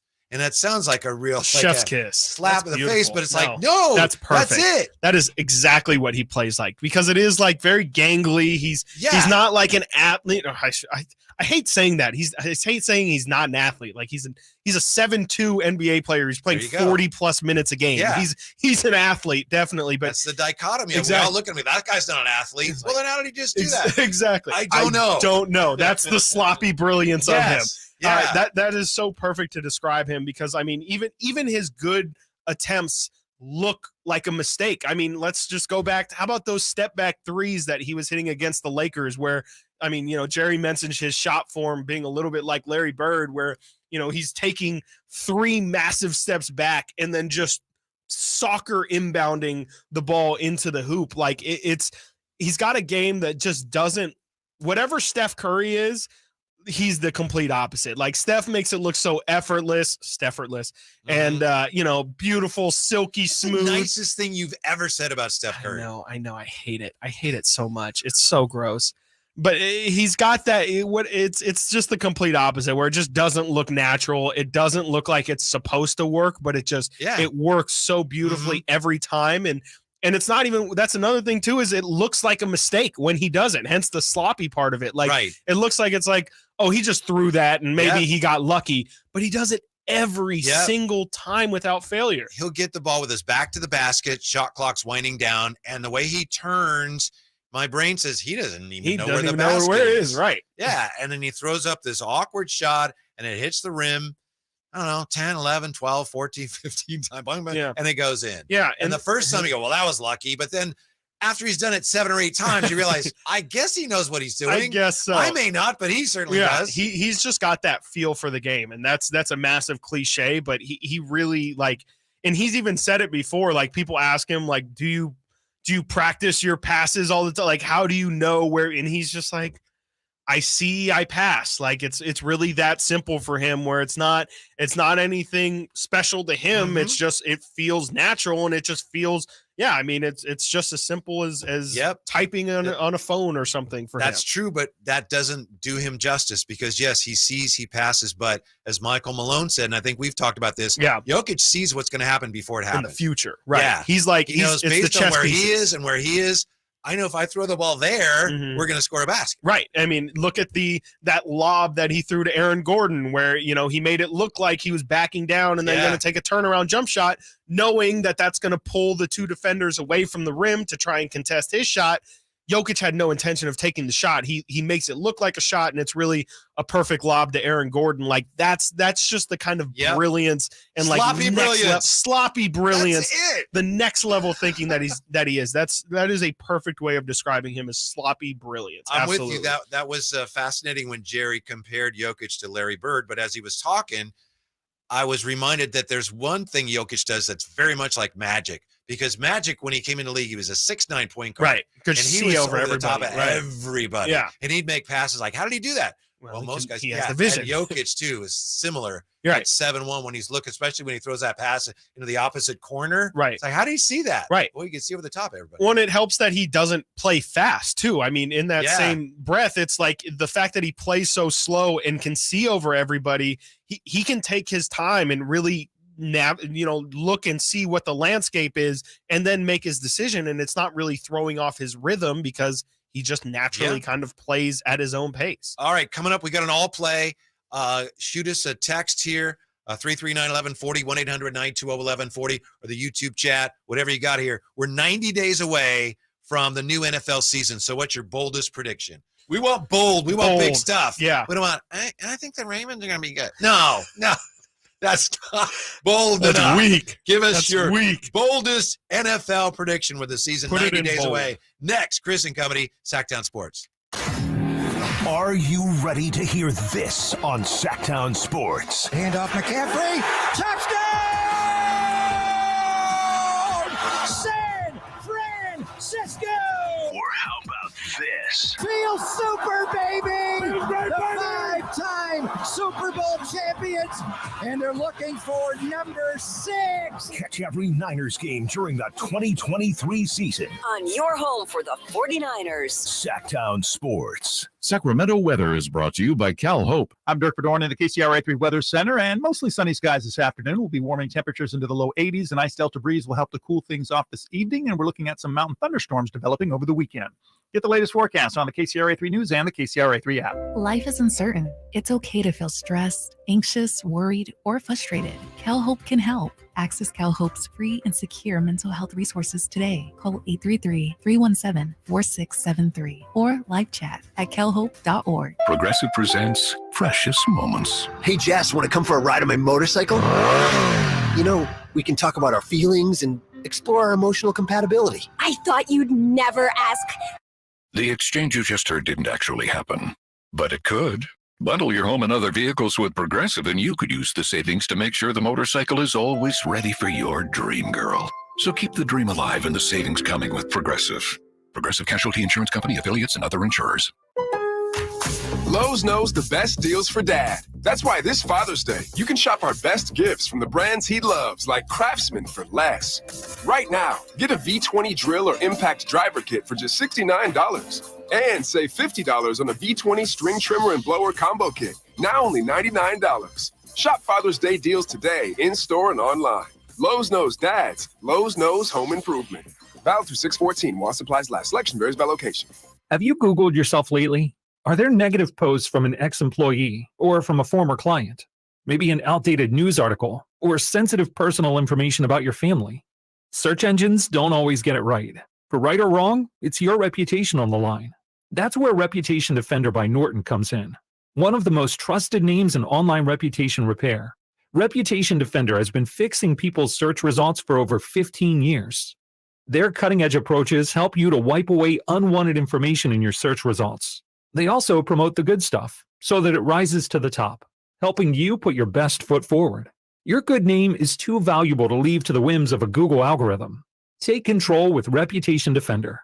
You can start by getting your free reputation report card at reputationdefender.com or call 800-401-6681 to speak to an expert. That's 800-401-6681. Nick Cattles reminding you that not all grills are created equal. Start your grilling season right with the amazing Napoleon Prestige line of outdoor cookers from Green Acres Nursery and Supply. My Napoleon Stainless Steel Pro Series gas grill, it's turning me into a pro. Just ask my friends that came over a couple weeks ago for my get-together. Napoleon Grills features other grills that just can't match. Built different, built better, built to last. I may never want to cook indoors again. All made with premium steel that boasts absolute quality. Go to Napoleon.com for your nearby Napoleon Grills dealer. Napoleon Grills, now is the time for the best selection of grills and fine accessories. Listen to Oakland A's baseball on the weekends all season long right here on Sactown Sports, beginning with the pregame show brought to you by Xfinity 10G, the next generation network. Hey guys, did you know June is Men's Health Month? Prioritize your health and address those issues you've been ignoring. Revive Men's Health Sacramento has guaranteed low T and ED solutions. Book your free exam and T-check today and save $199 and find out how you can get a free 1-month supply of custom ED medication. Call 916-277-8599. That's 916-277-8599. Or visit revivemenshealth.com today. Life is uncertain. It's okay to feel stressed, anxious, worried, or frustrated. CalHope can help. Access CalHope's free and secure mental health resources today. Call or text 833-317-4673 or live chat at calhope.org. When you take the time to shop at Folsom Lake Honda, there's one thing you'll always find: happy people ready to serve you. As a family-owned and operated dealership since 2009, customer service is our #1 priority. Our customers love doing business with us, and you will too. Get an instant cash offer for your trade at FolsomLakeHonda.com. We'll buy your car whether you buy from us or not. Folsom Lake Honda is your one-stop Honda shop. Folsom Lake Honda, yeah, your one-stop Honda shop. I'm Craig Ashton of the injury law firm of Ashton and Price. Whether you've been injured on a bicycle, as a pedestrian in a slip and fall, auto, Uber, Lyft, or big rig accident, you need Ashton and Price in your corner. When you call Ashton and Price, there's no chatbot telling you to hit 3 for accounting. You're greeted by a real live person who will immediately transfer you to an experienced attorney. The consultation's free, and there's never a fee until you win. Remember, for the best advice, don't think twice. Call Ashton and Price. Sactown Sports. Headlines.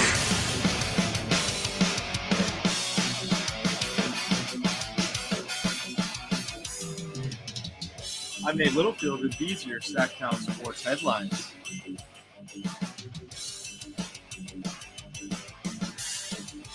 Game 4 of the NBA Finals are tonight. Currently, the Nuggets have a 2-1 lead in the 7-game series after wiping the floor with Miami in Game 3, and a pair of triple-doubles from Jamal Murray and the Joker. Tip-off for that game is at 5:30 p.m. Speaking of the NBA Finals, in the last half hour of our show, take a look at our poll running on YouTube right now. Do you think the NBA season will be over by Monday? Let us know with your votes. And in NHL news, the Florida Panthers won their first game ever in the Stanley Cup Finals, and it was against the Las Vegas Golden Knights. That series is currently 2-1 in Vegas' favor. Those are the headlines. Let's do the last half hour of Chris & Co. with Whitey Gleason. I think we may need a new nickname for Nate Littlefield. Chip Littlefield. Man, yeah. He came in here and showed out. He has nice touch around the greens. He was keeping that quiet all day. I mean, we've been here for 3.5 hours, and now Nate wants to come in here and mention, oh, yeah, by the way, I'm the chipping champion. I worked at a country club, and I was on the golf team. God. Yep. Yeah. How I got this job. Here I am. That country club. Shanking shots left and right, and then Nate comes in and drills 4 in a row. I will say You that didn't make any, though, I didn't did make you? any, Yeah. but I will say I gotta chill out and quit practicing so much because I'm running late on these updates. So I'm sprinting in here. I'm out of breath. But it's all worth it for the love of the game. That's right. Yeah. See, I would just not have said that, but it's true. But I would have just let that. I gotta be honest. Yeah. I gotta get it off my chest. We're good. Honestly, now with 90 days, to go before the start of the NFL season, the kickoff of the season, if you will. What's your boldest prediction? What do you got?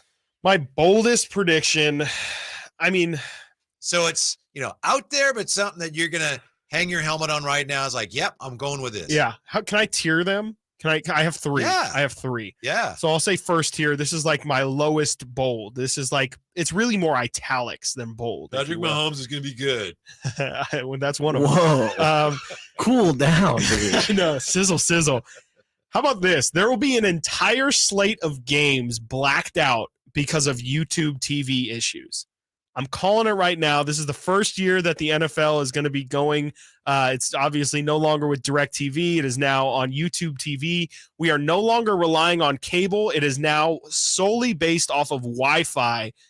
Guarantee at least 1 week in this NFL season, there will be a whole time slot that is going to be blacked out because of some sort of YouTube TV issue. It happened with me in the NBA Eastern Conference Finals. Really? There was the entire second half of one of the Heat Celtics games was completely just blacked out. And it's happened a couple times for some random Kings games here and there for people.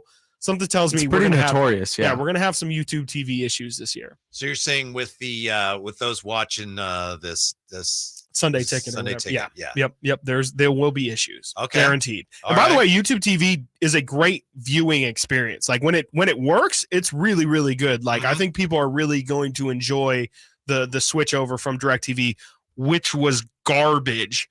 DirecTV's Sunday Ticket was made in 2008 and then never updated ever again. It felt like. Have you seen, by the way, this is one of my favorite commercials, and it's Brian Cox, the guy from Succession, and he's the really overly DirecTV spokesperson. And he says, DirecTV has the most live sports. Jeff doesn't have DirecTV, so he's watching the game at his new neighbor's house. And Jeff looks up at him and goes, it's all right. And then you see his neighbor, and his neighbor is staring at him and goes, I love watching the game with you. Have you seen that? I have seen those, yeah. That's so great. I love watching the game with you. That's a little bit of Batman right there. Yeah. Yeah. Those are that's okay. That's like my tier 1. That's my tier 1. My tier 2. And tier 1 is like base level. Wow, yeah, that's base level. That's like that to me, that's expected. Like, I mean, YouTube TV, we've had, like I mentioned, there's been plenty of issues with YouTube TV in the past. So I don't think it's that bold to say that there's going to continue to be issues, but it's just the NFL is going to learn. And when people can't get their football, people are not excited. So it's going to be a big stir. My second one is Trey Lance gets traded by the end of the season. It just feels like we're trending towards this direction. I just can't believe that he's going to be on this roster for the rest of the year. I could see maybe because of injury, or maybe, frankly, a team like my Minnesota Vikings maybe doesn't have a season that they expect to do and then pivot midway through and make a deal for Lance. But I just can't see Trey Lance on the 49ers by the end of this year. All right. And my third one is going to be, I'm going to say, you joke about Patrick Mahomes. I'm going to say Travis Kelce has the best year of his career, a career year for Travis Kelce. If you look at the Chiefs receivers, Marquez Valdez-Scantling is their wide receiver number 1. Their wide receiver 2 right now is Sky Moore. They lost Juju Smith-Schuster this offseason, didn't really replace him with anybody else. I think I'm expecting a massive year out of Travis Kelce, who last year had 110 receptions. I think he breaks Zach Ertz's tight end record for receptions in a year, 116 set in 2018. Wow. I think I'm expecting a really, really massive year out of Travis Kelce. Those are nice. Maybe the last good year of Travis Kelce's He'll be career. 34 in October Yes, by the way. Yeah. So I expect it to be one big final big year for Kelce with no other targets out there, and then probably all downhill from there. Yeah, we're 90 days away from the kickoff of the new NFL season. So we've got our bold predictions. And if I may, I'll follow your lead. Please. Tiers 1, 2, and 3. 1 is like not Basement as far level. out there. Yeah. Okay. Well, there's a juggernaut in the making in the NFL. They're in the NFC North. And what's the matter? I just know where this is going. I'm going to predict that this team, this isn't that far out there because I think a lot of people expect big things from they do. The Detroit Lions, 14-3 this year. Wow. The NFL has big expectations too, putting them against Mahomes week 1. Yeah. Wow. Chris doesn't like that. I don't have a lot of comment for that. I just caution. What? I mean, I just caution commented on everybody. yours. I just caution everybody to Solid roster.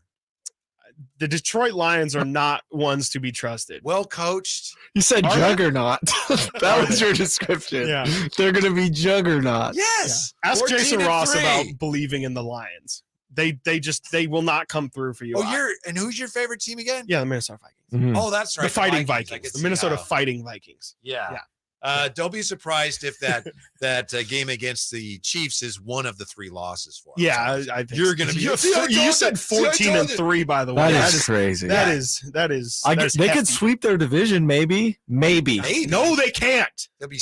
I think the football world will be stunned if they don't. So, Detroit Lions. Whitey, what's your tier 2 prediction?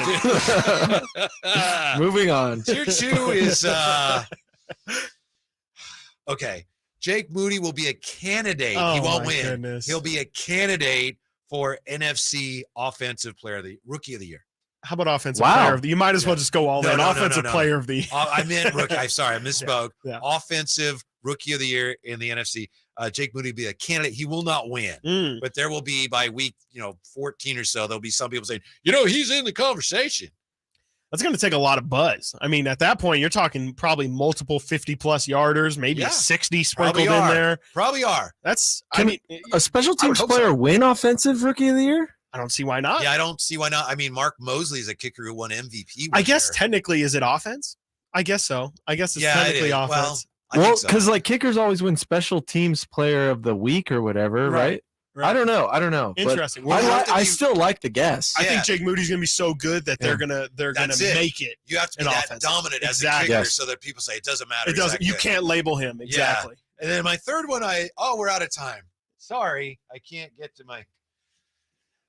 Jimmy Garoppolo is going to play 17 games. Really? Whoa! That's a good one. That's a great one. He's going to start every game for the Raiders this year. He's going to stay healthy. Not only will Jimmy Garoppolo be a Las Vegas Raider, but he will play every single game this year for the Raiders. Yes. I like it. I really like it. And right. I'm hoping good things for Jimmy G, by the way, in Vegas. I think he can be I think he can be okay in Vegas. I think people are expecting a lot of bad things out of Jimmy. I think he's just going to continue to be Jimmy and just be okay. Rami and Simone are going to join us for Friday Fun and Games. Coming up next, Chris and Company, Sactown Sports. Sactown.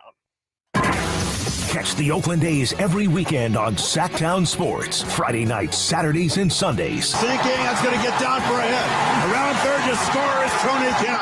And the A's have taken the lead. Edge of the track makes the catch. And the Athletics get a great win. Sactown Sports, your weekend home for the Oakland A's. Sactown Sports coverage of the Oakland A's is brought to you by Xfinity 10G, the next generation network. Pro Paint Days are here at Lowe's. Now through June 16th, Lowe's MVPs members can start earning 20% back in paint rewards via Lowe's e-gift card when you spend $100 or more on qualifying paint purchases.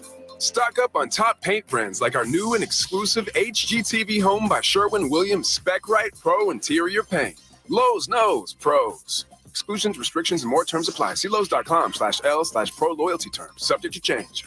Thunder, feel the thunder. It ignites something inside of you. Lightning and the thunder.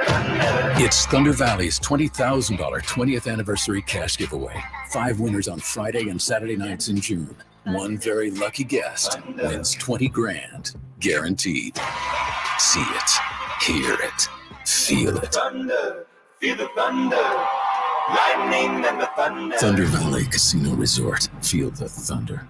Pain is not normal. Repeat, pain is not normal. Greetings, Sacramento. Doug Christie here with the Good Feet Store. Does this sound familiar? It's the end of the workday and the pain in your feet, knees, hips, or back is unrelenting. Good Feet understands that you've likely already tried assorted remedies and solutions with no relief. And now you're pretty much resigned to living with the pain. But do not give in to the pain. Instead, come to the Good Feet store for their end-to-end 3-step arch support system. Good Feet is the nation's largest manufacturer and retailer of personalized arch supports. With arch supports in over 300 sizes, styles, and flexibilities, and an arch support specialist in each store. Come in today for a free, no-obligation arch support fitting, then take them for a test walk around the store or around the center. Experience the comfort, balance, and support possible with the Good Feet system. The Good Feet store in Sacramento, Roseville, Stockton, Modesto, and now in Vacaville. Online at goodfeet.com. Power Business Technology is proud to be 100% independent, locally owned and managed Toshiba copier dealer. Local ownership cuts out the red tape, allowing ourselves to never be too busy to personally answer the call when our clients need us. Recognized for excellence in service execution, training, and customer service, we're proud to be named a 2022 Toshiba ProMasters Elite Dealer. Contact us today for all of your business printing needs at 844-POWER-BZ.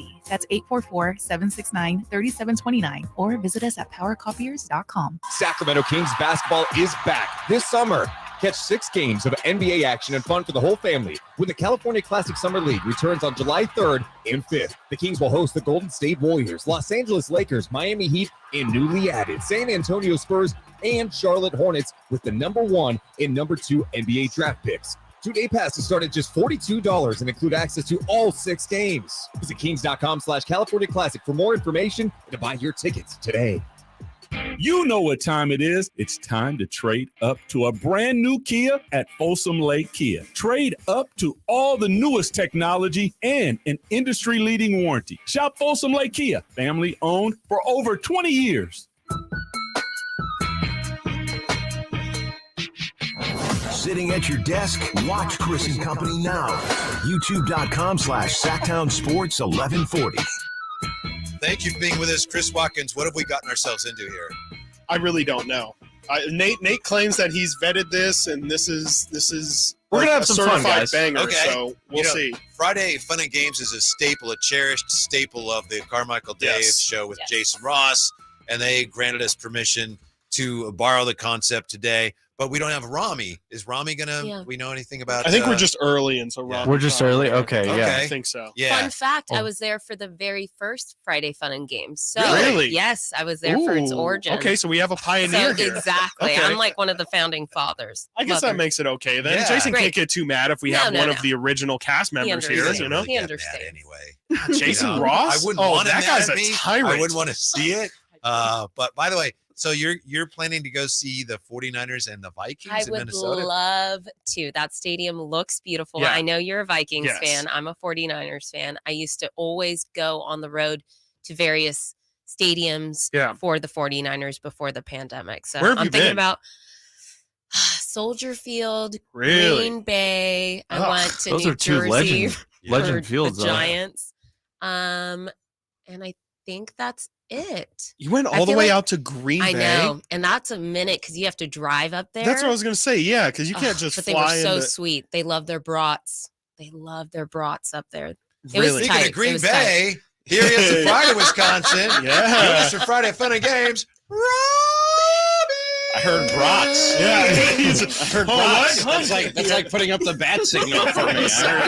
I heard bratwurst. Came running in. What happened? Settle in. It's time for Friday Fun and Games. Let's find out what the heck's going on. Here's Nate, or should I say Chip Littlefield? Well, we got to stop saying Friday Fun and Games because every time we say it, it's trademarked by Jason Ross, so we got to pay him money. FF&G. Yes, FF&G. That's what we'll call it from here on out. All right, good luck with that. So basically, we're going to have a pair of teams here, right? Okay. Sure. We're going to have Whitey and Chris. Yeah, let's do it. And Simone and Rami. Oh, you know we're about to tear this up. Stop it. You guys can come up with team names if you want. I haven't done that. It's fine. But the general idea of the game is I'm going to We're the Black Widow Spiders. There you go. Okay, nice, nice. Not okay. Black That's Widow fine. Saviors, maybe? Yeah, there you go. Wow. Okay. Powerful. I like it. Yeah, I like it. The general idea of the game is I'm going to give you 3 answers like Jeopardy, right? And you're going to have to guess who the person is. You can do it in question form if you want, but it's basically 3 hints, and you have to guess who this celebrity is from what I've told you. And we'll one team will go first, and if they don't get it with their one guess, the other team goes, and we'll go back and forth, vice versa. If neither get it on your first try, It's you and me, right? no one gets the point. I had my headphones on when he was saying teams. All right. Yes, let's go. yes. So these are, before we start, these are all real people, no cartoons, none of that. It's all real people. It's the type of celebrity. If you saw them in real life, you'd be like, oh, damn, that's so and so. Okay, so A-list. yeah, We're it's talking pretty much A-list, maybe Okay. some upper And B tier. not characters they've played. We're talking about the actual celebrity themselves. Some of right? the hints might be relative towards characters they've played or All right. people they know, something do like this. that. Okay. Ready. So we're gonna go ahead and start off. They're kind of easy at first. We'll start. We'll start with Whitey and Chris. Yeah, it's their show. Their show. Yes. So Tossed up. first Go off, ahead, here we Chris, go. Go get him. Here we go. Overrated. I'm an athlete. Are we are we just like we're just yelling at this, or is it my You guys turn are or working like- together for okay. a final answer, Okay, but okay. obviously they can hear you. So if Okay, you're right, working, right, yeah. right. So do it in Spanish. Yes. Oh. Gotcha. ¿Cómo se llama? I'm an athlete. I'm a cancer survivor. I was stripped of my awards. You guys got that. Oh Light yeah, work. I think I got it. He's on a bike. Yeah. All right, Yeah. 3. Who is there Lance we go. Armstrong? There we go. Bang, got There it. we go. Nice and easy. Nice and easy. I Good almost one, said guys. it. I almost Yeah, lost that. yeah. Okay, I thank know. God I Whitey's know. here for me. I'm feeling good. Okay, laying okay. an egg on games today. All right, The guys, you ready? afternoon Drive. Yes. You guys don't have a team name? The afternoon drive. Okay, the afternoon drive. Ooh. The bratwurst. I'm a funny person. Brats. The brats. I'm a funny person. Oh, that's me. My daughter has the name of a video game. You can catch me hiding in a lamp or inside of a board game. What is he doing? They got the easy ass one, and we get some cryptic Can't believe you riddle. guys don't know that. Give it to me again. Can you give it I'm to a me funny again? person. Okay. My daughter has the name of a video game. Okay. That's a dead giveaway if you I know. think I know. You can catch me hiding in a lamp Yeah. or inside of a board game. Yeah. No clue. I have absolutely Have nothing. Nothing? Can we steal? Can we steal? If they don't have an answer, or if they're Can I done. say Robin Williams. There you go. You got it. Yeah, nice one. Nice one, Robin. There you go. There we Great, great. Oh, His wow. daughter's name is Zelda, by the way. Not know that. Yeah. I didn't know Yeah, that either. See, I just dismissed the first one, and then I was like, Nice one, guys. Thank you. Nice one. I'm What's impressed. the board game one? Jumanji. Jumanji. Yes. Yeah. He was the genie, I was thinking obviously. Monopoly. I don't know. Got it. Okay. Okay. We're tapped in. All right. Just warming up. All right. Okay. I go by one word. Okay. I'm a Jehovah's Witness. Well, this is for them. Yeah. I go by one word. I'm a Jehovah's Witness. You know me by a symbol. Prince. No. Final answer? Jehovah's Witness, though. I don't know. Is Kanye or somebody now go by a symbol? I'm gonna give you 5. Yeah. Prince is the only person I've ever known to Prince? go by a symbol. I'll just It's say Prince, baby. You got it. Got it. Okay. I was like, many humans don't go by symbols. Yeah. So Back to By way, the last two afternoon people- drive. Last two people are no longer with us. Yeah. No, we're Yeah, so- redacting that. We're the brats now. Oh, the brats. Brats. Okay. Thank All you. right, brats. Alcatraz and me have something in common. My name is a genre of music. Can you smell my cooking? The Rock. Bang. Yeah. Look at you. Yeah. Look at Boom. you. Okay. Those are good hints, Nate. All right. Thank you. Those Yeah. are good hints. Here we go. Not quite A tier. Okay. Not quite A tier. The letter A. Not quite A tier. Not known for basketball, but somebody with my name is. As a young person, I was in the first season of a hit HBO Michael B. show. Jordan. Who's Bang. Michael B. Jordan? Nice, Whitey. Right. Got it. Yeah. Got Goodness, it. He was thank in the goodness. wire. Jordan, I did Okay. think. Yeah, yeah. He was in the Very nice. All right. Talented man. Talented. Not yet really. A, Not yes, really it that is. Oh, can you guys see the back of Talented. this? I hope I'll tell you you're what cheating. talented. Definitely talented. Talented. Sure, yeah. That's how we get away with that. Okay. Back to the brats. Please. We have it's current score right now. It's after this. We'll check in after this. We just Excuse me. watched Just Mercy last Yeah. weekend. Too, so. You used to find me on your TV during the day. Okay. My recommended books do big numbers. My audience gets a lot of gifts from me. Who is Oprah? Wow. Amazing. Tie game. 3-3 right now. Yeah. 3-3 tie game right now. Back.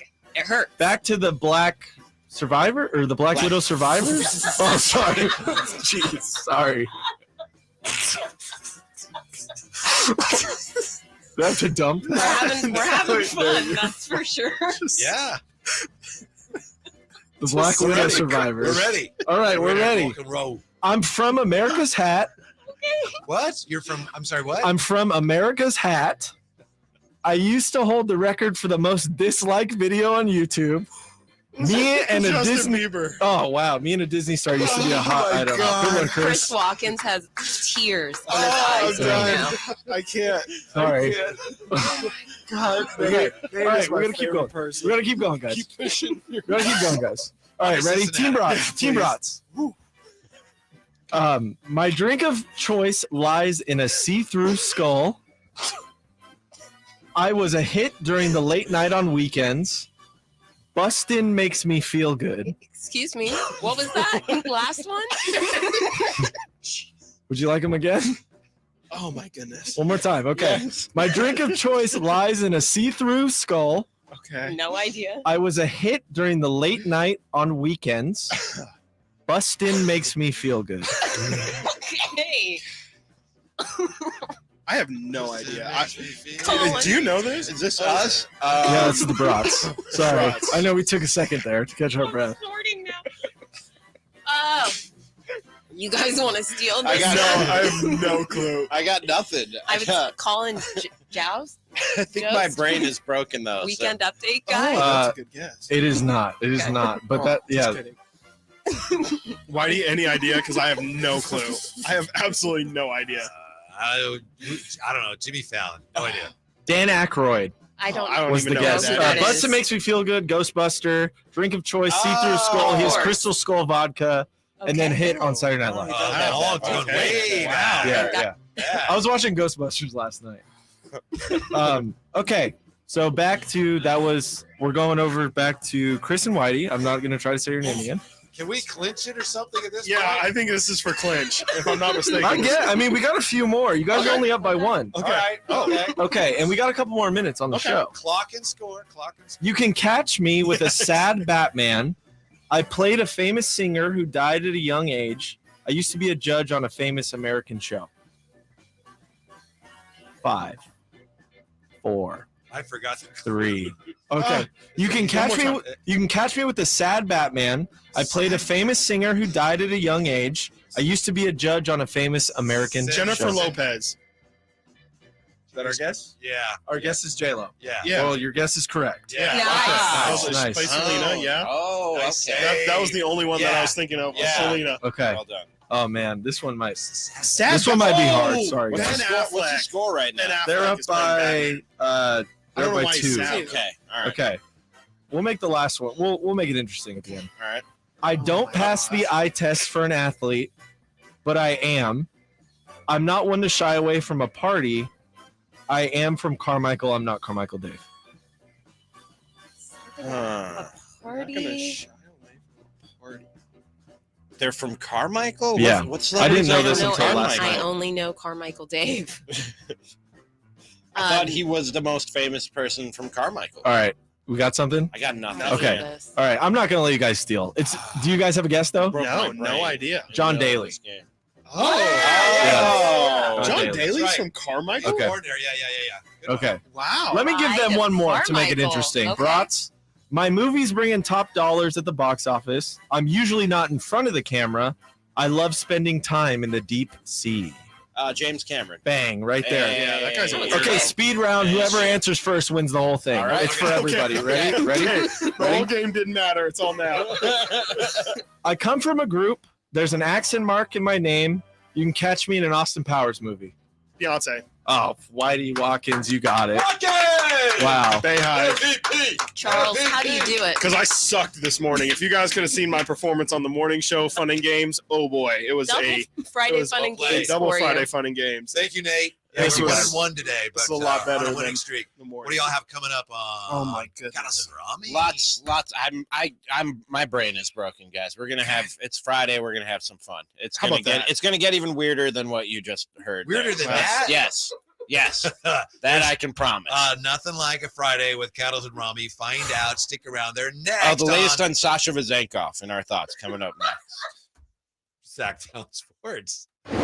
It was an amazing season for the Sacramento Kings. The coach of the year. These honors don't come around often, and so you're very appreciative of them. The clutch player of the year. Fox rocks. He fires for the win. He's got the triple. And a return to the playoffs for the first time in 17 years. 16 seasons of frustration. Sacramento has clinched the playoffs. Keep it on Sactown Sports at SactownSports.com for